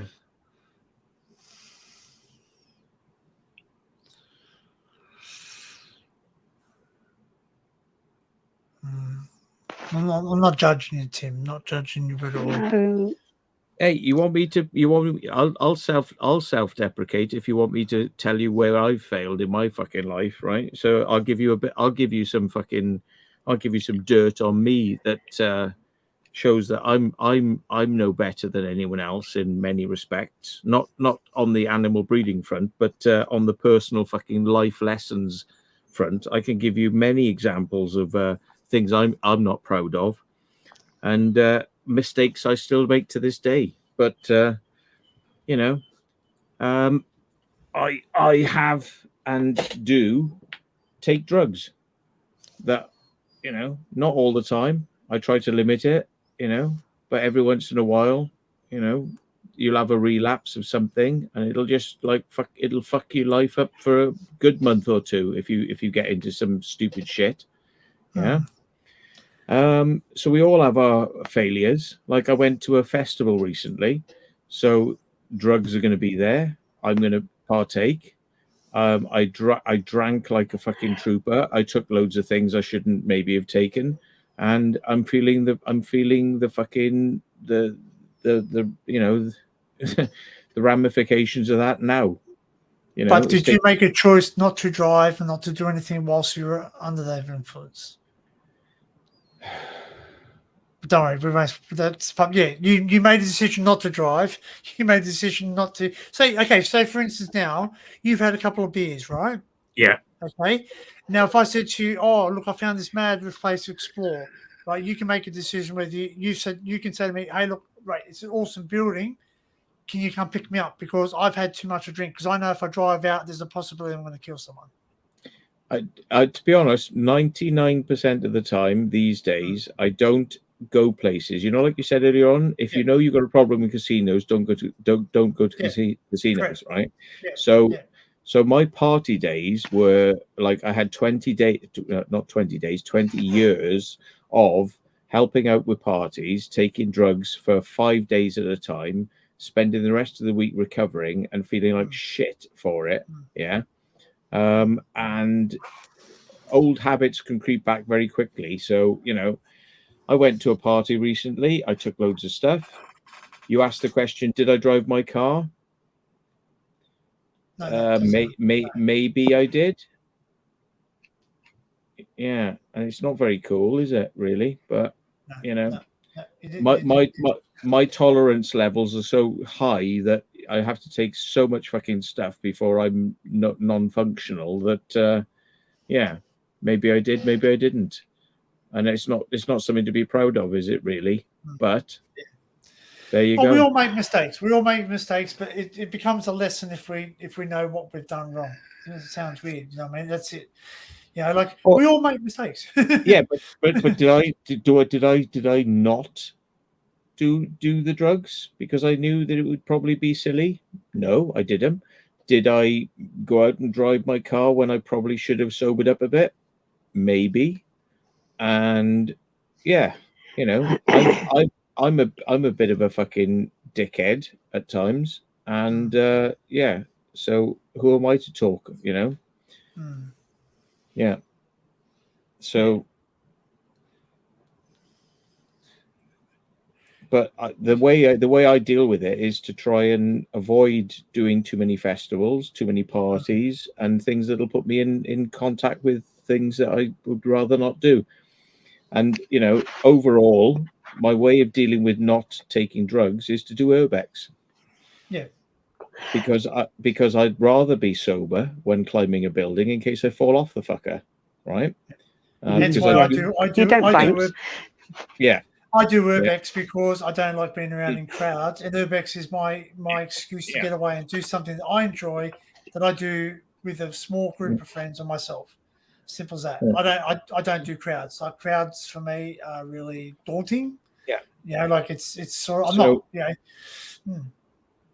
I mean, who am I to tell somebody else, you know, what to do with their life when I'm very easily persuaded to go in and drop back into a silly fucking way of life that doesn't it's gratifying for the moment, but then it has you know, weeks of ramifications of me being fucking tired, unable to function properly, you know, having to like, you know, sleep like when I went out with LSK the other night, you know. After I dropped her off home, I had to sleep, and I thought, oh, I'll only need an hour of sleep because normally I would, but I fucking slept till 7 a.m. because I'm so fucking knackered, and that's from a festival I did a week ago. You know, it's still having an effect on me now. Right. That's our life now, isn't it? Very one it's young age, you were like, yeah, I want to stay out as late as I can. As you get older, you're like, when can I get home to bed? Yeah. So, you know, it's like I have to limit how many parties I go to. I have to limit how many festivals I go to in a year, if any. You know, like, I mean, this is the only festival I've been to in 1 year, but it still has ramifications. And I think, you know, my way of dealing with it is I have to say I can't go to places that those things will be. You know, because if they're there, I won't be able to say I won't be able to say no. So, you know, it's a case of just don't go, then you won't have to say no, you know. So yeah. Hard though when you enjoy something. Yeah. But ultimately, you know, my health was suffering, you know, from doing so much stuff over that period of time. And now I do Urbex because it keeps me clean, sober, and focused. Because I'm not going to be climbing up and down ropes and climbing up and down buildings if I'm off my tits, because I probably would die. So, yeah. But at a festival where it's very safe, because you can just fall around and mess about, and you know, it doesn't really matter, does it? Because you're in a safe environment. But then you do get tempted to do something silly, like get in a car and drive around. You know, so yeah. Just stay away from those things. You know, I'm the worst. Like I say, people they say, oh, you know, Matt, you know, you've got a great channel or whatever, or you're this and you're that, and I'm thinking, you don't know me. I'm an arsehole, really, you know, because like if you put the wrong things in front of me, I will do all the wrong things. You know, if you put temptation in front of me, I'll do it. I'll fucking, you know, I will do So all the wrong things. in other words, you're just like the rest of us, Matt. Human. That's it. Don't put yourself down. We all fall to temptation. You know what I mean? We all fall to temptation. You know, like seriously, if we're going to lay it on the table, we all have our weaknesses. You know, we all have our. Mine's shopping for clothes that I really don't need. I mean, like Laura can tell you, right? So Laura's diabetic or borderline diabetic, right? She likes chocolate, diabetic. and she'll eat chocolate, and the doctors tell her, I haven't for 2 weeks. I know, but you still occasionally she'll just open up a packet, not even thinking. Sometimes just goes bang and ate and went, I shouldn't have eaten, and test and boop, you know, sugar's high, you know, like obviously we don't look at our ramifications. We always think same as like I said jokingly, and this is you can ask Kel this, right? I'll go out with Kel. Kel refused to go into the high risk stuff, like the upper levels, the high tight spots, and all the rest of it. I said to her, it's like me the other night. Hey, climbing no scaffolding. And I say to her, keep rolling, because if I fall, it'll make great footage. That's all it is. You know, I want to get in there, and that's it. You know what I mean? I want to do it, so I'm going to do it. And a lot of things I do, I'm not proud of. But you know, like I treat abandoned places with respect. But you know, obviously, I'm going into there knowing in Australia it's illegal, it's trespass, and we can actually be charged with it. Yeah, 9 times out of 10 you won't, but they've ramped up the things now because we've got idiots setting fires to abandoned, and we've got people hurting themselves, and now the police and authorities have got really Nancy on us and actually becoming very heavy on us. So basically, you don't even get a warning now; they just give you a court attendance notice, a fine. Yeah, that's it. You know. Yeah. And so, but you know, I do that, and like. And, you know, like, it's like I like roller coasters. I enjoy going on roller coasters, high risk. Do you know what? Knowing I worked in a theme park, and I'm knowing that those things can fail. You are basically paying all that money, lining up for all that hours, risking your life. You know, because potentially that thing can come off the tracks. That thing can crash.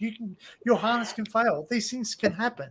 Very unlikely because they do a lot of safety checks, but hey, shit happens. Do you know what I mean? You could be driving down the street. You don't know if that guy's been, you know, had a bad argument with his wife and he's driving, you know, 90 miles an hour, you know, ready to kill himself. You know? So, you know, this I sometimes come I know I come across as quite sarcastic and quite blunt with a lot of people who leave me comments, but it's because they put me on some sort of pedestal where they think I've got some answers and I'm like some sort of guru, you know, in like urbex terms. And I like to you know, I like to just give them a little like a little slap back, you know, like, and just say, you know, oh right, you want to come and meet me, you know, right? So, you know, and I give them something like a little bit barbed back, you know, because they don't really know me very well, and they don't know me. You know, they think that what they see on the channel is like, you know, oh, Matt seems he's very knowledgeable. I'm not knowledgeable. You said earlier on you like to do research on buildings before you go in them. I don't. Yeah, and it's not because I wouldn't like to know what that building was about. It's because I'm a lazy bastard. I just like to turn up and film, right? Oh, that's and what then, I do it later on, though. yeah, and then later on I'll go and research it, but I don't even bother to put half that information in the video because I'm lazy, you know. But then people will say like, "Oh, Matt, you're so knowledgeable," and it's like, "No, I'm not." And it's like, so if somebody says like, "Matt, you're really knowledgeable," I say, "Well, no, I don't really know very much at all. Actually, not really. You got me wrong."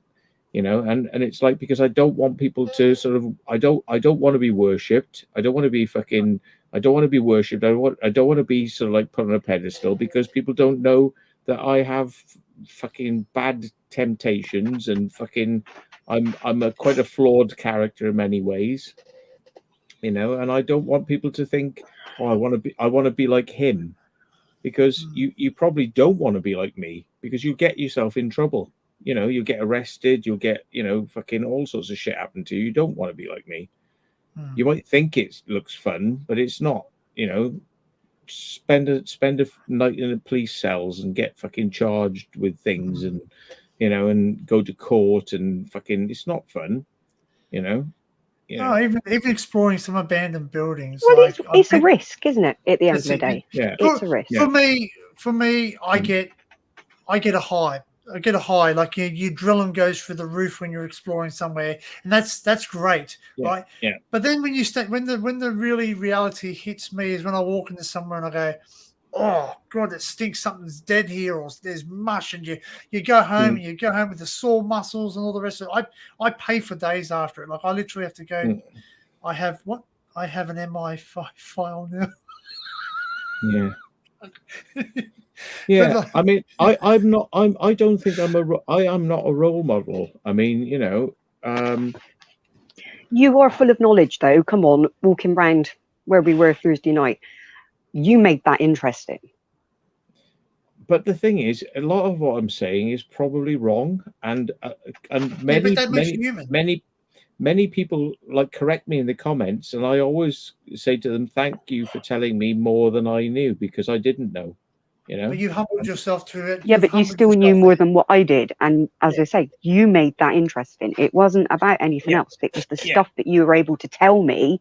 Because of how many times will I go, "What the bloody hell's that?" And you've gone. But like, you give talks. Like, you give talks. Cool. You give talks on UFO. You've done those talks, right? Now, I don't. As much as people think, yeah, I worship. I enjoy your content. Okay, not every video I enjoy. There's some videos where I haven't enjoyed as much as others, right? Some of the original ones, like the ones where you went into the with EWF, where you heard that sound, that crackling sound, you couldn't work out what it was. Do you know what I mean? I found that interesting. You go back to places, you know, you tell what you know. Like I've done it too. I do it too. I walk into places. That's why some videos haven't been released, because I walk in and go, blah, blah, blah, blah, blah, blah, blah, this building, blah, blah, blah, blah, blah. And then I've watched it back later on. I'm gone and I've researched and I've gone home and gone, oh shit, I've just basically told a whole lot of bollocks. I've just basically thought what I thought the building was. It wasn't that at all. It was used for something else. Hey, Adrian. But like, you don't sell yourself short, because you have knowledge. You have knowledge. You're not a guru, but you have knowledge of some things you've done. And that's why people look at you, because you've done things like, for instance, a drone, right? People come to me and say to me now, my friends, because I bought a drone and I'm flying the drone. My friend just went and bought a drone. Was it a free mini, and crashed it. Basically, it's ratchet. Basically, he had to send it back to get fixed. He said to me, "What did I do wrong?" And I went, "Okay, well, can you show me what you did wrong?" All right. He's basically saying, "Oh, I just pressed them like this." I said, "No, you're going to be gentle." Who taught me that? You did. You might not think you did, but you did, because you said, "Don't go gun ho. You gentle." So we learn from each other. You know, you listen to other people. Like, you know, I'm sure you probably get 1,000 emails a day saying this place, that place, right? You probably don't know about some of them. Some of them you do. Some but you have knowledge where you say, "Look, I'm not going to go there because I've been there." For instance, if I would say, "Right, Matt, I'm coming to the UK. I want to meet up with you. Can you take me to Caution?" You say, "Fine, I'll take you to Caution. Not a problem." Right? Are you going to walk in there? No, I wouldn't actually. I would say, why would I want to go to Caution? I've been there 100 times. I'm bored of it. Right, no, but you would drive me there. That's right. You would drive me there and say, "Here you go. There you go. That's where it is in there. Go have a look." Yeah, because you don't want to go there. Go and have a look yourself, or I'll put you in touch with somebody who's still enthusiastic about it. Yeah. You know, because to them it's still exciting, whereas I've done it too many times. It's not exciting more because I've watched it. You've shown what, and you've shown what can happen to you. But it's a double-edged sword, isn't it? Because like people look up to you and they think like they can sort of say to you, "Oh, I want to come out on an explore with you." You know, I'm even prepared to pay you, and this, well, and I'm thinking like, you know, I'm not a tour guide. I've got better things to do with my time, but I don't want to upset you and let you down. But ultimately, at the end of the day, I'm just showing you something so you can go and do it, not because I'm going to take you there and fucking hold your hand and walk you through it. You know. You held my hand. Yeah, but like, you know, you didn't want to go on the roof and look over the edge. I was like, but you did. But I didn't make you do it. I just said, well, you know, let's go and have a look, you know, over here. You told me off though for going around all the rubble, but I wasn't walking over that. Yeah, I mean, but the thing is, I think people look up to people and they think I know something, you know. I think, and I really don't know that much, you know. I'm just fucking ambling along, you know, trying to work out shit, and I get it wrong, you know. And a lot of the time, people are well prepared to correct me on what I don't know, and I'm like, thank you. You get that all over YouTube, though, don't you? It doesn't matter whether. But I usually pin their comment because they know more than me, you know. So. I'm just out. I'm a thrill seeker. It's like, you know, going out partying, take drugs is thrill seeking, you know. I go out to a building, I don't want to know too much about it. I just want to have a bit of fun, you know. If you get chased by security, great. I don't want to get caught. But if I do, okay, well, all right, it'll probably be, you know, the thing is, if I wanted to do really well on my channel, I'd attempt to get caught every fucking time, because because you know, that's what people want to see. The number one videos on my channel are the ones where I get caught and harassed and I shout at somebody and they shout at me, you know. But I don't want that, because like ultimately it's going to end up badly. 50% of the time it ends up badly, you know. And but you know, I still get a buzz from going to places and exploring them, and sometimes you get a fucking a negative experience, but for the viewers that's a positive experience. It's not negative. It's not positive for me. I don't want to have to fucking, you know, get gobby with somebody and like fucking go, come on then, you know, come on then, what do you know, who are you, you know, you're not police, you can't tell me what to do, you know. And that conversation, I'm not having it because I'm thinking, oh, this will be good for views, you know, or I've not engineered that situation. But ultimately, they're the videos that do well. So if I was a businessman, I'd be thinking, why don't I make all my videos about being caught and chased and fucking shit like that? It's like, because I'm not, you know, I'm not doing it to a formula. I'm doing it just you know, it's what happens. But you know, and then people say like, "Oh, I want to be like you," and I'm saying like, "What? You want to get in trouble? You want to get a criminal record? You want to fucking, you want to get fucking, you know, pushed into bushes by security guards and fucking, Oh, fuck, that was wrong. Yeah. you know, you really want that? You want that? Okay, yeah, great, but don't say that I made you do it, because you know, you think it looks fun, but it's not as fun as you think it is when it's actually happening.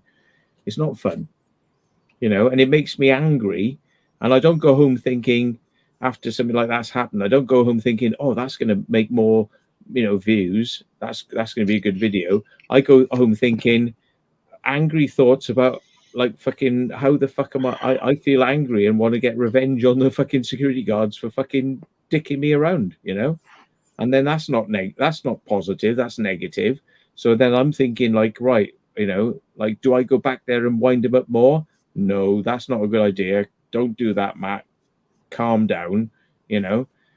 And like, but from the viewer's point of view, they'd love me to go back and have another confrontation, because it'd be, you know, because it would be good for them to entertain them, but it would be ultimately more dangerous for me. And it's like, you have to, you know, I just go, oh, it's. No. I think people get the wrong idea. They think it's, you know, they yes, security. Long, when you long conversation, long complicated conversation, you know. Yeah. But when I see you with security, I don't know if it's me. I don't know if it's because I do urbex myself or explore, whatever you want to call it. I get anxiety. Because it makes me. I don't like it, because I don't like the feeling. Look, when I'm there and I'm hiding from security, which I have done. I've hidden from security. I was in I was down with my son. We were down at a old Peter's ice cream factory down in Taree, and security came, and basically we had a lot of people come. Like it's sort of like owned by a corporation, and a lot of corporation vehicles came with things, and then a helicopter went over top, and basically me and my son, we had to hide for quite a bit of time, and then they sent a dog in. Lucky the dog couldn't get in, otherwise we probably would have been a bit more strife. But it was thrilling for us because we were in the moment. But you know what? When I walked away from it, I thought, you know what? If I actually got busted, I would have had to ring my boss and say, "Hey, look, I can't come into work tomorrow because I'm in the lockup for the night." Because they will make examples of you, and they'll put you in a little tiny perspex cell. They take your belt off, your shoelace off, because they think you're going to top yourself, and they basically make you feel like absolute crap. So, you know, people think it's happy. It's a magic what you can do with that Premiere Pro. It makes things look beautiful. It's like Hollywood. You know, it's like Hollywood. You know, Hollywood makes things look amazing. Like, you know, War, for instance, War's amazing when you watch it on TV screen. When you're going for it, it ain't. You know what I mean? It ain't amazing. I think the art of urbex is to get in and get out and not get caught. And, that's it. That's what it is. You know, and realistically, you know, the times when you do get caught, and you know, that can be entertaining and it'll get you more views, but ultimately you're better off not getting caught and not getting, you know, those are not the types of videos that really are good for you as a person. They're good for your viewers. They're not good for you as a person, because you're gonna fucking, you know, you're gonna get shit is gonna happen in your life that you don't want and don't need. Well, you know? I get mouthy. That's my problem. I get mouthy if someone tells, like, we were doing that live on that rail trail. Remember, Laura was doing that rail trail live, and this guy, there's no railway line, and I'm just filming like that, you know, and then my camera happened to go into someone's backyard. Didn't he flip it at me? He started flipping at me, and I totally forgot the camera's on. I'm basically letting him have it because he attacked me. I don't like being attacked. I will, you know, not physically, but he mentally, you know, like verbally attacked me. I just started letting him go. So going, but I'm going to shove that camera. I go, no worries, mate. You come up here and I'll shove it up your ass, you know, first. Do you know what I mean? If you ever had a, and I realized the camera was on, so I basically came back and changed it because I don't want people thinking I'm a complete ass. But you know what? Look, I'm a human being. At the end of the day, when I'm doing stuff stupid, like, you know, my grandmother who just recently passed away, I said, Grandma, look at this video. And she goes, where's that? And she goes, you're how high? You're doing this, you're doing that, you're an idiot. And I went, yeah, you're right. I am an idiot. I am doing something stupid, you know what I mean? She goes, that's someone else's property. I went, Yeah, I know, but it's interesting to me. I like looking at it, because someone's told me you can't go there. Do you know what I mean? Like, even Kel will back me up for this. We're walking together, and Kel will stop and go, "I go, where are you stopping for?" She says, "Do not enter." I went, that means good. It means there's something precious behind that thing. So do not enter. Do not go there. There's something they don't want you to see. That's for me. That's a thrill. But it's sort of like thinking, I'm not going to get caught. I'm not. But you know what? I have been busted. I have been given warnings. I've had equipment taken off me, and my footage has been seized to be or analyzed. They said analyzed, reviewed. That's it. Analyzed, reviewed, and I've had to delete. Now I'll tell you, one of the most daring things I did with my mates is we went to Parliament House, and we sat there and we chucked a brown eye at the Parliament House because we said, "You're a bunch of assholes. We'll chuck a brown eye." Federal police come out. What does that Parliament mean? House. Shit. You chucked shit. No, we chucked a brown eye. We chucked we mooned. We pulled our daps down and showed our backsides. Okay. Do you not call a brown eye? No, it's mooning.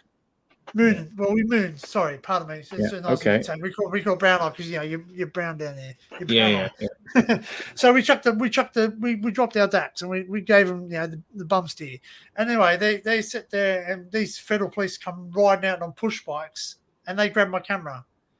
And I sat there and I went, we were just being larrikins. We just thought we were mucking around, because, he goes, the copper goes, whilst I find it funny, my boss doesn't in there. And they took my camera. I had to get put into a lockup inside a Parliament House, which, yes, Parliament House has a lockup where they lock people up. They should lock more of the bastards up in there anyway.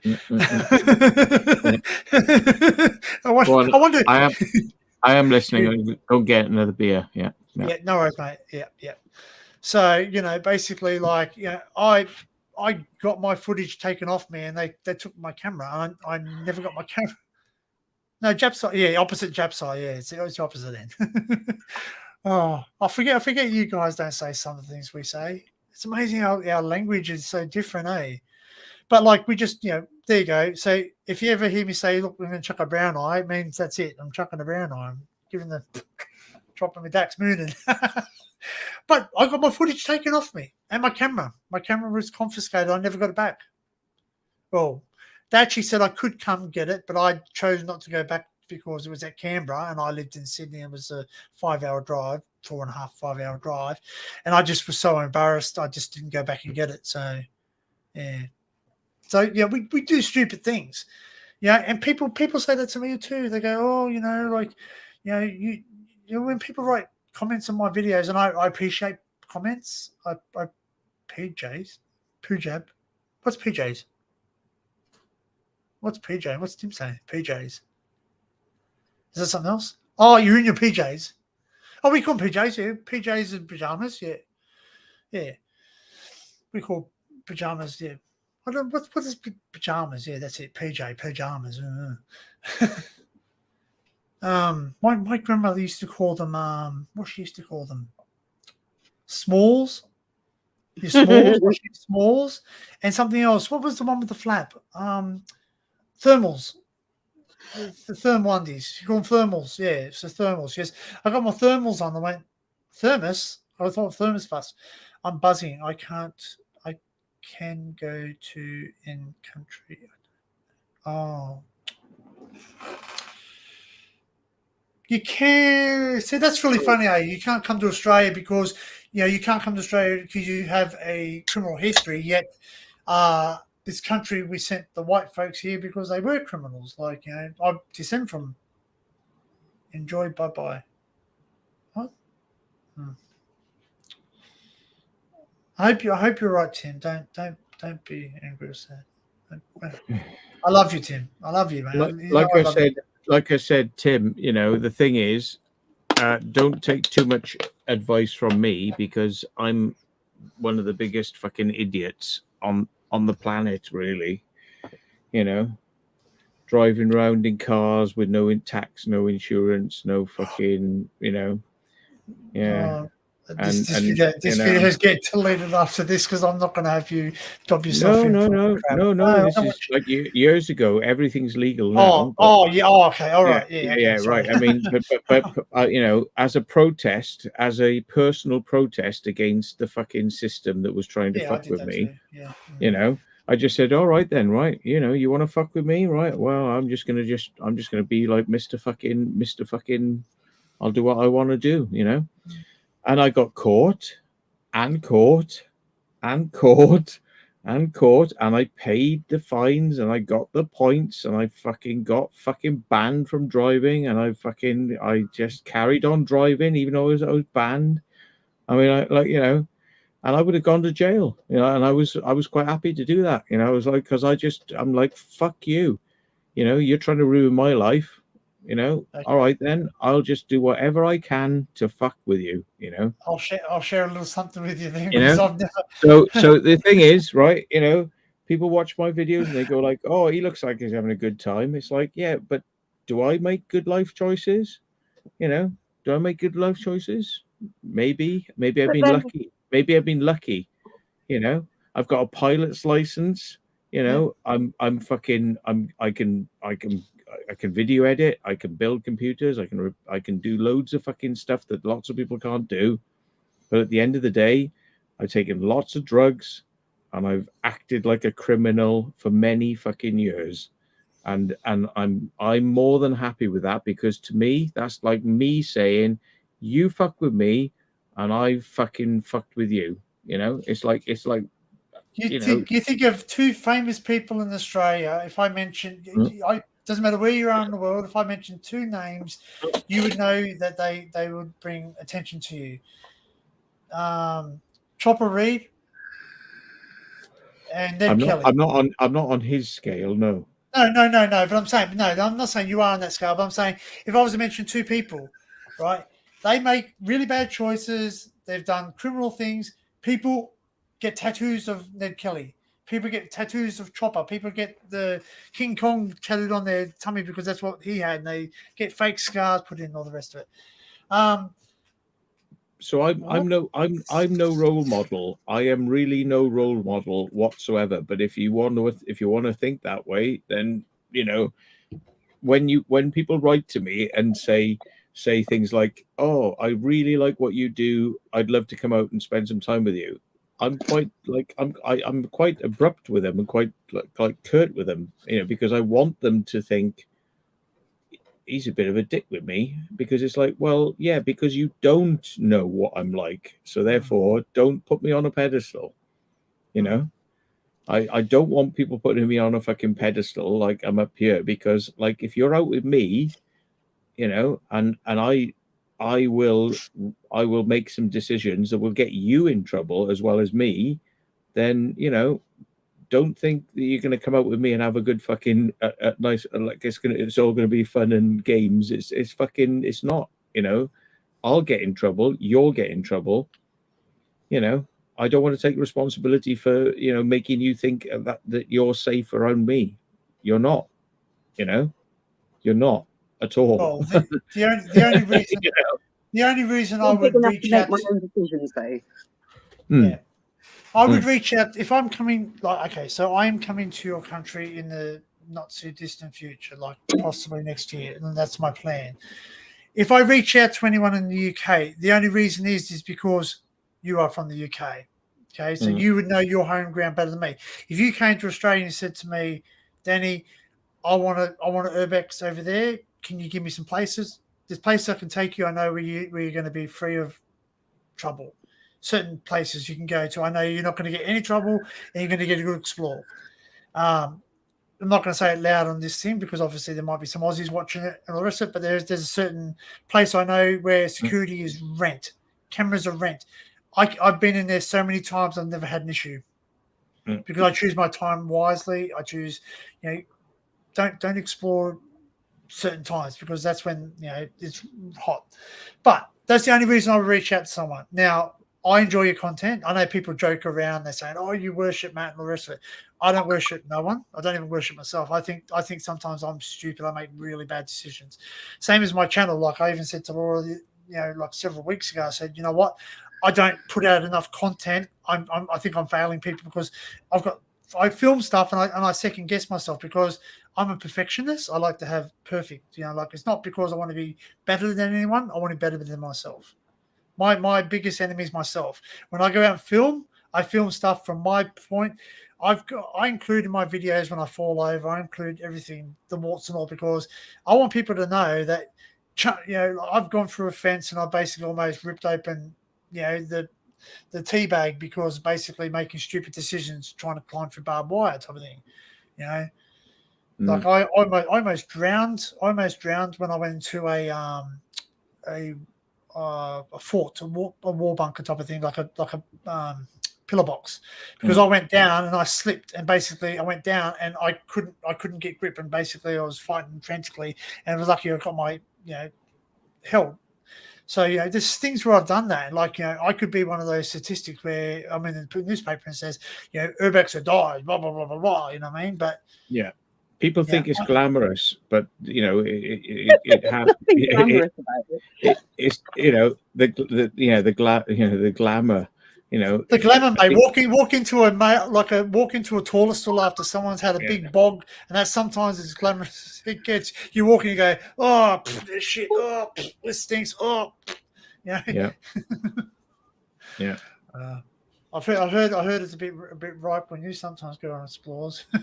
Yeah, so like I say, I mean, I've made a lot of bad decisions in my life, but I wouldn't change it for the world. That's because right. I'm rebelling. I'm but I'll take responsibility for that. But if you think if you follow some of the things I do, and you get into trouble, don't blame me, because that's right. Ultimately, you can see where it goes. You can see what the risks are. You can see you're going to get in trouble with police, and I like to film it warts and all. Like I was out today with somebody, and he was struggling, to sort of like get in somewhere, and he was getting angry, and it was like, so I'm thinking, do I put that in or don't I put it in? Because if I put it in, it's like, it kind of, it's embarrassing for him because it's showing he's getting angry. He's not dealing with it, and it's like, but if I don't put it in, then it doesn't show people how hard it is. It's hard for him. It's hard for me. It's hard for a lot of people, but it's like, if you only put the good things in, like, ha ha, we run away, ha ha ha, we won, ha ha ha, we fucking had a good time, ha ha ha ha. People get this they get this false sort of thing of how exciting it is, and it's not. It takes a lot of time, a lot of effort, a lot of driving, a lot of petrol money. You often don't get in, and it's not as glamorous as people think it is. But if you enjoy it, then great. But like, don't think it's all good times. It's not good times. It's a lot of work. It's a lot of effort. It's tiring. It's boring. Filthy, smelly, dirty, fucking. The pigeons, fucking shit. But if you want filthy experiences that sometimes put you at risk of being fucking stabbed, like LSK, the video hasn't come out. We had a crackhead come up to us and said, "I am going to stab you and her," and fucking like gesturing like I've got a knife, and it's like, But that knife turned out to be fucking spot on. Yeah, but the thing is, my temptation is to goad that person into fucking, but I can't. I didn't want to do it because you were there, but my temptation is to fucking goad that person and fucking, come on then. No, and that's why I kept walking, because I knew you'd follow me.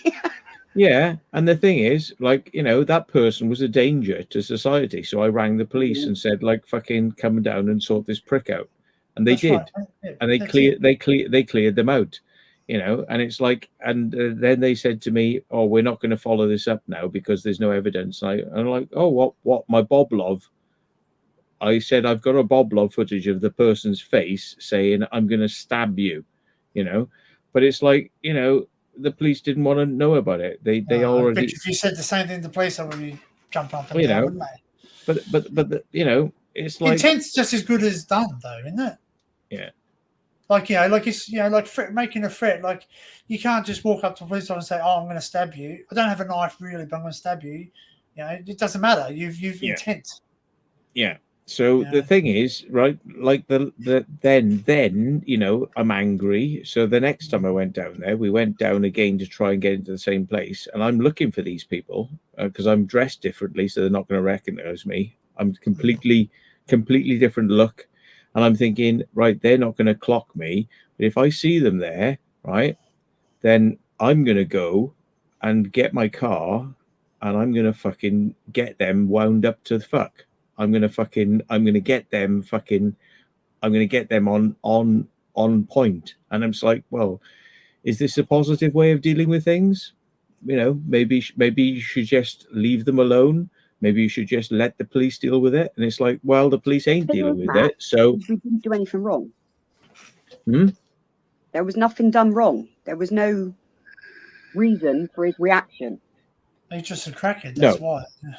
No, but the thing is, it's like I'm thinking, right, okay, I can wind this motherfucker up, like, and like I will be victorious because I know how to wind up fucking crackheads, and I know how to fucking get them, but it's like all those tactics I can employ and all those things I can do to wind them up. It's not a good thing, but I was like looking for it. I was like, right, let's fucking see if I can find this prick. If I find him, right, I'm gonna come back in my car and I'm gonna fucking wind them up. And if they want to get fucking clever, I've got a car, you've got an apparent knife. Car versus knife. Let's see who wins. And it's like, see, I'm not always the nice guy, because I will make it a thing, but I will choose my moments, on when he was like, I've got a knife, I'm like, oh yeah, oh, don't, please, no. Then I phoned the police and said, get rid of this fucking prick, please, because he's a menace to society.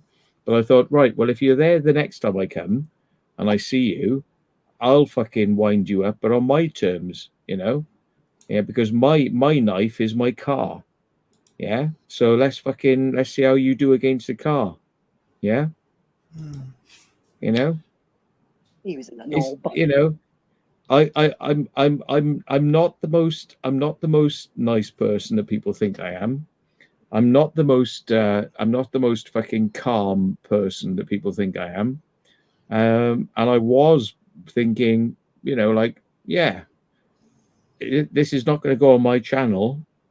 This is not going to end up on my channel. But if I see this guy again, I'm going to put the fucking fear of God into him, and he won't want to fuck around like that again because he thinks he's fucking king of the hill and God of the block, and I'll show him he's fucking not. I won't hurt him, but I'll put the fucking fear of God into him. Fucking thinking.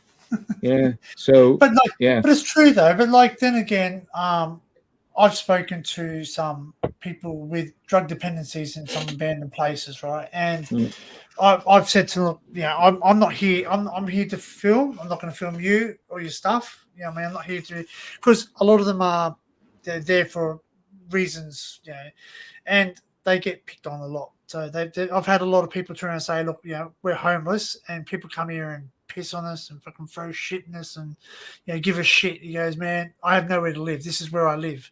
I mean, like it's not like I make a life choice that I want to live in shit, but he goes, I've got nowhere else to go. Right. So, but like if someone comes after me, my natural instinct is to basically arc up with them, which I have to really hold my, my past with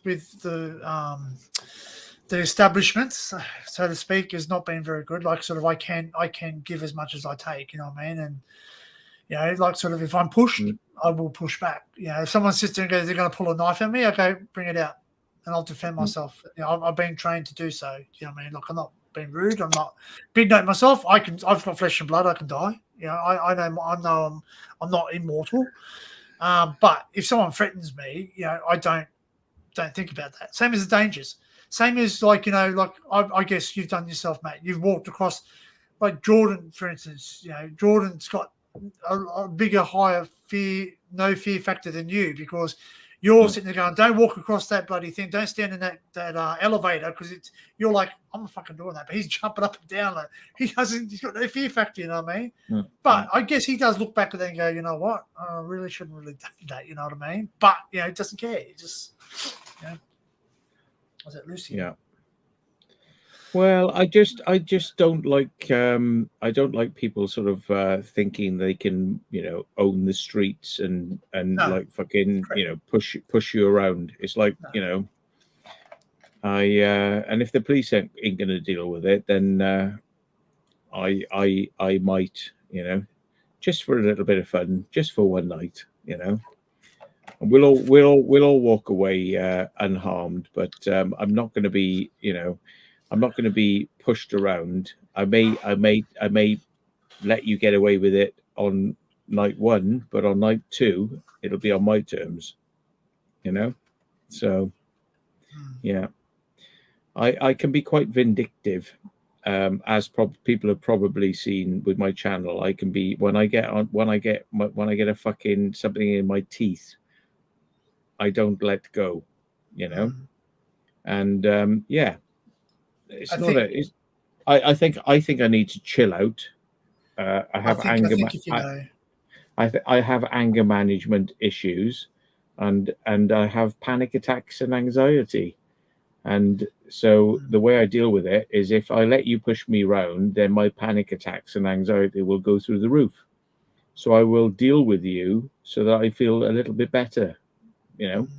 Because if I let you fucking intimidate me, I feel bad. But if I intimidate you back a little bit, you know, then I actually feel good. And that's not cool. That's not fucking cool at all. But it'll make me feel a bit better, and it'll make you think twice about fucking being Mr. Big Guy next time. But I think overall that'll balance each other out. But yeah. It's not good, but I will bide my time. I will pick my moment, and I will get my revenge. And I am very fucking vengeful. You know, Yeah. as you've seen something that I sent to Laura, and obviously I sent to yourself, and obviously that was my frustration, because basically, like, yeah, it's one thing to hurt my friends, but it's one thing to hurt myself, and then basically personal attack me. And once a person personally attacks me, it's on for young and old. I'm not a big channel. And you know what? I have less to lose than other people. That's what I look at, right? And but I will go down. You know, with the ship sinking, basically. You know, because I will always stand up for the underdog, and I will always stand up for the truth. And one thing is that, like, you know, like, I've self-funded everything myself. That's something I do. That's my personal choice, right? I probably could have put out little videos here and there and got to the point, but I wanted to. I don't have the best of everything. So when people say, "Oh, you got the top of everything," no, I don't. I don't have the top of everything. I buy things. I look and I ask you advice, and the only reason I ask you advice is because you've been there, you've made the same mistakes. Okay. So if I said to you, "Oh, Matt, I'm going to buy a GoPro because I want to do caving," right? You're going to say to me, "GoPro is a great camera, low light, not so good." So that doesn't mean you're an expert. That just means you've done experience. You've had a camera. Do you know what I mean? So I do have another camera that is coming. You know, and I chose this camera, and people said, "Oh, you know, well, there's 2, but one's coming first." I did buy myself the I know. Laura's laughing at me. I have the Insta 360. I know, Insta 1 inch. The Insta360 1-inch, which is a great low light camera, but it's not a sports camera, but it's constant 360.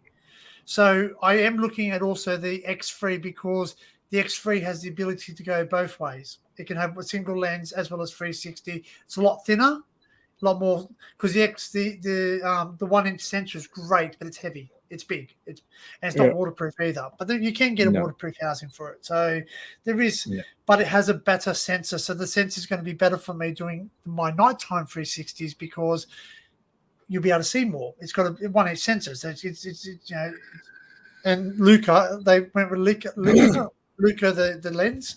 So it's Luca. It's a fairly good Luca, yeah. Not the one who lives next door. Leica, sorry, pardon me. Sorry. Yeah. Leica, yeah, the Leica. Yeah. So it's a great lens, but there is advantages and disadvantages, right? So because I've got a Max, I've got a GoPro Max. Most of my stuff is done on the Max. It's great in daylight, beautiful, 4K, not a problem. Yeah, 360, not a problem. But the low light, unless you've got an external light source, 360 is eligible. But that's why I chose that. Now, that's something that I chose to get. Expensive, and that's something you want to get in Urbex. You think it's going to be cheap. Urbex itself is very cheap. You just walk into a building. Getting content out there is not cheap. Getting to places is not cheap. Do you know what I mean? Fuel. Yeah. But that's the camera I chose to get. So, I shoot on 360 and clean up. If the location is worthy of it, I'll clean up the footage. But a lot of places, I mean, like one tunnel looks like any other tunnel. I mean, but I mean, content I think is better than content and is more important than the camera. If you've got a really exciting content, the camera can be shit. It doesn't matter because the content makes up for it. But if you're just wandering around without much like you haven't got much to say or whatever, then if you can make up for it with the content quality, the quality of the camera, then it makes up for the lack of context and the lack of information, So, but I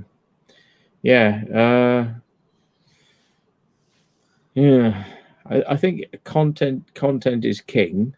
Camera quality is second. You could have the shittest quality camera in the world, but you've got a really exciting moment, and nobody cares about the quality of the camera because the content is just so interesting, some of the things you've done. I think you did one video where you went into a building just off the cuff, and you did a live because you knew it wasn't going to be there. Because I forget what that building was. It was really grainy content. You just went live and you sort of said this. I mean, I think you never actually got to go back because it was pulled down or something or other. I can't remember. I don't remember offhand what the name of it was, but that was great because we got to see it.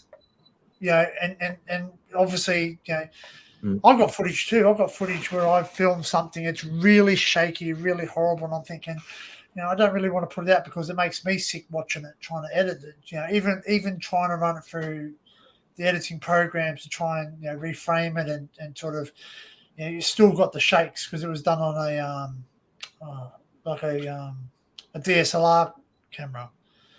So obviously you have a certain amount of shake you can do, but when you're walking and you don't have a gimbal, it's really very shaky. So my Pocket True has decided to be faulty recently. So really? So I kind of turn it on hoping for the best, and within 2 minutes it goes and it's like, oh shit, shakes the gimbal. So I'm like resorting to using my phone instead, but it's like old school. It's like it's shaky. It's all over the place. But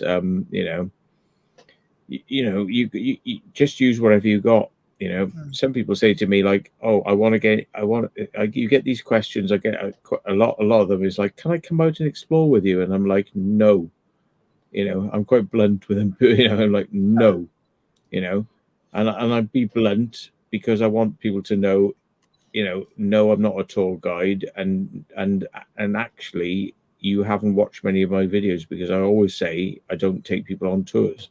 So if you're asking me this question, it means you haven't actually watched any of my videos. So, you know, I get a bit offended by that. You know, it's like you saying like, "Oh, I really like your videos. Can I come out with you?" And it's like, well, if you watch enough of my videos, you'd know that I really do not like the idea of people asking me that, because I don't want responsibility for them. You know, I if you get arrested, then you know, it's fucking, you know, it's on me, isn't it? Because I said, "Oh yeah, come along." I don't want that. You know, it's your responsibility. I don't want to put that on people. But then, yeah, sorry, I've lost the point now. Yeah, I've lost the thread. Sorry. DJ Aki's here. He's funny guy. DJ Aki, if you've ever watched him, he goes around London. He's funny. He's classic. You'll watch some of his lives, mate. You'll have a crack. He just sort of tells it how it is. He's like, "Yep, fuck it, establishment." He's in the middle of setting up a food bank, actually, in Southampton. Is he? Very good. Yeah, but like I get that too, because like, hey, Punches Couches is in the chat.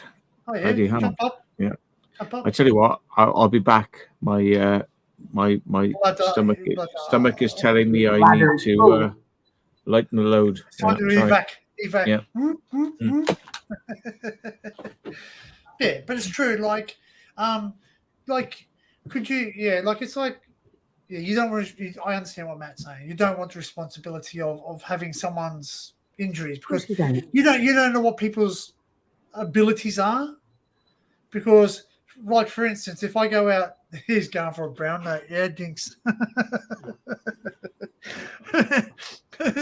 Yeah, notice because you know when someone's going for something else, because you know how someone says, "I'm going for a piss." They don't hold back, but you know, it's like, "Oh yeah, just gotta go. I'll be back." Yeah, the old brown note. Anyway, but you know, like for instance, if I go out with Kel doesn't have the stamina I do.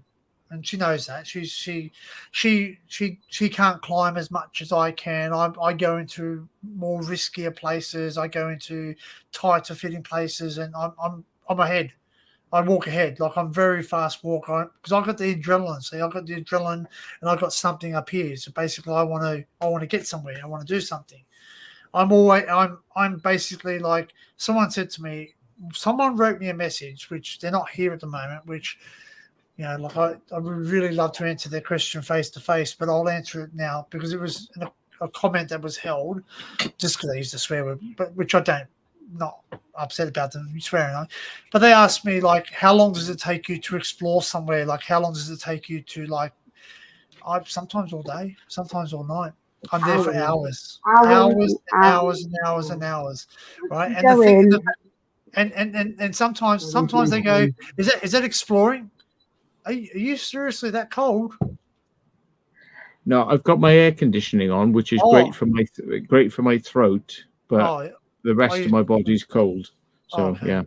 I was just going to say, because it's quite warm over there. Apparently, people have been complaining. Yeah. But like, you know, and then they sit there and go, "Oh, so what? You're actually in that building exploring for hours?" I went, "No, there's traveling to the place, watching and looking at it from around. Then sometimes I try and get into it, failing to get into it, then having to look for somewhere else to get into it, because I don't personally make my way into a place that's not able to get into. Like, I don't. Well, we lost 4 hours, didn't we, the other morning, quite easily. But then I just walk in, and then basically, like, filming, trying to get the content. You know, like, not saying against anybody that does this video type of video they do, but if I'm walking to somewhere and the camera's watching me walking to somewhere, unless someone else is actually holding that camera, I don't do that, because I don't believe in setting up a shot saying, "Look at me, I'm just about to go into this building," because I believe it's my journey. I want you to join me, not watch me go around. It's a first person, like, you know, it's a first person You know, a first-person view when you look at me. Yeah, occasionally you might get another shot like, you know, if, like that. Okay, so in my intro, the drone flying, I didn't film that. That was Kel. Kel filmed that on my GoPro, because I'm not going to sit there with a GoPro and trying to fly a drone and hold my GoPro and film. That's not going to happen unless I've got a camera on a thing. But I don't like when people say, "Oh, let's go and explore," and then, you know, they're climbing through a window and there's a, you know, like, no one with them. Obviously, you can tell no one with them, and the camera's watching them climb through a window.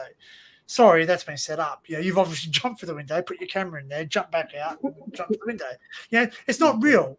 Like, and that, something I will give you, Matt, is that you are a point, shoot, continue.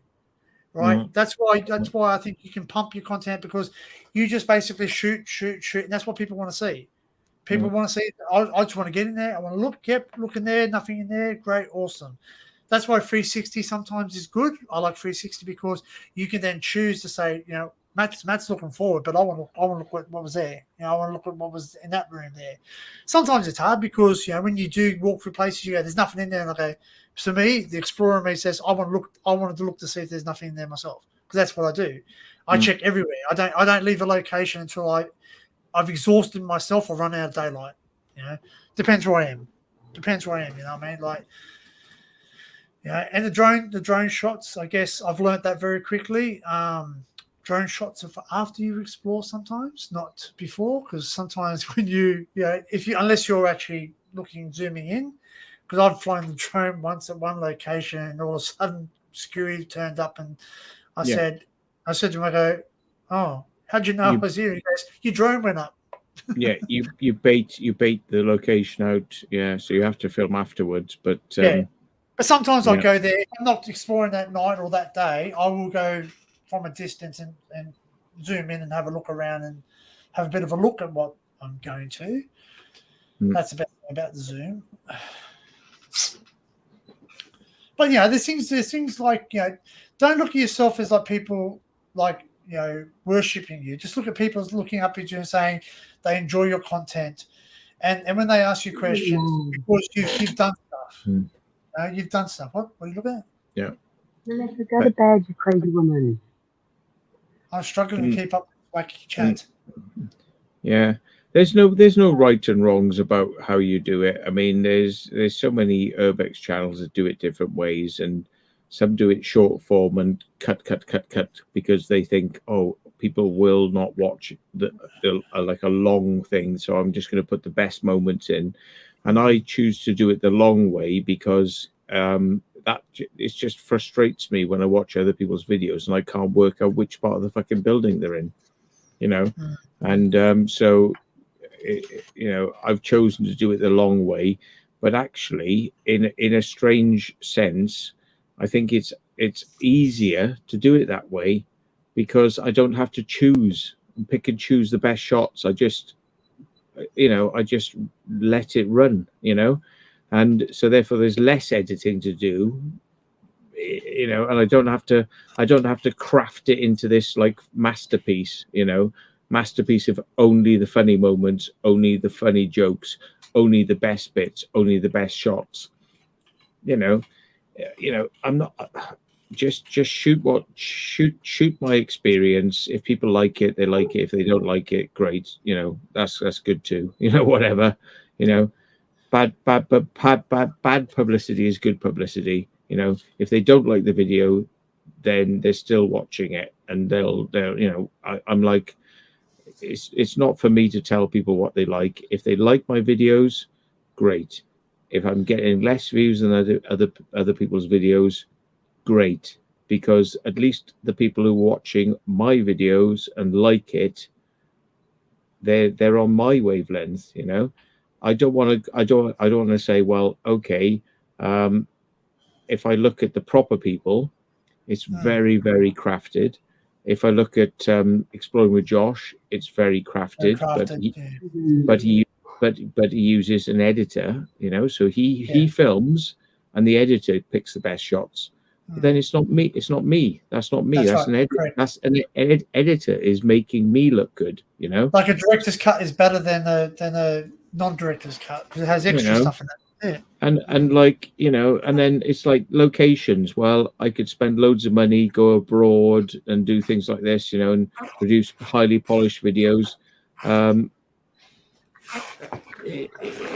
know, why spend loads of money to go abroad to just, you know, to make yourself look cool when you have stuff in your backyard you could do, you know? I mean, if you've got loads of money, if I had loads of money, I would have a jet, I'd have a private jet and a helicopter, and I would just turn up and have a hotel room, and I would just, you know, I would just go out and, you know, walk around and have a camera crew with me. Great. You know, it'd look wonderful. It'd probably get loads of views, you know, but like, it's all these extra people and all these extra things. It's like, you know, going to an airport, getting a jet, getting a helicopter, having a camera crew, you know, having them film it, then they edit it, then I have to approve it. Then it's like, when I go out, I just go like this. And then I film it, and then I edit it, and all I take out is the swear words, and it's like, bang, you know, it's done. It's done. You know, it's lazy. I'm quite a lazy. Oh, what the fuck's going on here? Oh, that'd be my photos coming Uber. Fuck off, you numpties. Probably. Yeah. No, it's probably my photos coming. You know, there's something else too. Is that like you know, someone said to me, "Oh, I want to go on live. You know, I want to go live. You got subscribers." You know, I said it's taken a long time for me to get to where I am. Like I'm not the best at what I do, and I'm doing okay. Like I've got 350 something subscribers, which is nothing to squash out, but I'm not big yet. But I'm big enough. I'm big enough. You know, I'm big enough that I had that's 350 people that are watching my videos, hopefully, or subscribe to me. That it's all about quantity, it's about quality. It's about the quality of people you have. Because, you know, like I'm guessing, Matt, like to be true for Matt, like you've got what 50.3k subscribers. Yeah. They're not 50.3k people in your live streams or live videos sometimes, is there? No, I've kind of worked out that maybe YouTube, the algorithm, if you've got like 50,000 people, that you'll get 5,000 views. It's a tenth of what your subscribers are. And out of the videos, I've kind of worked out that the naughty videos and the ones where it's like police and security get more, but I don't want to go and foster that because I don't go out there looking for that, because I don't want that shit. You know, I want to get in, get out. You've got the video, great. You know, if you have to hide a little bit, but you get out, great. I don't want encounters. I don't really want encounters. I just want to film stuff. And I think that I feel sorry for people who have to edit videos to make them look good, because I think it's harder than what I'm doing, because they're having to pick the best moments and make it look polished, and you know, and I'm just saying, look, you know, this is the whole thing end to end. You know, there's no bullshit. You know, I'm not cutting out moments. I always get feeling when I watch people's videos and they cut. Not only do they cut you from location to location, so you don't know where you are, you're thinking, well, what did you cut out there that you didn't want me to see? Correct. You know? That's what I look at. Yeah, so I feel cheated. I feel cheated. I'm thinking like, you're hiding stuff there. You hid something. So just film, and you know, if it goes good, you will blur out somewhere. If you've got a location where you don't want people to know, you continue rolling, but you blur it out. And that's only to protect your. You know, you're not being. Some people don't want to be on film. Some people don't want to be on film. Well, that's and children now too. Like, you know, YouTube's very hard on children, and you can't swear because the algorithm knocks you down as well. But you know, it's easy to video and just not have to edit. You know, just take out the swear words, take out faces, and you know. But if I had to edit a video, if I had to edit a video, I can do it. I can do it. I can make a television quality looking video where it lasts, 10 minutes and it's all good, but it's the personality's lost. Then it's just like, it's so polished. It's like, it's too polished. It's not so real. So I don't know. I do what, my greatest advice for people, if you think that what I'm doing is good, which obviously not that many people do, because even though I've got 50,000 subscribers, I get less views on my videos than people who've got just a few more subscribers, and they get much more. But it's because they're doing it polished. They're doing it television style, and television has a format, and the format is polish. So if you want to go for polish, then great. But I'm not trying to fool you into thinking it's better than it was or more polished than it was. If it's boring, it's boring. If it's grainy, it's grainy. If it's if it's long, it's long. It is what it is.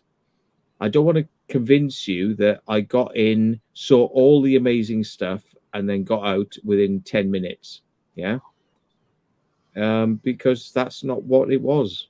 It wasn't like that. It was fucking hours, and it was quite boring in many places. And then there's a few magic moments in there, and yeah, I mean, I suppose I should do what I think I should do is show you a few clips of, if you bother to watch the 3 hours, you'll get this moment and this moment and this moment at the beginning, and then people might be more urged to watch to see those moments. But again, I'm too lazy. I'm too lazy to actually do the. But I don't like that either. Like, when you sit there and you watch you watch a trailer and you go, "Oh wow, this looks like a great movie." And you get to the movie and you're like, some of the stuff that they show in the trailer is not even in the bloody movie. That is the only bit parts of the movie. Fuck. It's like, later on you will see this and this and this, and then they watch for 3 hours, and those moments aren't even in the video. You're exactly right. Yeah. It's just clickbait. They'll show you and go, "This is great," and then you're going to see this. And you're like, you watch and go, "Okay, so what was the other bit? Just filler." Blah blah blah blah blah blah blah blah blah blah blah blah. Now the trick happens. You know what I mean? Like, sometimes you want the story, but sometimes you just want to look at something. You want to look at the building. I could sit there for 3 hours talking about the history of the Harbour Bridge, and not have one picture of the Harbour Bridge and go, "Oh, you go, here's the Harbour Bridge in the last 5 minutes of it." You want to look at it. You want visual. Yeah. Plus, I mean, as a document of the whole thing, like your 10-minute video will cut out all the bits that to you mean nothing, because you just wanted excitement and excellence and polish. But like, to somebody who is interested in history, they'll be interested in the brickwork, which to me is boring, or they'll be interested in the floor, which is boring, and like, but without putting those pieces in, your historians and your people who really have an eye for the detail, which I don't, would miss that, because all they'd be seeing is me going, "Oh, isn't this amazing cut? Isn't this amazing cut? Isn't this amazing cut?" But they won't be seeing the floors, the ceilings, the cobwebs, the bollocks. They won't be seeing all that, because you've only showed them the best. Chateau. Join us as we look at this French chateau. I do. Yeah. I don't know what other people are going to. It's not for me. Yeah, it's not for me to say what somebody else is going to find exciting. So if I cut it out, then I'm just making that decision for them. So I'm deciding what's exciting. Well, that's other people will find something very boring, very exciting. A plug, a switch, a wire, a pipe, which to most people is like, well, what the fuck's this? Why is he pointing at a pipe, and why is he taking so long walking down this corridor?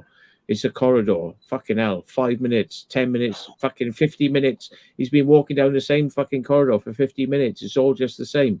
But to somebody who really knows what they're looking at, that means something, you know. Please ask your question then, Matt. How did you feel after cremation of care? Did you did the other night, or Andrew did it? Matt was just there. I thought it was entertaining, but I felt like, you know, I had to get naked and run around the woods like the fucking elite.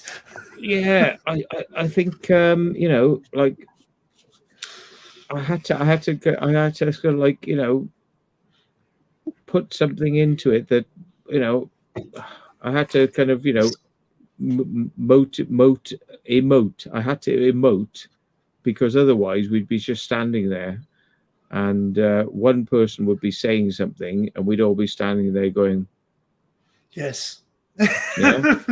So therefore, you know, it's almost like you've got to put the emotion in. So when they say something, I have to react to it and do something. But you know, yeah, it isn't. You know, it isn't. It should have been done on Epstein Island. You got to do it on Epstein All I Island. can say is it didn't work because you did care the night after. It was good fun. It was good fun, but you've shown you care. You still care. There you go. It didn't work. You have to do it again. You still care. Yeah. I mean, we're doing a thing saying cremation of care, but maybe I didn't actually care, so I didn't have to cremate it, you know, because I didn't care. Actually, in what, in another year and a half time, I guarantee you could probably do a cremation of something else. Yeah. These effigies, mate. We could do one of those couple of effigies. Yeah. Don't give him ideas. I know. Sorry. Yeah. Sorry. I know. Keep it. I know you can't. I know. It's all right. Yeah. But like, one thing that interests me about your editing and is that you speed edit now. I don't know how to speed. I don't know how to speed it up. I'm still learning Premiere Pro, so there's a lot of things. Like I knew that button there, but I didn't know. I usually just use the control and that to make it a full screen. But obviously, I realized now you can just press that to make it as a semi-bigger screen. But you speed edit, so you actually speed the footage up to just go through it, or? Yeah, but I have to be careful, because when you speed edit, you forget that people are saying things, because you become a little bit desensitized, yeah. Desensitized to what's being said, and people have said fuck, shit, cunt, bollock, tit, arse, wank, and you know, because you're just going yeah, you know, you miss those things, so you have to go back, and then you have to listen to it at 1 speed, not 2 speed, you know, to kind of get those moments and cut them out. And I cut them out because I'm thinking, well, okay, you can swear, but YouTube will penalize you for it. But in 1 year's time, YouTube will change the policy, and they'll go back through all their videos, and they'll say you can't even say the word bum now. How much video did you get? Well, if you want to share this, you don't have to. But when they updated last time, did a lot of your stuff get questioned again? When they updated Yeah. Whenever they change their policies, they go back through all your old videos and they pick up things that, you know, at the time were not a problem, but now are a problem. That's bullshit, isn't it? Like, it was okay, now it's not okay. It could be changed now. Yeah, I've had videos from 2 years ago be picked up for something they don't like now, and being given strikes for them, to the point where I nearly lost one of my channels because of something that was perfectly fine a long time ago is not fine now. So strikes pretty much handed out very easily to you when you're monetized. Or even not monetized.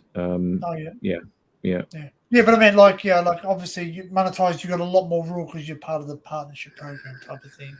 So they sort of, sounds weird, but they sort of own you a little bit because, you know, they control what you do. Obviously, you can't be what you want to be, like, you know, unless you don't want to get paid for it, obviously. Yeah, I think I think YouTube needs to be bought by Elon Musk, and correct, and then 100%, yeah, 100%. and then he can say, well, people have a right to have an opinion. People have a right to be a little bit edgy, and because this is freedom of speech, which is an American thing apparently. But no, YouTube say that the advertisers don't like you swearing. No, correct. That's it. The advertisers don't like you saying this, that, and the other. And there's what happens if you don't like an ad? You don't want a bloody. Well, just don't just don't put fucking adverts on my videos from the bloody Quakers who don't want you swearing at all.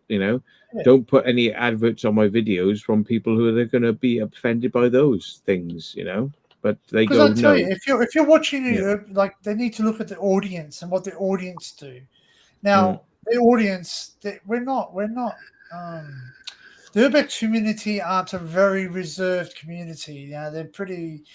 I don't know what it's like over in the UK, but the guys here are pretty open with the swearing and all the rest of it. And a lot of urbex videos in Australia are full of swearing. They don't give a shit about money. They basically tell YouTube to go fuck himself every time. Like they don't give a shit. Yeah. Well, it's funny, isn't it? It's like it's like the old saying, who do you believe a lie from, a beggar or a king? Yeah. Well, if you're a beggar, i.e. you don't have many subscribers, YouTube go after you really fucking hard and strike you and knock you fucking down. Yeah. But if you're PewDiePie, you can swear a lot, or if you're hell on earth, they swear a lot, but they've got enough subscribers that YouTube let them alone. They leave them alone. But if I swear a lot, I just lose money. They just say nope. We're taking the monetization. Yeah, that thing that they're taking that thing. And they're going in like nope. So, but I so would like to sit down and have an interview with Susan Wojcinski or whatever her name is, and just say to her, like, do you actually realize, right, that YouTube is completely hypocritical? It allows you to show vaginas all day long, but you can't show a penis because you get fucking strike. So you're sexist. So YouTube is sexist. Yeah. Well, get ready for this. There is a penis video which I might share, not on my channel, but I'll share the link out later on, where the person identifies as a female and is allowed to get away with it. And this is it. It's automated. Like these decisions are made by automated algorithms that like work out how many times you swear, what swear words you use, and what the inference is. And they get it wrong, but they don't tell you where in the video it was wrong. So say somebody said something in the video, and they might have said something like, "Hey, look at that building over there. It looks like it's like the planet Venus," and it thinks that you said, "Look, that building looks like a penis." Yeah. Well, the algorithm will pick that up. The algorithm will give you a demonetization or a strike. Yeah. But they won't tell you. They'll say, "We've struck your video," but they won't tell you where and at what point. Yeah. So I can't go back through it and know where to take that out, because if I could take it out, I could re-upload it and not have a problem. So, they can do that for copyright material. They can do that. I've had copyright, and they say, "Yep, it's here, bang." Yeah. They say here it is. This is the problem. You can remove it, but it like swear words and things they don't like talking about COVID or talking about religions or various things. You don't know where you fucked up, and maybe you didn't even say those words, but it thought you did. But they won't tell you where, so you don't know where. You don't know how to fix it, And 100% fact, because if you've ever watched YouTube and had the automatic, what do you call it? Subtitles, automatic subtitles. How many times it gets it wrong? That's that is the YouTube algorithm telling you what people are saying. Even in some of my videos, it automatically does it, and it sits there. It's really funny though. Like if Joe, if you're watching, when you come on, it just has it doesn't know what you're saying sometimes. It's the accent, I think. And it does. It doesn't understand and certain things like we have Aussiisms. We have I'm sure you UK guys have slang that you say that's quite possibly like you could say the word curry. You go, I'm going down the curries. To us, we call curries. It's like that's calling a person an Indian, but you're talking about a electronics store, aren't you? Is that curries? Mm-hmm. So basically, like YouTube needs to realize that each country has different things, different slangs, and all the rest of it. And it's not always what we're saying. It's not always a derogative term. Like how come the African Americans can say the N word? Not an issue, not a problem. They say it on YouTube. I think it has changed recently, but they have been in the past been able to put it up there and had their videos still monetized. Even to the point where I look at the other day, we were playing something. Laura and I, we were playing old UK shows, right? Reminiscing. I got copyright things. I kept on getting copyright. Even shut my stream down a couple of times, which I accept, But this stuff is already on YouTube. I'm just rebroadcasting something that the owner has said it's okay to, I'm not getting paid for it. Like, I don't care if they say to me you can't make money. That's it. That's right. Yeah, the UK, you call them fags. Fags are cigarettes. Like the old Australian term used to be fags too, but it's been a derogative term against homosexuality in Australia. Like, obviously Matt will probably know that firsthand too. But like, it's been a derogative term. So they've actually banned it. We're not allowed to say it at work. If you say cigarette, you got to say smoke cigarette. You're not allowed to say, fag. I'm going out for a fag or whatever because it's a derogative term. But the algorithm doesn't even know. Like it's AI going wrong. It's going wrong. It's just sort of over policing it. And I really do feel for you. You going to bed? I'm fucking knackered as well, actually. Yeah, well, we might call it. I'm really. I'm not. I've got this much, and I'm not even going to finish that because I'm fucking. Yeah, you'll fall asleep. Yeah. Well, but it's been interesting. But like I say, I mean, the biggest thing that worries me about YouTube is people like thinking, that I've got something to teach them, and they want me to take them out, and I'm thinking like, no, you need to go and do this yourself, and If you want a tour, hire a tour guide. That's what I look at. I've had people say me too, because I said to them, look, you know what, like, you say you don't want the responsibility if they hurt themselves. You don't want the responsibility if they get in trouble. You don't know if they're going to grass on you. You don't know if they're going to grass on you. Like I've been out with a friend exploring down in Sydney, and we got stopped by security. I'm going, look, don't worry about it. Don't give you details. Just keep walking. He stopped. I said, keep walking. Just keep walking. He can't detain you. He can't physically detain you. Just keep walking. We're leaving. That's all he wants is us off the property. He wants us off the property. Doesn't want us there, right? And he stopped and he sat there, gave my name and everything, and then I'm the one who got like a little thing saying why were you doing here? I said, look, but like it's not worth the responsibility. Like I mean, I'm responsible for myself.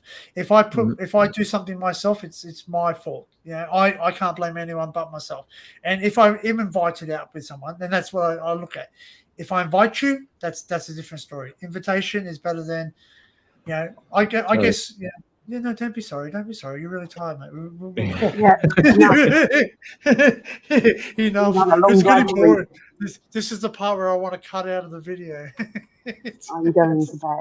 I will. No, the thing is, right?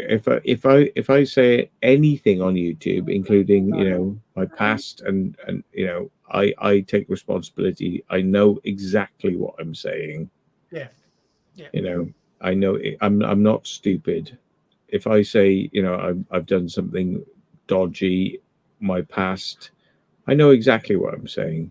I'm not stupid. No. Yeah. And if people want to go, oh, look, he said this and he did that, and I was like, yeah. I'm not going to deny anything I've said, you know, because I didn't have to say it, did I? You know, No, I could have I could pretend to be Mr. fucking squeaky clean, you know, but like I'm just me in my videos. Well, you're just proving that you're a real person. You're just proving that you are the real deal. Like you're not, you know, plastic. You know what I mean? Yeah. I mean, we go and do what we do. We film it. I tried to put everything in there so people can't say that we've pulled a stunt on them. You know? Yeah. I agree. Yeah. So. All right, mate. Well, thanks for popping up. Thanks for giving me your time and your advice. And what advice? What advice? Mate, I tell you know what? Do you know what? You just kept it real. Look, you don't realize that when you say something, you tell something like it is. Like for instance, you could overcolorize something, right? You said this in your video. You can overcolorize something, saturate it, make it look beautiful, shiny, and all the rest of it. And when you go there, and it's like it's pretty bland looking. It's really grey walls, and that's it. Your expectation, like Instagram, that's what they're for. Instagram photographs. If you ever see something on Instagram, I know that Explore's not going to be that beautiful, shiny lighting and all the rest of it. It's not going to be that. That's Photoshop. That's Photoshop. Yeah. So and with I'm learning color correction. Like I'm learning the color lines and all the rest of it. I'm slowly learning that to correct my videos, just because I record in D-Log or D-Ciner in my drone because it doesn't have the D-Log. It's a Zoom 2, so it doesn't have the D-Log one. The D-Log color, it has the D-Ciner because the D-Log came out before in the Pro only. So I've got to color correct it because I choose to color correct it because it makes it look like what I see. And your eyes, I know what I saw, so that's why I correct it as. I don't correct it as in like something fake. Yeah. Anyway, but you know what? Thanks for being you. Just be you and everyone. Yeah, I mean, just go out and have fun, folks. Just go and film. Just go and film whatever you're doing, and it doesn't matter if it's shaky. Just film it and have fun and your upload view it. is your view. You might catch something that no one else has captured. That's the thing. Yeah. You don't need big equipment. You can film with a phone. You can film with a GoPro. You can film on anything. Just make it interesting. Just try and make it interesting by showing what's there and being real. Don't try and make it something it's not. Don't sort of say like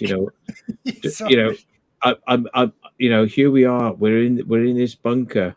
Oh my god, what's this, oh my god, oh let's run, oh my god, let's run. Oh, did you hear that noise? Oh, quick, run. Oh, security. Oh, run. It's like fucking 9 times out of 10. Some people enjoy that. Some people enjoy that, but I don't. Things are generally quite boring. You can make them really quite exciting in the edit. This like people get paid fucking millions of pounds to make Hollywood movies out of quite boring footage. Cut it together really well. It's the next Marvel DC fucking movie. You pay me if you paid me millions, I'd go and make you a Marvel movie, but I'm not getting paid millions, so I just shoot I just shoot my walk arounds and come along for the ride. If you want a Hollywood presentation, you've got to pay a Hollywood price because those Hollywood guys get paid a lot of money. So you want cinematography. Although you know what, your drone work is awesome, and I will tip my hat to you for your drone work. Your drone work is awesome, and I say that being a drone pilot myself, and how hard it is to control drones and to get them to make those shots. You've done well. Okay, that's not not a stuffing the feather in your hat or nothing, but it's just saying I appreciate that it's not easy. I've tried to do it. I've tried to recreate some of the things you've done, not to do the same as you, but try and recreate, because it's a great effect when you go around certain places. And the battery life doesn't match your videos sometimes. You know what I mean? Like you get some great shots, and you've only got 20 minutes max, as you know, with a battery, like a full battery, and that's depending on great weather. Awesome low wind and everything. As soon as you add wind into it, that 20 minutes is nothing. And distance wise too, like it's so you do great with those and color correction is great too. So well, considering you're colorblind, like I've got color deficiency, but yeah. Is it only red? Is it red? Or and then do you know what? I just think to myself when I do these things, I think, well, that looks good for my eyes. I hope it's okay for everybody else, because they're probably going like, fucking hell, too much blue, too much red. I just put it out there, It's like if it looks okay, then great. But some people would be going, fucking hell, this looks shit. It's like, I really, what can I do? Unless I employ somebody else to come along and fucking tell me, no, Matt, no, oh, fucking hell, Matt, that's someone donating one of those chromium glasses. Get one of those chromium glasses for Matt. One of those chromium glasses where you can see proper color or whatever it is. Yeah, I just I try my best, but if it again, the colors ain't everything. It's what you're looking at. That's it. It's like sometimes the colors don't even. If the shot is good, the colors can be wrong. One of your first videos, sorry, just quickly. One of your first videos was shot on a camera, down in that bunker down. Was it? Sorry, I'm trying to think of it. Where you went with the big shoulder camera. You had long hair. That one. That color on that is not the great. It's not 4K. It's not everything, but the content was great because you got footage that not too many people have, and that's what you're saying. So basically, that was shot with the best of what you had at the time. Yeah. Do you know what I mean? Yeah. Obviously, if you geek down with a 4K camera, it's not better. But anyway, all right, guys. Well, I'm going to end it there. Thanks very much, Matt. Sorry, you're off the hook. Go ahead. Thanks, Matt. Thanks, Laura, for coming up. Thanks, Tim, for coming up, and Kel. Keep it real, guys. And on that note, it's like the MGM lion. Jeez, mate, his soul's leaving his body. Yeah, right. Yeah, there we go. All right, guys. Well, thanks, guys, for popping in. We'll see you next time. Please like and subscribe to anyone on the panel. They all need it. If you and. Just enjoy yourself. Go out there and explore and have fun. Yeah, there we go. That just enjoy yourself. Don't worry about too much. Don't worry too much about the quality. Don't worry too much about anything. Just enjoy yourself. Number one, thanks, right? Matt. Yeah, just enjoy yourselves. Don't worry about fucking. If you're enjoying yourself, I reckon the viewers will come. That's it. If you build it, they will come. And you know what? Yeah. Don't try and attract my viewers. Don't try and attract Matt's. Try and attract your own viewers because they're the ones who are going to be enjoying your content. All right, guys. Yeah. Thanks so much. Cheers. Yeah. All right, cheers. Take care. Bye-bye. Bye-bye. Yeah, bye. Cheers.